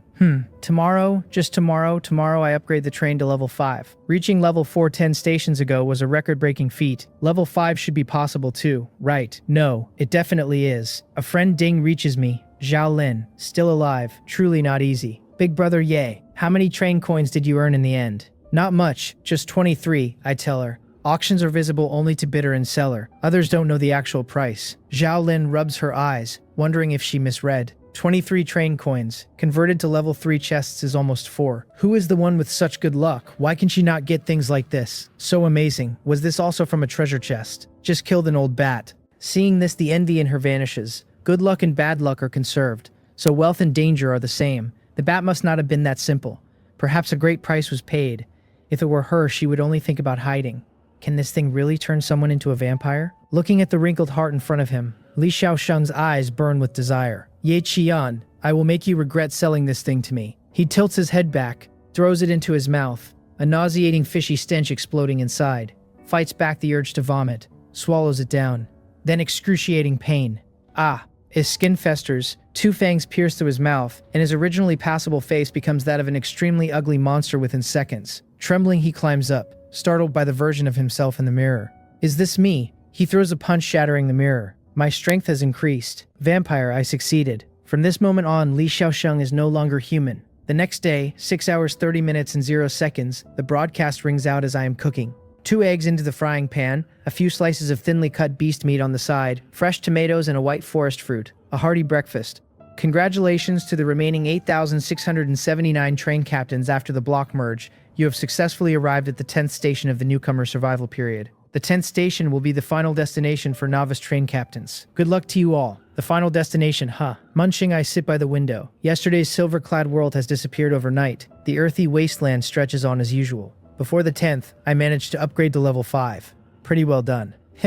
I walk to the front of the train, touch the oval-shaped train system, speak softly. Sublimation. Stamina and mental power surge like a tide. A deep blue stream pours continuously from the front car until it envelops the whole train. Stamina 120 to 70, mental power 120 to 60. Train upgrade complete. Current level 5. A brand new train reappears in the wilderness. Opening the details, the familiar trio, wheels, frame, chassis, all at level 5 strength, speed up to 100 kilometers per hour. Then upgrade options. 1. Intelligent chip, 10 train coins. 3. CVO Roadhog, 10 train coins. 3. CVO Roadhog, 10 train coins. 3. CVO Roadhog. 4. Infinite storage game console, 8 train coins. Well, I overestimated my reserves. The 4 total 48 train coins. If I buy them all, my balance drops back to single digits. I was a rich man for one day, now I'm going to be a pauper again. Shaking my head helplessly, I check the rewards. The intelligent chip goes without saying. Wally got a brain. The planting carriage also needs full automation. Must buy. The focus is the last 3, especially the carriage. Heavy turret carriage, equipped with 2 fixed heavy artillery guns, 1 fixed top machine gun, can be remotely controlled and fired via the train operating system. Artillery, hiss, feels good. Buying it. A pure black carriage much larger than normal appears out of thin air on the track. Connecting to my train, teleporting in and looking at the huge gun barrels aimed at both sides, I can't help but touch them a couple of times. This is a man's romance. If not for only 6 shells coming with the carriage, I would really fire one right now. Next, the CVO Roadhog, a silver gray motorcycle, and with it I won't have to walk on my own legs at the station. Buy. Last, infinite storage game console, a console with infinite internal storage. Spend 1 train coin to purchase various constantly updating games. No need to hesitate. Must buy. My coin count returns to pre-liberation levels overnight, but adhering to since I bought it I have to use it, I still spend 1 train coin to buy Devil May Cry 5, which I hadn't fully cleared before coming here. Just consider it nostalgia. Definitely not because my gaming addiction flared. There is one more thing, the reward for breaking the level 5 record. Congratulations on breaking the fastest level 5 train record. Receive 1 piece of train armament. Train armament? What kind of thing is this? Choosing to claim, a deep blue stream merges directly into my body. Train armament. Doomsday drill. Consumes 1 train coin to summon a drill in front of the train, with power increasing as the train speed increases. 12. I, still being abused by the boss in the game, put down the controller. The light screen pops up before me, my laziness disappearing. Is it finally starting? Crossroads of Destiny triggered. Please choose a path from the following 2 stations. Station 1, deep in the gloomy jungle, level 5 hunting station. Station 2, Darville Village, Goblin Tribe, level 5 hunting station. Goblins again, I really have a connection with goblins, and both hunting stations, this is hard to choose. The deep forest of option 1 has basically no information. Option 2, decided since goblins have appeared so many times it wouldn't make sense not to go see. I choose Station 2, Darville Village, Goblin Tribe. Station selection complete. Please sit tight. The 10th station the train is arriving at is Darville Village, Goblin Tribe. The train moves forward, half an hour later passes through the void. The whistle sounds, and outside the window, to my surprise, there are a dozen men and women dressed in various costumes, looking very much like adventurers from another world. Looking over. Current station, Darville Village, Goblin Tribe. Docking countdown 9 hours 59 minutes and 59 seconds. Good luck. This station, high risk. A bearded uncle in clerical attire, the leader, walks over and knocks on the train door. Hello, are you the new adventurer? Adventurer, like the hunter from the previous station, must be the train captain identity here. The sentry was not triggered, no hostility. I open the door and smile. Hello, my name is Ye Qian. What happened here? I am an adventurer just passing by, I don't know the situation. The cleric smiles kindly. I see. I thought you were sent by the royal capital. Since you aren't, you should leave quickly. This village is about to be invaded by the Goblin Kingdom. We must guard here for 5 hours to ensure all civilians are evacuated. However, it seems a bit late. Those goblins have already arrived. Following the cleric's gaze, above the distant hills, hundreds of green-skinned goblins are charging over, waving wooden sticks and iron bars while screaming. Stop them, the cleric shouts. We cannot let these monsters break through. Watch out for stealth. He pulls a giant cross the size of a door from his back and plants it before him, the rest on high alert. Just then he hears the young man beside him speak. Sentry, fire. The order is given. Its red optical eyes open and rotate continuously. Hundreds of light wheels appear out of thin air under the feet of the goblins, entering the 150-meter alert range. Even the goblin slayer in stealth is instantly revealed. Weapons materialize. Then, fire. Bullets pour out, each accurately hitting a vital point. The barrage prevents any goblins from entering the alert range. Instincts of fear cause the lowest level goblins to turn and flee, and some escape beyond 150 meters. But could they really escape? Pursue. Command updated. The sentry detaches from the train, even carrying the heavy machine gun, pursuing at extremely high speed. The moment these goblins charged toward me, they were destined to die here. When the gunfire ceases, hundreds of goblins have all been hunted down. The sentry returns to the top of the train to continue its vigil. I pat the shoulder of the stunned cleric. Mister, are you hurt? That. You. Who exactly are you? That thing just now. The cleric regains his senses, swallows, looking at my harmless appearance. I just said, I'm just passing through. But coincidentally, my target should be the strongest individual among these goblins. Tell me, where is it? This is a hunting station. There must be a target. Like the old bat. The strongest goblin. Do you mean the goblin general? From this cleric I learned the situation. The village is surrounded by a legion of 5,000 goblins. There are over 200 civilians. As adventurers, they were hired by the human royal family to defend so the people inside could evacuate. The cleric smiles and shakes his head. Of course. How could the kingdom spend such a sum to hire a high-level adventurer squad just for civilians of a border village? The real reason, a princess of the human royal family is staying somewhere in the village, searching for something. The squad must prevent any goblin invasion for at least 5 hours, until she finds what she is looking for and leaves safely. The commander outside is a goblin general, presumably my hunting target. 5,000. Can you really hold out for 5 hours? I am skeptical. They don't look like they could withstand it. The cleric laughs. We are a famous adventurer squad in the kingdom. Defeating the Goblin Legion is unlikely, but we can manage to block them. He points to the sky. We have set up a barrier. Once activated, when the Goblin army arrives, they cannot rush in. Watching his inexplicably confident expression, I silently look at the translucent light film not yet descended in the sky. I just feel it isn't as reliable as he claims. Will the Goblin General come too? Of course. By the way, I haven't introduced myself. My name is Donald. I am a cleric. If your target is the Goblin General, you can stay. It is dangerous outside. And the tracks further ahead were long destroyed by the goblins. Donald's gaze glances at the sentry a few times with a hint of fervor. Target confirmed. I accept Donald's invitation to stay temporarily. The squad people aren't bad. I exchange a few bottles of ice-cold beer to gain their trust.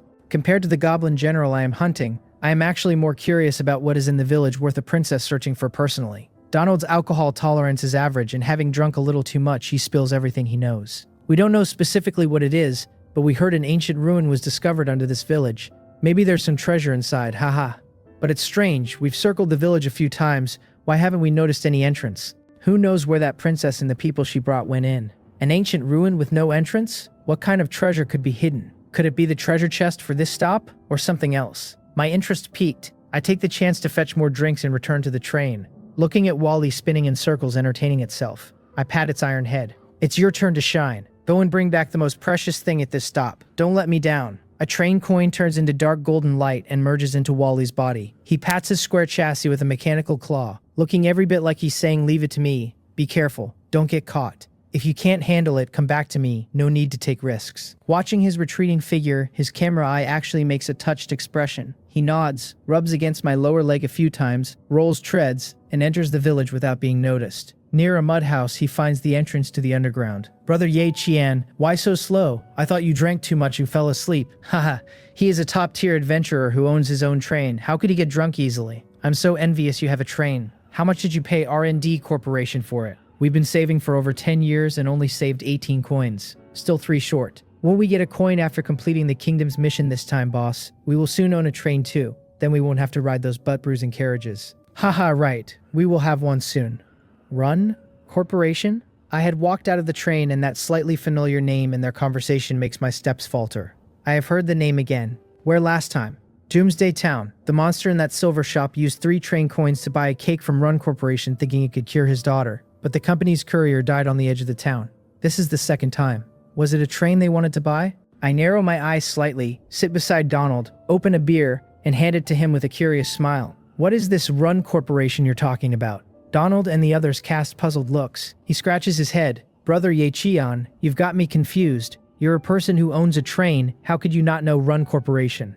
I didn't buy this train. I see, Donald says with a bitter smile. I knew it. You're so young. How could you have scraped together enough coins to buy a train? Plus, you don't look like an adventurer. Sigh, it's good to be a noble. You can get what we want without having to fight outside. By the way, you mentioned your target was the Goblin General. Are you hoping to kill that monster and make a name for yourself? Donald has already imagined a story where I am the heir of some noble family, driving a family-provided train to the frontier for an adventure.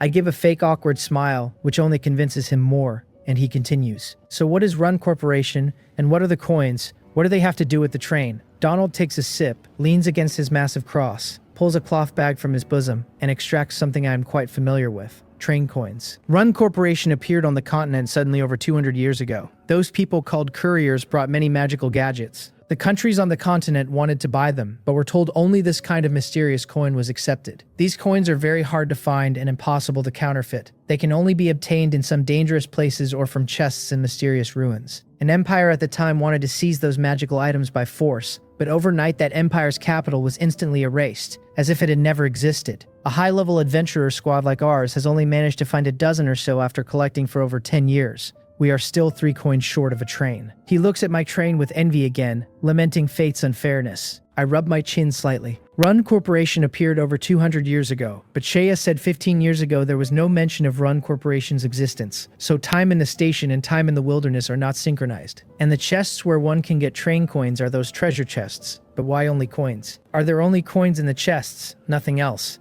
Donald looks confused. Of course, what else could there be? I do not press further. Then how do I contact Run Corporation once I have the coins?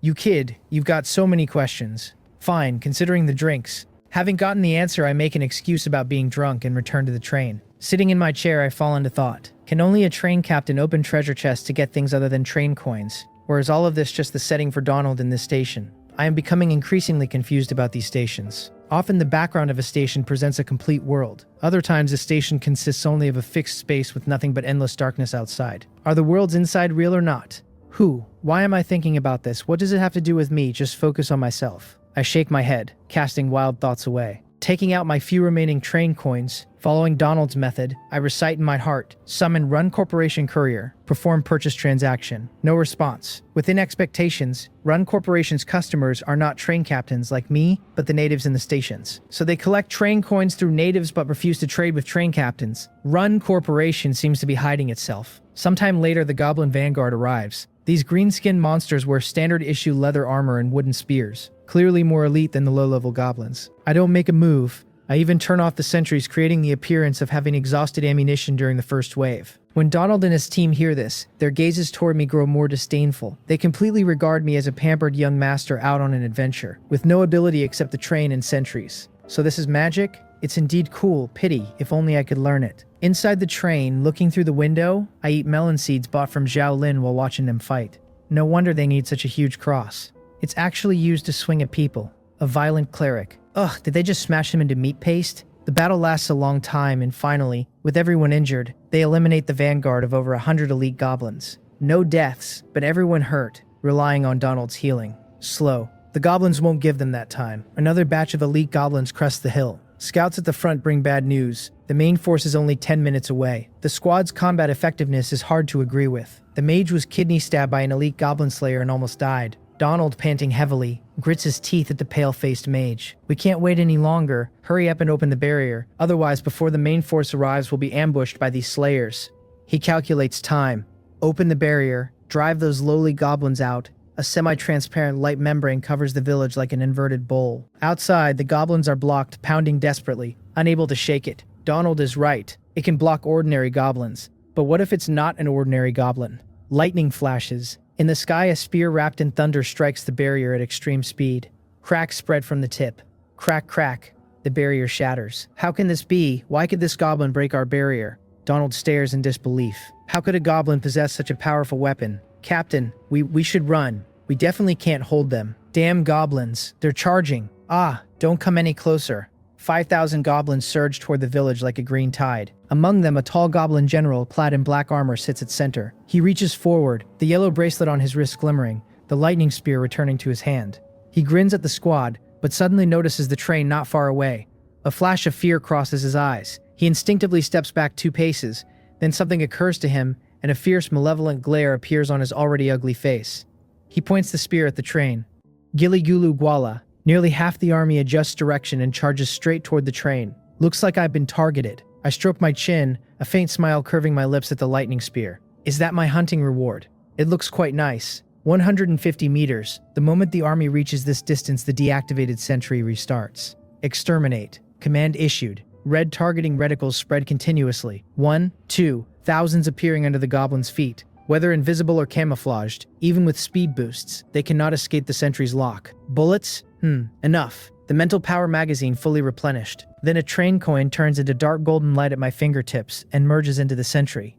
Activate overlimit mode. The sentry's red eye erupts with blinding light, initiating 30 seconds of double firing rate. The double-speed Great Compassion heavy machine gun turns the area within 150 meters into a meat grinder. Not a single goblin lasts a second after entering. The goblin general watches in disbelief. Not just him, the adventurers behind the train are the same. Is this war? No, this is a completely one-sided massacre. The goblins want to flee, but the goblin general roars and the fleeing goblins are affected. Their eyes turn blood red and they continue to charge, howling. Are these goblins crazy? How is it possible to charge through this? An adventurer mutters, voicing everyone's confusion. Oh, they're quite smart, knowing to consume my bullets. If it were someone else, they might really worry about supply. But well, crunch. The sweet aroma of white forest fruit masks the scent of blood on the breeze. When the 2 magazines empty, gunfire fades. The goblin general looks pleased and waves his spear to continue commanding the charge. No bullets. Captain, let's go. He's out. That's right, Captain. We should have left earlier. Damn it. Why did I believe a young noble could take out 5,000 goblins? Donald grits his teeth, hesitating. Yi Qian helped us. Go call him back so we leave together. Captain, it's too late. That kid has a train. Just let him figure out his own escape. What does it have to do with us? Idiot. The trains sold by Run Corporation require a 30-minute warm-up every start. How long has it been since the battle started? Ignoring dissuasion, Donald runs quickly toward the train. He wants to take me away before the goblins arrive. I hear the conversation and smile slightly, opening the window and leaning out, leisurely waving at sweating Donald. Brother Donald, you're not a bad guy. Get off the car quickly. No matter how precious the train, it's not as important as your life. Don't stay on it. Your weapon is out of bullets. The ammunition for that kind of weapon can only be bought from Run Corporation. Even if your family is wealthy, they can't give you more. Run. There's still time. Chew. Chew. I look at him with a smile, swallowing the fruit. Don't worry, there are still plenty of bullets. 80 meters. Snap. The empty mental power magazine fills instantly. 50 meters. Another train coin turns into golden light. Overlimit mode reactivate. Fire. On the battlefield, goblin after goblin is hit by bullets and explodes into blood mists. The level 6 heavy machine gun paired with special mental power bullets even achieves multi-kills, where monsters are dense. Facing an unbeatable opponent, the forcibly berserk goblins are forced awake. They abandon armor and weapons, ignoring the general's orders, turning to flee. Pursue them. A comical scene appears. The sentry floats in midair, mounting the heavy machine gun, single-handedly surrounding and annihilating the remaining less than 2,000. Only when both magazines are exhausted does it stop and return. Sitting on the window frame, I continue eating, ignoring Donald, who is dumbfounded for the umpteenth time, and walks straight out. Within 300 meters in front, the emerald grass is soaked scarlet. The army has completely collapsed. Only the goblin general remains, furious. No matter how he roars, he cannot salvage the shattered mental power. He himself feels fear under the sentry. Just as he prepares to flee with the army, he notices an unarmed human who looks quite delicious walking out. Gili-gulu, Gili-gulu. He immediately shows joy. Even with his underdeveloped brain, he can tell this delicious human must be the train's owner. Kill him and the train belongs to the great goblin general Tululu. Greed makes him abandon fear. At this distance, he can pierce through this delicious human's heart, then shatter into pieces just like the barrier. Gili-gulu gwala. He raises the spear high, bright yellow lightning attaching. But before he can throw, bang, a single bullet pierces through his brow. Trial by gunfire. Triggered. Sin judgment. Guilty. 1 shot. And the world goes quiet. Phew. Blowing the wisps of smoke from Ebony's muzzle, I hum a cheerful tune as I walk straight to the corpse, kicking him aside. This is my first time using the active ability of trial by gunfire. As expected, very strong. I pick up the spear and bring up the light screen. Lightning spear. Level 5. Consumes stamina to throw a powerful lightning attack. Supporting equipment, spear retriever. The retriever must be the thing the goblin general was using. Removing it from his wrist and examining this distinctly high-tech item, I fall into thought. Can a goblin really get their hands on this, or did he open a treasure chest somewhere else? No, Donald has no reason to lie. Natives in these station worlds should only be able to obtain train coins from chests, not other rewards. Then is it Run Corporation? Whether the retriever or the spear itself, I feel they were all bought from Run Corporation. Easy to tell by how the general targeted my train. This monster had clearly scavenged other trains, not the kind natives buy, but ones truly owned by a captain. Run Corporation is also an organization founded by train captains. Right, they sell to natives. Then what these natives do becomes new station worlds. Without seeing them, all my speculations cannot be confirmed. However, it should be soon. After completing the 10th platform, our batch passes the novice period, and there will surely be opportunity to meet earlier batches. They will know more about Run Corporation than I do, and perhaps I will run into someone from Run Corporation at some station. Putting the spear away, I hesitate, then strip the iron armor off the general. He doesn't know how many years since he last bathed. The stench is unbearable, but it's a waste to toss and recycling won't yield much, so I list it on the trading platform. Surely someone will mind nothing and pay. Too much trouble to carry, so I list the iron armor for 8 train coins. Where else can you find a conscientious merchant like me? 8 train coins for level 3 iron armor. This doesn't seem to have anything to do with conscience. Returning with my spoils, the adventurers look at me with awe and fear. The sentry's attack could be excused as a powerful weapon, but that single shot to the general's head erased all doubt. Lord Ye, thank you for your help. We will spread the story of how you repelled the 5,000-strong goblin army single-handedly. In the name of the Holy Lord, I, Donald, will absolutely not conceal these achievements. That doesn't really matter, but your mission can be considered complete. Right, I still need to stay here for a while. What about you? We'll leave right away. Sensing the dismissal, Donald leads them away without hesitation. Just as they leave, he remembers something, pulls a silver-white statue of a hooded prayer giver from his backpack, and offers it.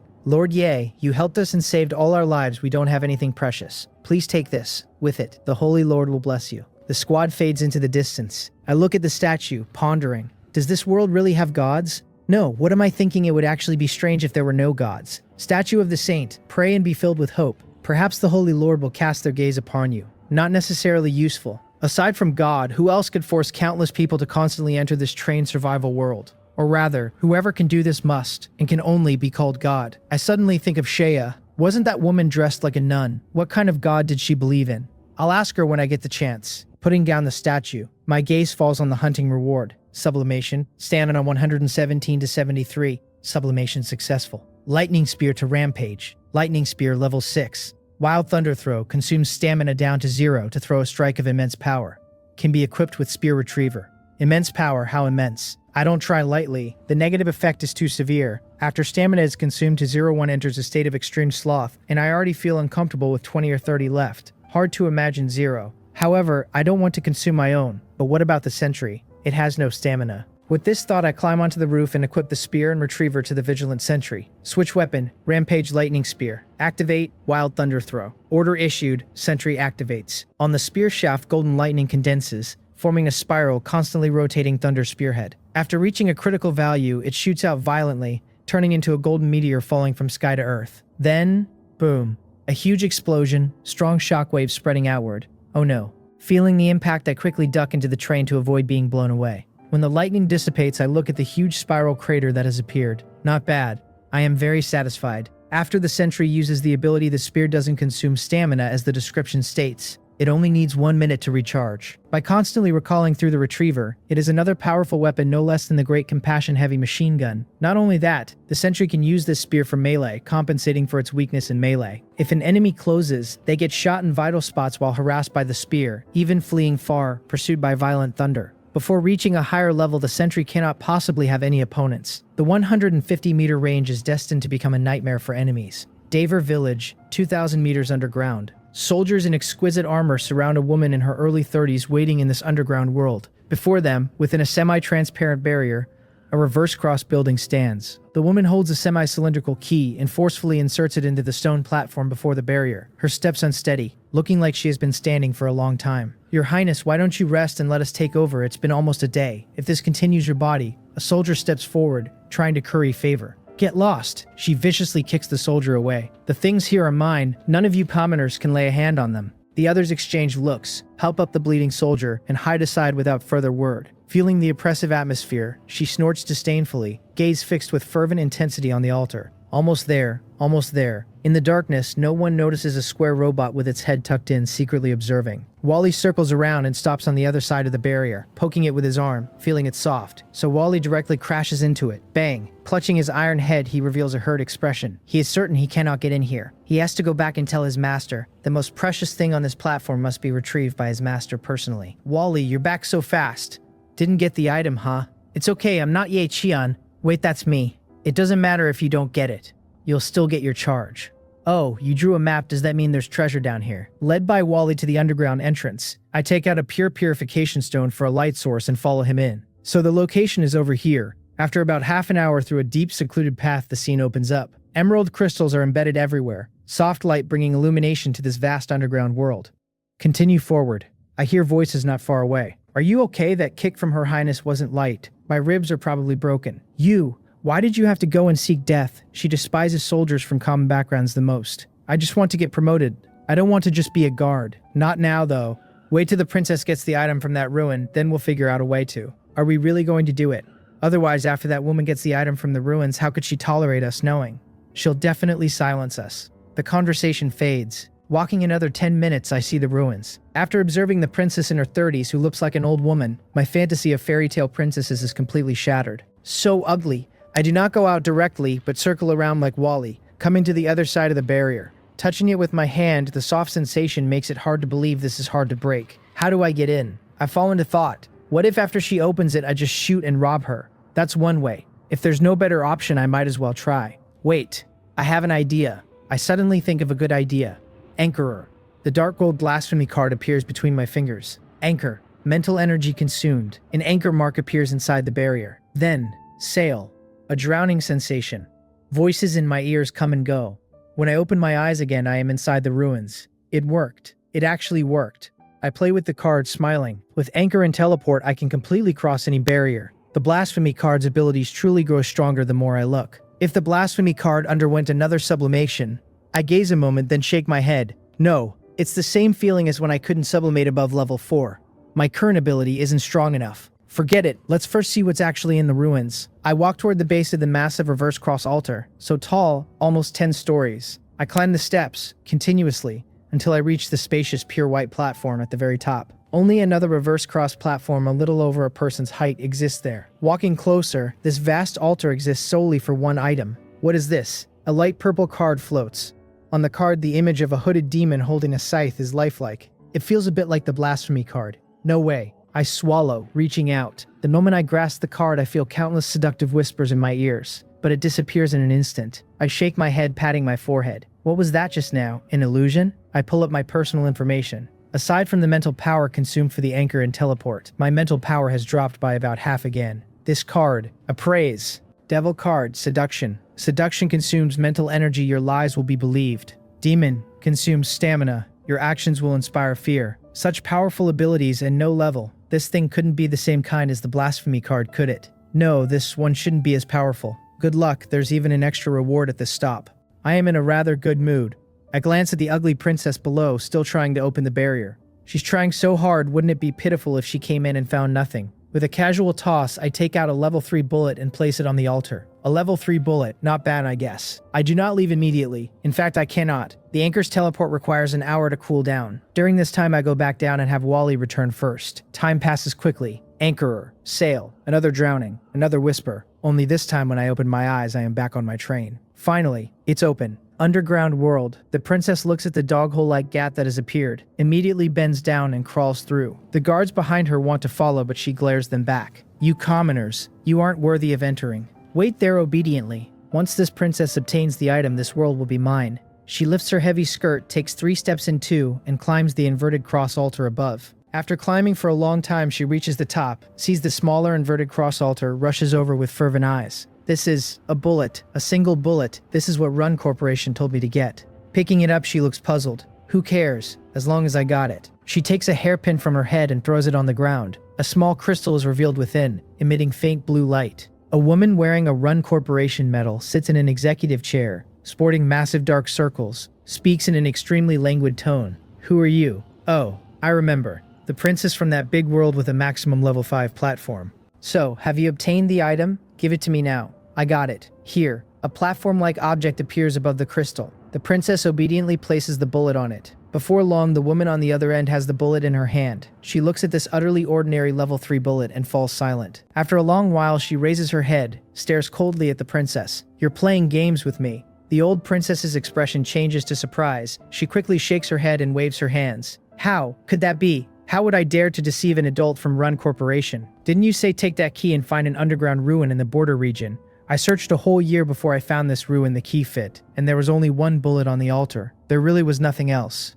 The woman continues to stare with icy dead fish eyes that make the old princess collapse to the ground. Enough. There should have been a card there, not a bullet. Where is the item exactly? I'm giving you one last chance. Tell the truth. I really don't know. There really was only this one bullet, I didn't lie. Sizzle. The blue crystal explodes. A sharp fragment grazes the princess's neck. Bleeding profusely, she desperately reaches out, but darkness like a tide engulfs her. The dead fish-eyed woman looks at the bullet, lost in thought. That native wasn't lying, but the barrier containing the devil card can only be opened with a key. Why was there a bullet inside? Could it be someone swapped the card beforehand? No, impossible. If the ruin had been opened, it wouldn't need a key again. So what exactly is this? She places the bullet aside and speaks to something living in the darkness. Go investigate which train captain above level 30 has recently visited that platform. Yes. Docking countdown 1 hour 33 minutes and 45 seconds. Wally, come back. On the roof of the train, I lie basking in the sunlight. Wally, meanwhile, is continuously pulling weapons and leather armor from the dead goblins, then recycling them through the processing station I placed outside,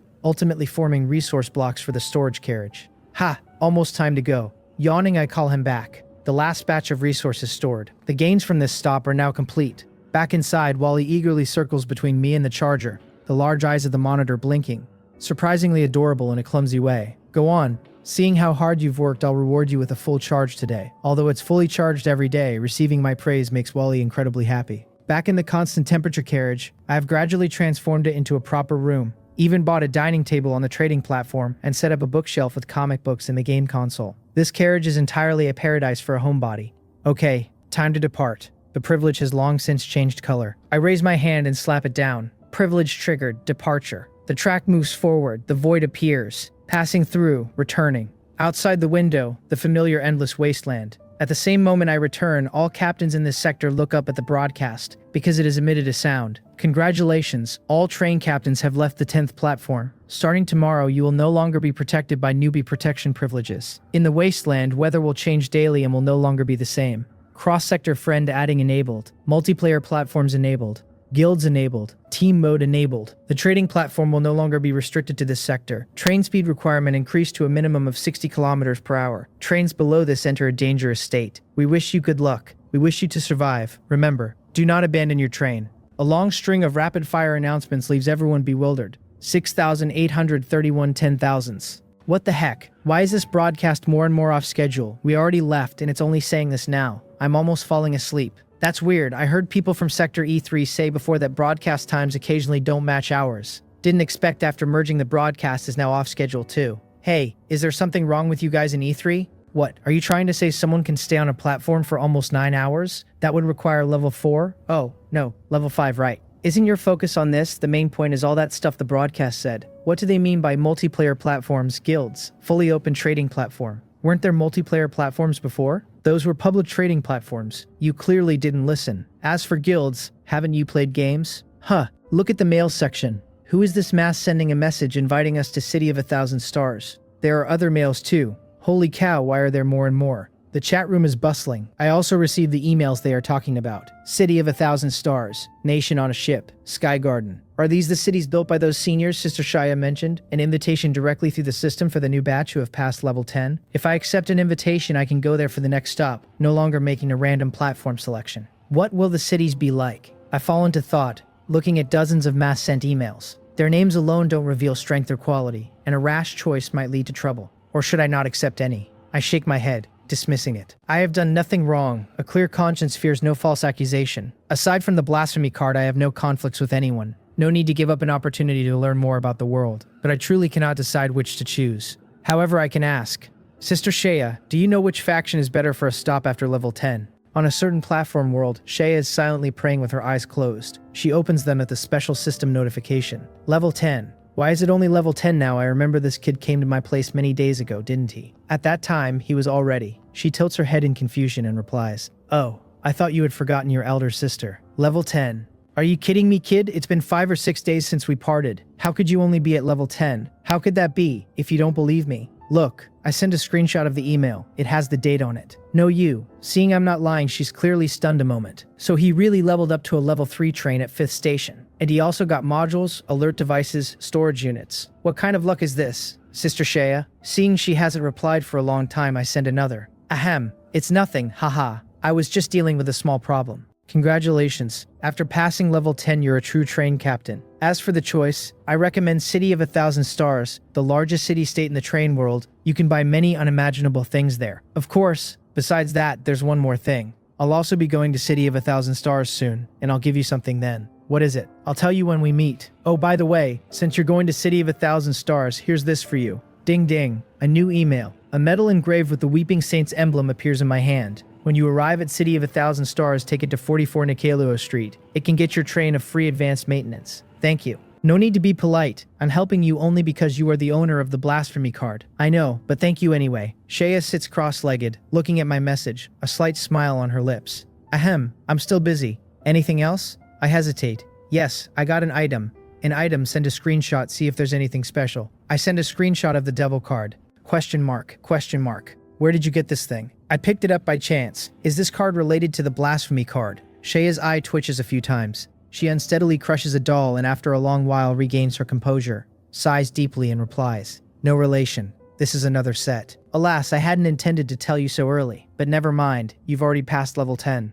Organizing her words, she continues. Taking the blasphemy card in your hand as an example, its individual existence is unique, but that doesn't mean there's only one. As far as I know, including yours, there are 7 blasphemy cards. These 7 are collectively classified as the profane card sequence. As for the devil card you picked up, it's one of the devil card sequence. The difference is there are only 13 devil cards in total, a fixed number. After the holder dies, the card randomly falls into a platform world, forming a ruin. You kid must have gotten it in some ruin, right? Still saying you picked it up, go fool a ghost. Heh, I really did pick it up. I saw no one wanted it, so I just took it. She rubs her forehead in exasperation. Blasphemy card, devil card, angel card, ace card. There are some other similar card sequences. Each one is a unique existence, and except for the blasphemy card, the number of other sequences is fixed. According to rumors that appeared out of nowhere, if one can collect all the cards of the sequence, something special will happen. For example, after collecting the devil card, one can summon a world-destroying demon or something. As of now, I don't know anyone who has managed to collect an entire sequence. However, I did hear that the Run Corporation you mentioned seems to be collecting a certain card sequence. Strangely, even I can't find their headquarters. If you run into them, be careful. Card sequences. I take out both the Blasphemy and Devil card and hold them. What about the Blasphemy card? What happens if they are all collected? Literally, profaning gods. Question mark. She feels she has said too much and sighs. Alright, this isn't something you should worry about. Moreover, no one even knows how many cards are in the Blasphemy sequence. So how could anyone collect them all? Don't overthink it. Go and rest well in City of 1,000 Stars. There you can stop for at least 3 days without continuing to adventure. Never mind, you'll know when the time comes. That's it, I have things to do. She closes the chat. She leans back on the church pew, slightly lost in thought.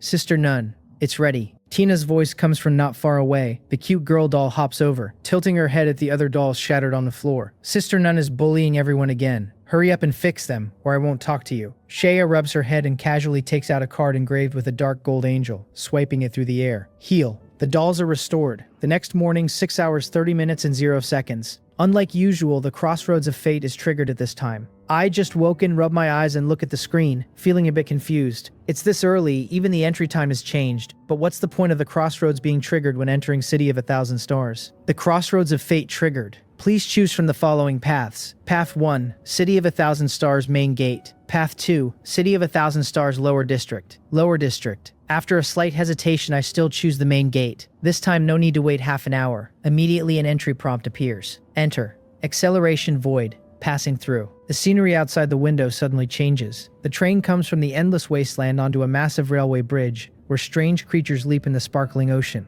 And many more bridges like this, each with hundreds of tracks, trains of various shapes traveling on them, all members of some block. Directly ahead, a colossal starvation city stretching as far as the eye can see, floats in midair, with countless tracks spiraling around it, like the rings of a planet. Ding ding. Zhao Lin. Brother Ye, did you accept the invitation? Which place did you choose? City of 1,000 stars. You haven't chosen yet. Choose now. I'll choose City of 1,000 stars too. I'll treat you to a meal. Heh. I got a lot of train coins at the last station. Okay. Ding ding. Another. Shangguan Ying Shui. Where did you choose? Do you women all like to talk to people at the same time? Question mark. Just kidding, I chose City of 1,000 stars. How about you? I'm not there. That's a bit of a shame. Ellipsis. The chat ends, and about half an hour later the train begins to slow. A majestic gate appears. New mail. Welcome to City of 1,000 stars. The whistle blows, the train stops at a Gothic-style platform, enters an independent tunnel, and finally halts. A man in uniform walks over and stands before the door, observes the train, clears his throat, and knocks. The door opens, and as I step out, he nods slightly with a kind smile. Hello, esteemed train captain. Welcome. I am your guide and will introduce you to relevant matters. For the next 3 days you may stay here, or you may choose to join a guild to obtain longer docking times and resources. Through the guild's capabilities. The word guide reminds me of the smiling man at the public trading station. I wonder how that guy is doing now. I came by invitation. What should I do next? Nothing at all. Once you choose to come, you have a special coordinate. After leaving, every 3 stations you can spend 2 train coins to change the destination of the next station to City of 1,000 stars. Here all train captains will spend at least 3 days of rest, whether for dining, entertainment, or any desire. As long as you spend train coins, it can all be achieved. So that's how it is. I finally understand why these factions send invitations immediately after newbies completed 10 stations. By bringing more newbies into their sphere, captains who are tired or afraid will inevitably choose to come every 3 stations. As for whose pockets those 2 train coins end up in, no need to say more. So my train will just be left here? He shakes his head as if anticipating, takes out a key and hands it to me. City of 1,000 stars has specialized train storage capsules right here. For just 1 train coin, your train can be absolutely safely stored for 3 days. The key remains in your hands. Only you can open it. Even the highest level administrators absolutely cannot. He finally understands. In short, it costs money. What if I didn't buy? I can easily imagine that if I went out and came back, my train would be nothing but an empty shell. So would you like to purchase the storage service? Yes, your choice is correct. 1 train coin to the guide, I take the key and follow him out. A massive mechanical arm descends from the sky and grabs the tunnel where my train was. It is placed in a corner of the large gate I had just seen and enveloped by a light blue screen. There are countless similar compartments capable of storing trains on that gate. Train captain, please feel free to explore on your own. I hope you have the most wonderful experience here. He is about to leave when I remember something. Wait, what if I want to maintain my train? He gives me a strange look, completely surprised that a captain who just entered would know about maintenance. Please rest assured, you can find specialized maintenance technicians in the city. They all have devices that can directly teleport trains. You only need to use your key, and the train will automatically go there after maintenance return here. And how do I get to 44 Nakello Street? You can go there by city's self-service transportation vehicles. Thank you. Having the info I want, I am not in a hurry. Stepping out of the hall, what meets my eyes is a colossal multi-layered city with a futuristic feel. The place I'm in is the first layer, the base area, the lowest level of the entire City of 1,000 stars. But this is the lower, then what was the point of that option? I don't think much. After getting a free general map, I walk straight in one direction.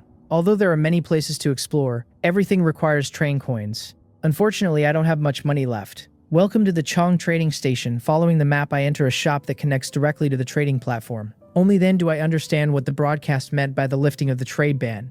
Resources, all fixed prices now. 1 train coin can be exchanged for 100 kilograms of wood, metal, or 100 mechanical parts. Each person can sell a maximum of 20 times per day for these basic resources. Why is this? Not far away, a sales assistant comes over upon hearing me. She first gives a respectful smile, then explains, "Respected train captain, you must be visiting City of 1,000 stars for the first time. Basic resources are not scarce here. Many train captains within the city possess the resource radar talent and can provide a large amount of basic resources daily. Therefore, the prices you see now were set by the city lord, specifically prepared for new captains." Talent? What is that? I asked nonchalantly. From her words, it seems that in this city, talent is not something worth mentioning. Her smile does not diminish as she explains. Talent is something only a very small number of captains possess.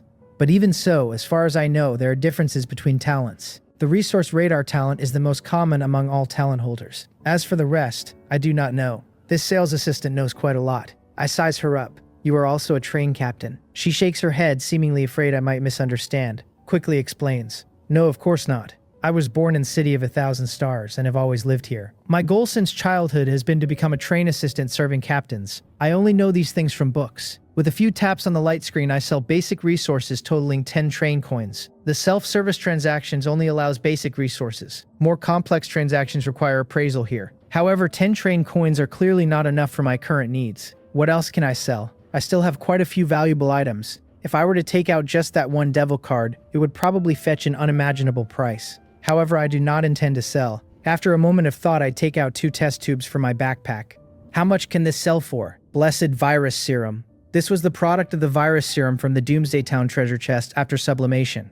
Although I always kept it in storage, I never had a chance to use it. And with the candy Shea gave me, the value is becoming smaller and smaller. Keeping one tube and exchanging the rest for train coins is just right. Please wait a moment. A mysterious-looking machine emits light, scanning the 2 test tubes. The light forms a screen, displaying its quoted price. Virus serum can provide immunity to low-level zombie viruses. Due to unknown reasons, it has been specially blessed, gaining low-level healing abilities. Estimated value, 5 train coins per tube. Higher than I imagined. Train captain, here are your train coins. Is there anything else? Not for now. Alright, would you like to exchange your train coins for 1,000 stars coins? What are those? They are the common currency of City of 1,000 Stars. Train coins are too precious. Each train coin can be exchanged for 1,000 stars coins, usable in any consumption venue within the city. I exchange 5, obtaining 5,000 stars coins, and have no intention of staying. Just as I turn to leave, the assistant runs over and slips a business card into my hand. Train captain, if you need a train assistant, you can contact me.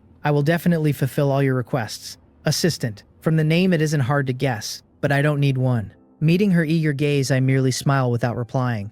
After getting the train coins, I do not leave immediately. Standing on the street, the diverse architecture, vehicles, and people make me feel a little unreal. Ding ding. Zhao Lin, Brother Ye, I've arrived at the place you mentioned. Which one is you?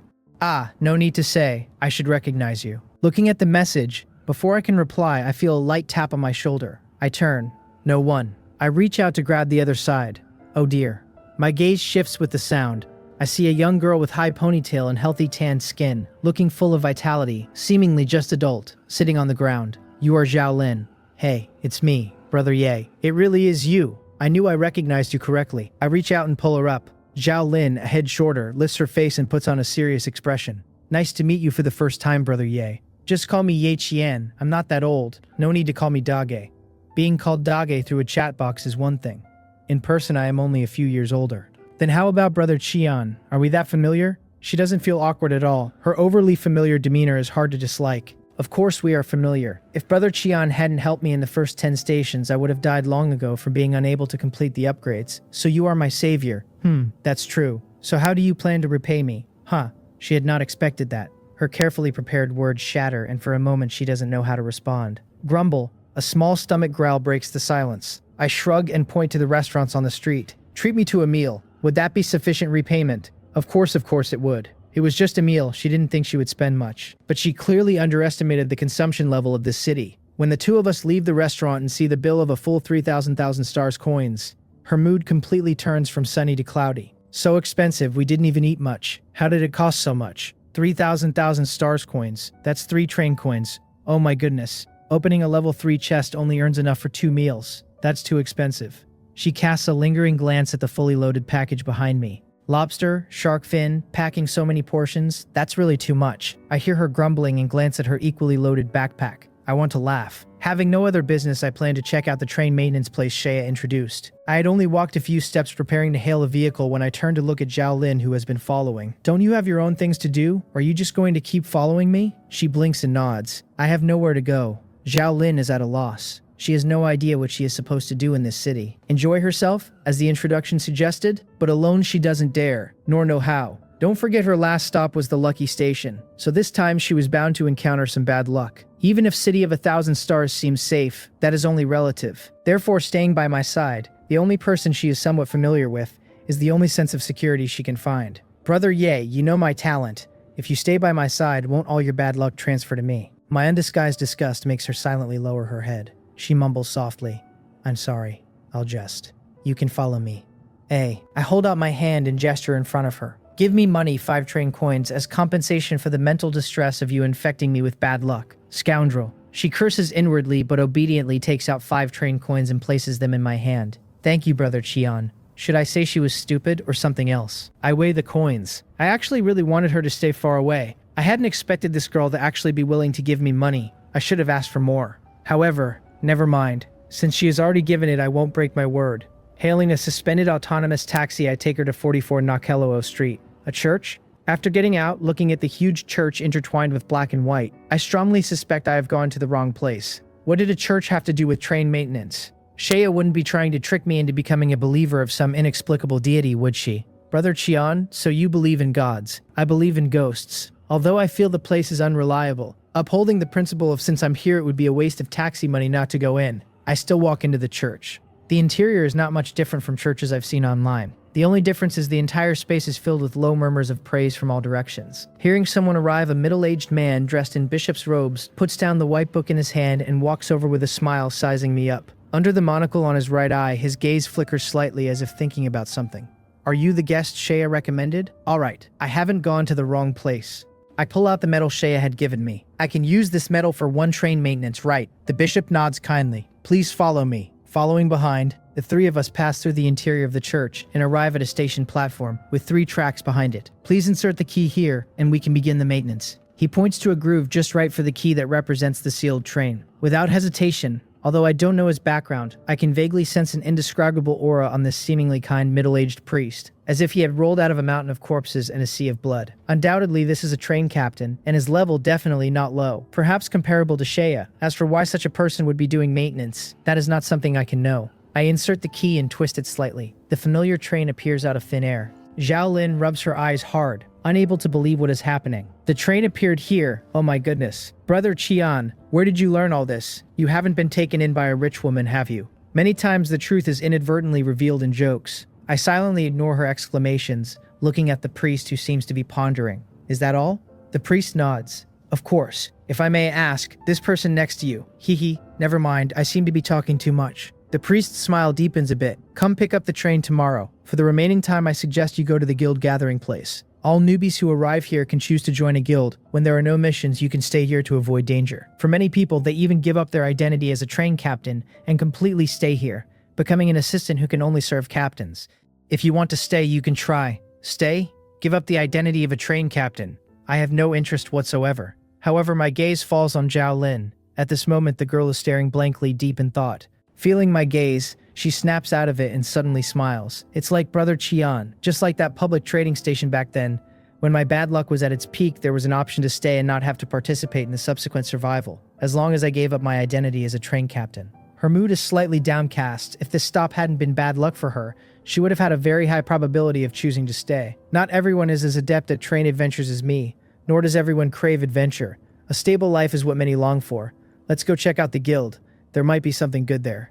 We hail another car, this time Zhao Lin pays. On the way, I browse the trading platform connected to City of 1,000 Stars. With my level 5 captain identity, I can see some extra items. But still no flamestone. It is not in the trading options. That item seems non-sellable, at least not buyable here. And for some reason, no items above level 3 are found on the platform. Not a single one. Very strange. As a gathering place for captains, there are countless people from earlier batches. How could no one be selling higher level items? The taxi drives about half an hour on the street, bringing us to a huge white jade plaza. The plaza is bustling. Many teams that look quite professional are seated in their respective spots, all there to recruit newbies. Roughly estimated, there must be tens of thousands of people in the center, not counting those who have left or not yet arrived. Truly magnificent. Everything in this city gives me a sense of large and diverse déjà vu. I have no interest in joining any guild, just want to see what a so-called guild actually is. However, this place is not only for recruiting. Many people have set up stalls here, displaying items for sale, and not a few are train captains from earlier batches. Brother Chian, I just wanted to ask, you just left your train in that church. Aren't you afraid it will be stolen? We walk among the vendors. Hearing her question, I, observing a silver-white desert eagle, reply without looking back. It's fine, I've been watching it. Watching? She is puzzled. She cannot see my system light screen, so she doesn't know that the surveillance footage running inside my train is always under my control. This gun is only level 2. Do you have any higher levels? The rogue stares with dead fish eyes and replies in a lazy voice that makes one wonder if he would fall asleep standing up. You, a newbie, right. So what if I am? Oh, no wonder. You still don't know the rules of City of 1,000 Stars. He yawns, scratches himself a few times from inside his clothes. The highest level of items sold externally in City of 1,000 Stars is level 3. If you want higher level items, you have to join a large guild to buy them. Other than those guilds, selling items above level 3 elsewhere is illegal. Why are there such rules? Level 3 items aren't that hard to obtain, are they? The rogue stops scratching and looks at me strangely. Kid, your luck must be pretty good to think level 3 items are easy to get. Forget it, are you buying or not? If you buy this gun, I'll impart some senior experience. How much? 4 train coins, very cheap. Money and goods exchanged. A smile finally appears on the lazy face. Finally sold. 4 train coins, I can go find technician number 8 and have a good time again. He turns to leave, but is stopped by a hand on his shoulder. Senior, did you forget something? He knows he can't escape, sighs helplessly. Points to a teppanyaki stall. Let's talk over there and grab something to eat. Following him, we sit at the stall, the boss winking at the rogue. All right. I didn't bring them here for you to slaughter. 3 cups of, oh, do you two drink? Zhao Lin politely shakes her head. Let's talk about serious matters.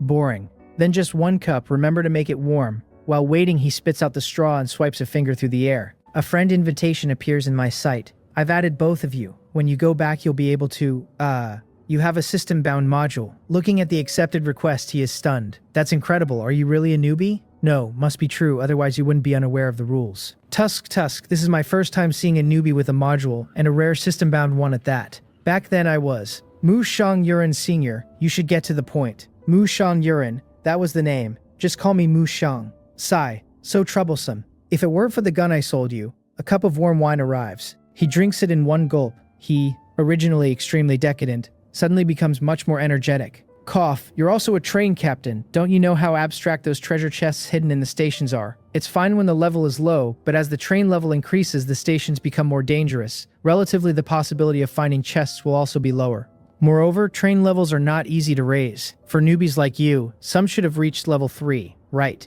Have you seen the upgrade requirements for the next level? Flamestone? Zhao Lin answers quickly. Right, Flamestone. That stuff can only be obtained at stations above level 4. And newbie captains can only go up to level 3 at most. So where do you get Flamestone? He points upwards. Heh, so newbies have to obediently join a guild, then follow their arrangements, exchange resources and contributions exceeding Flamestone for a Flamestone.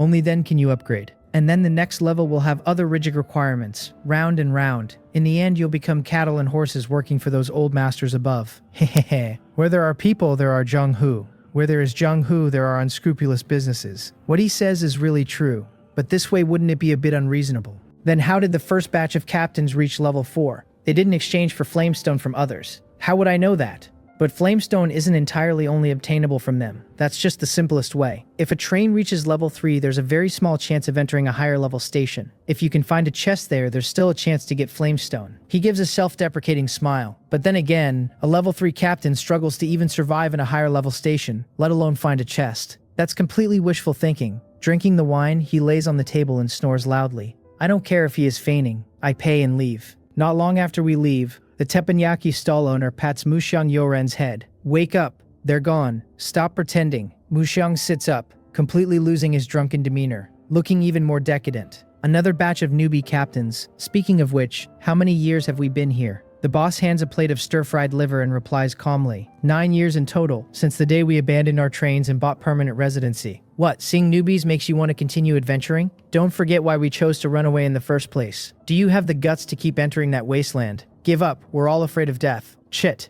Throwing down a handful of train coins, he turns and leaves. Only his figure seems a bit more hunched. Brother Qian, then are we really unable to reach level 4? Or should we find a guild to join? We have left the stall. Just as Mushang said, no items above level 3 here. Didn't he say even if we don't join a guild, there's a chance to find Flamestone in a chest? With your luck, you might find it at the next station. Heh, you're right. Thinking her luck would return, she immediately isn't so sad. Don't worry, Brother Qian. If I find 2 Flamestones, I'll sell you one at a friendly price.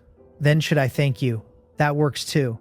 In the plaza, Zhao Lin and I, with no intention of joining a guild, prepare to leave and explore other places. But our choice doesn't mean others would choose the same. Li Xiaosheng. This man, who self-proclaims himself the protagonist, stands before a man in a white suit, his face flushed with red and green. A resource radar talent, not bad. You're the 3rd resource radar today. Lucky you. Join our guild and become part of the resource team. You'll have a good life. Are there many resource radars? Under envious gazes from others, Li Xiaosheng struggles to ask. It's all right. One of the most common talents.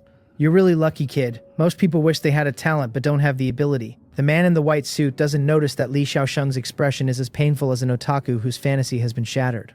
He clenches his fists, a mix of unwillingness and confusion. Why shouldn't this talent be unique to me? Why do others have it too? This isn't fair. I'm supposed to be the most special. He screams internally. The man in the white suit looks at him suspiciously and casually pats his head. There's no need to be so excited about joining a guild. Work hard, I have high hopes for you. B brother, in the guild can I also buy flamestone? Right. I heard from others that only in a guild can one. I was wondering if I could get it in advance. Yes, you can, but you don't need to be in such a hurry.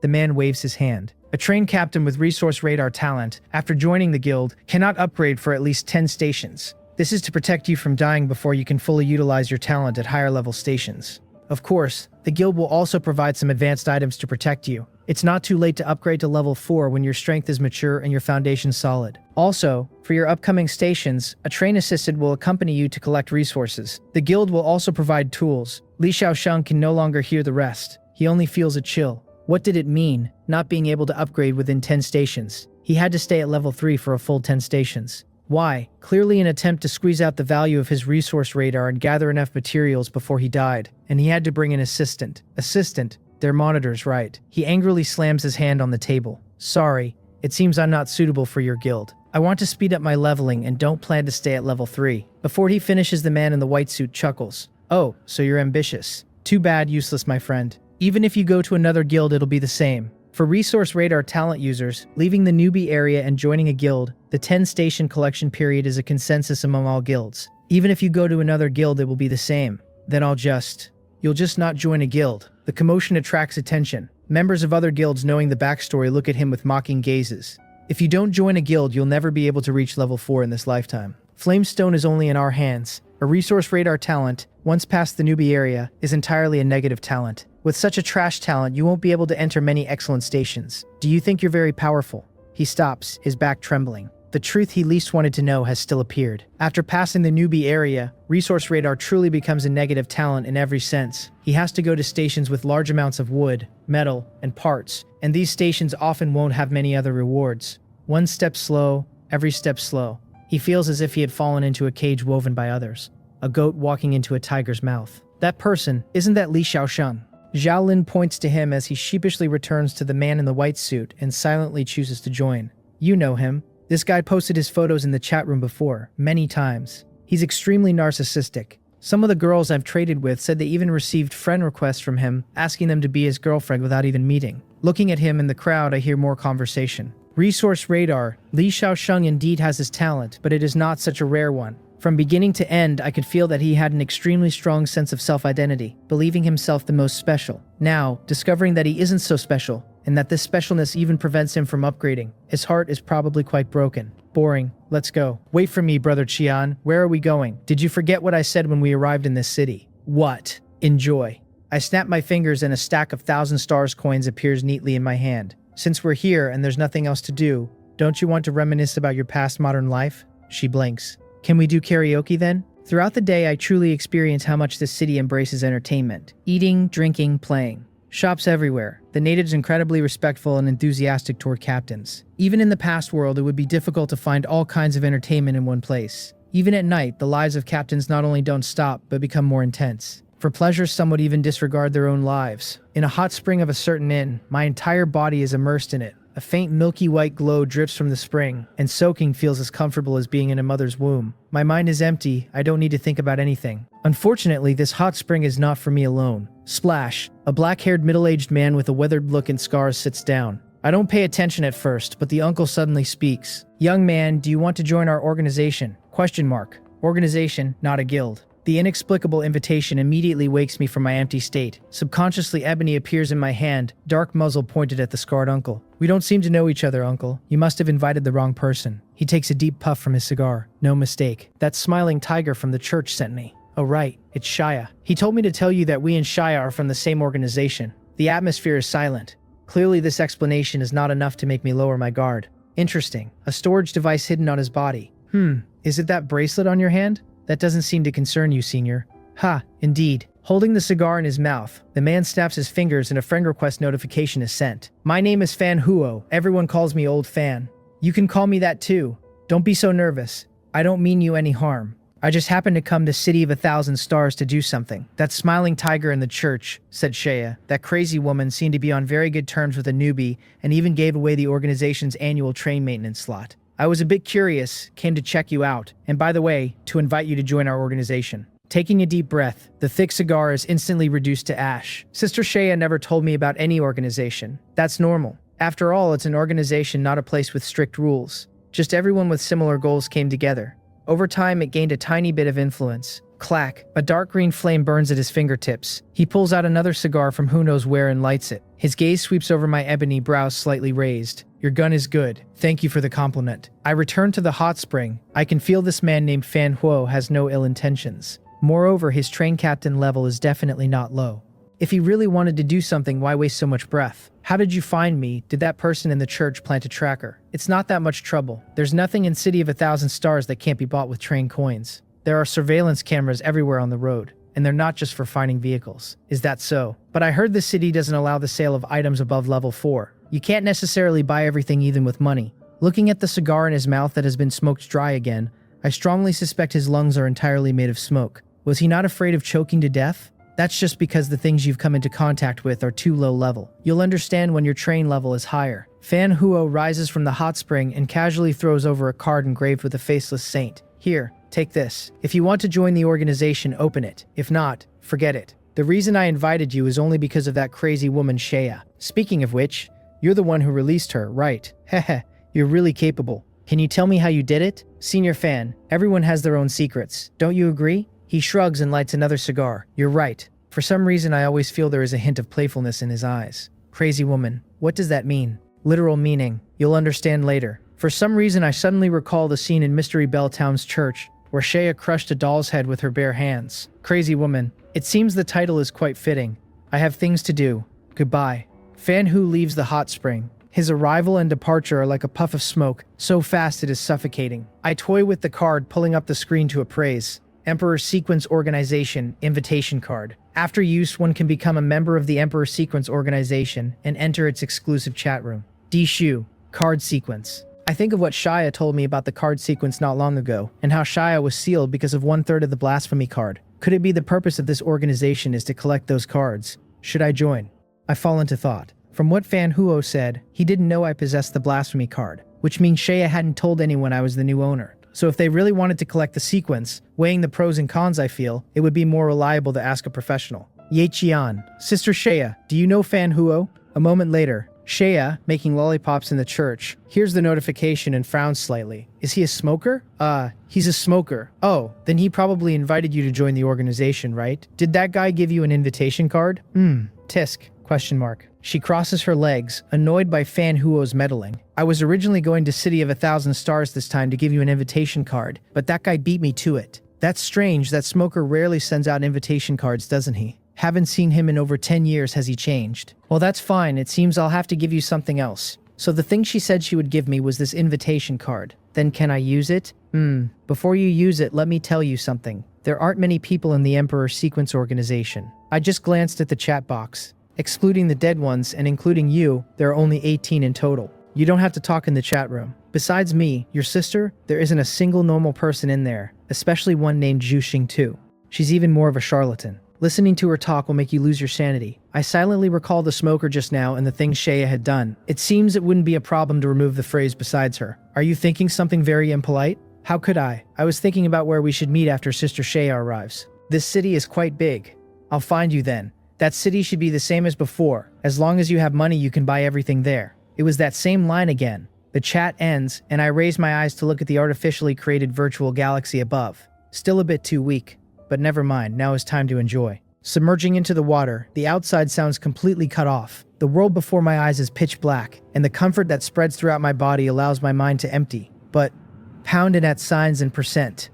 ? Whoosh. Suddenly sitting up, the inexplicable sound that had echoed in my ears vanishes as if it had been an illusion. But it was definitely not an illusion. It was real. Swish. The blasphemy card is taken out from the storage unit. Looking at the anchor on it, for some reason I always feel this guy is speaking. But this is clearly an inanimate object. Phew, it's been so long since I had a bath. Wah, I was almost dirty to death. Zhao Lin in a bathrobe walks out humming, sees me sitting not far away drinking iced cola with a table full of fried chicken in front. Quickly runs over. Brother Qian, when did you come out?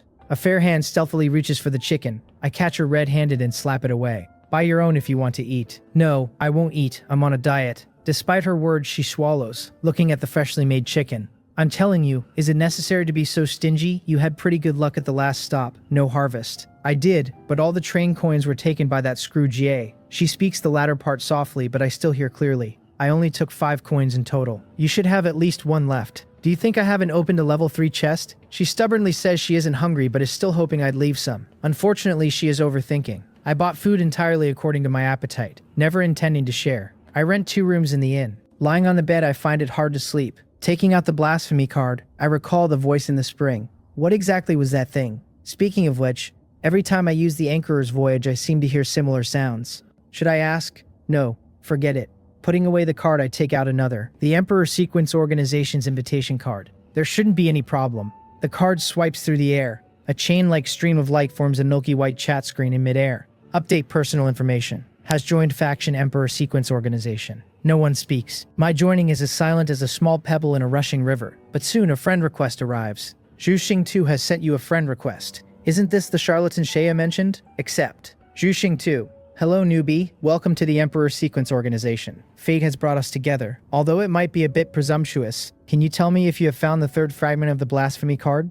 Not yet. In a carriage resembling an astrological palace, the black-haired woman with eyes like a galaxy looks at the reply on the light screen and slightly turns the extremely complex compass before her. Strange, why can't I see if what he said is true? Turning it again, the galaxy in her eyes gradually returns to black pupils, and her demeanor changes from charlatan to much more normal. This is fate. Fate prevents me from seeing his fate. Ah, how truly magical, don't you agree? In front of her 13 cards with various patterns float in midair. One flies into her hand. Oh, so proactive. Could it be he has? Heh. Speaking of which, sending Fan Huo to invite him should make Shea quite unhappy. After all, he's her benefactor. Fate tells me she'll have to prepare a new gift for her benefactor. Heh.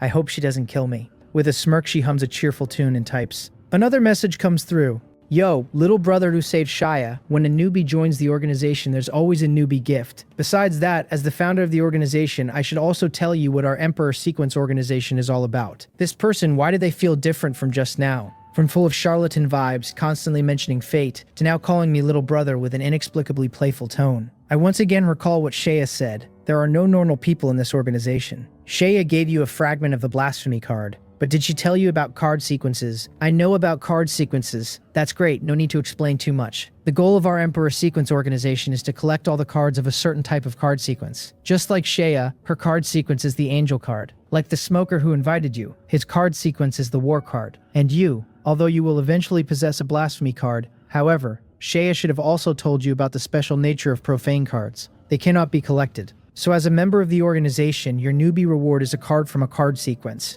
If I'm not mistaken, you should have a devil card. Right. Would you believe me if I said no? No. Alright, how did you know? Hee. That's because I'm very amazing. She plays with the card engraved with a raven pattern in her hand and throws it into the light screen. Here, newbie benefit. New email. Opening it, the raven patterned card immediately appears. Evil devil card. Harbinger. Harbinger consumes spirit. Demon raven comes to announce death.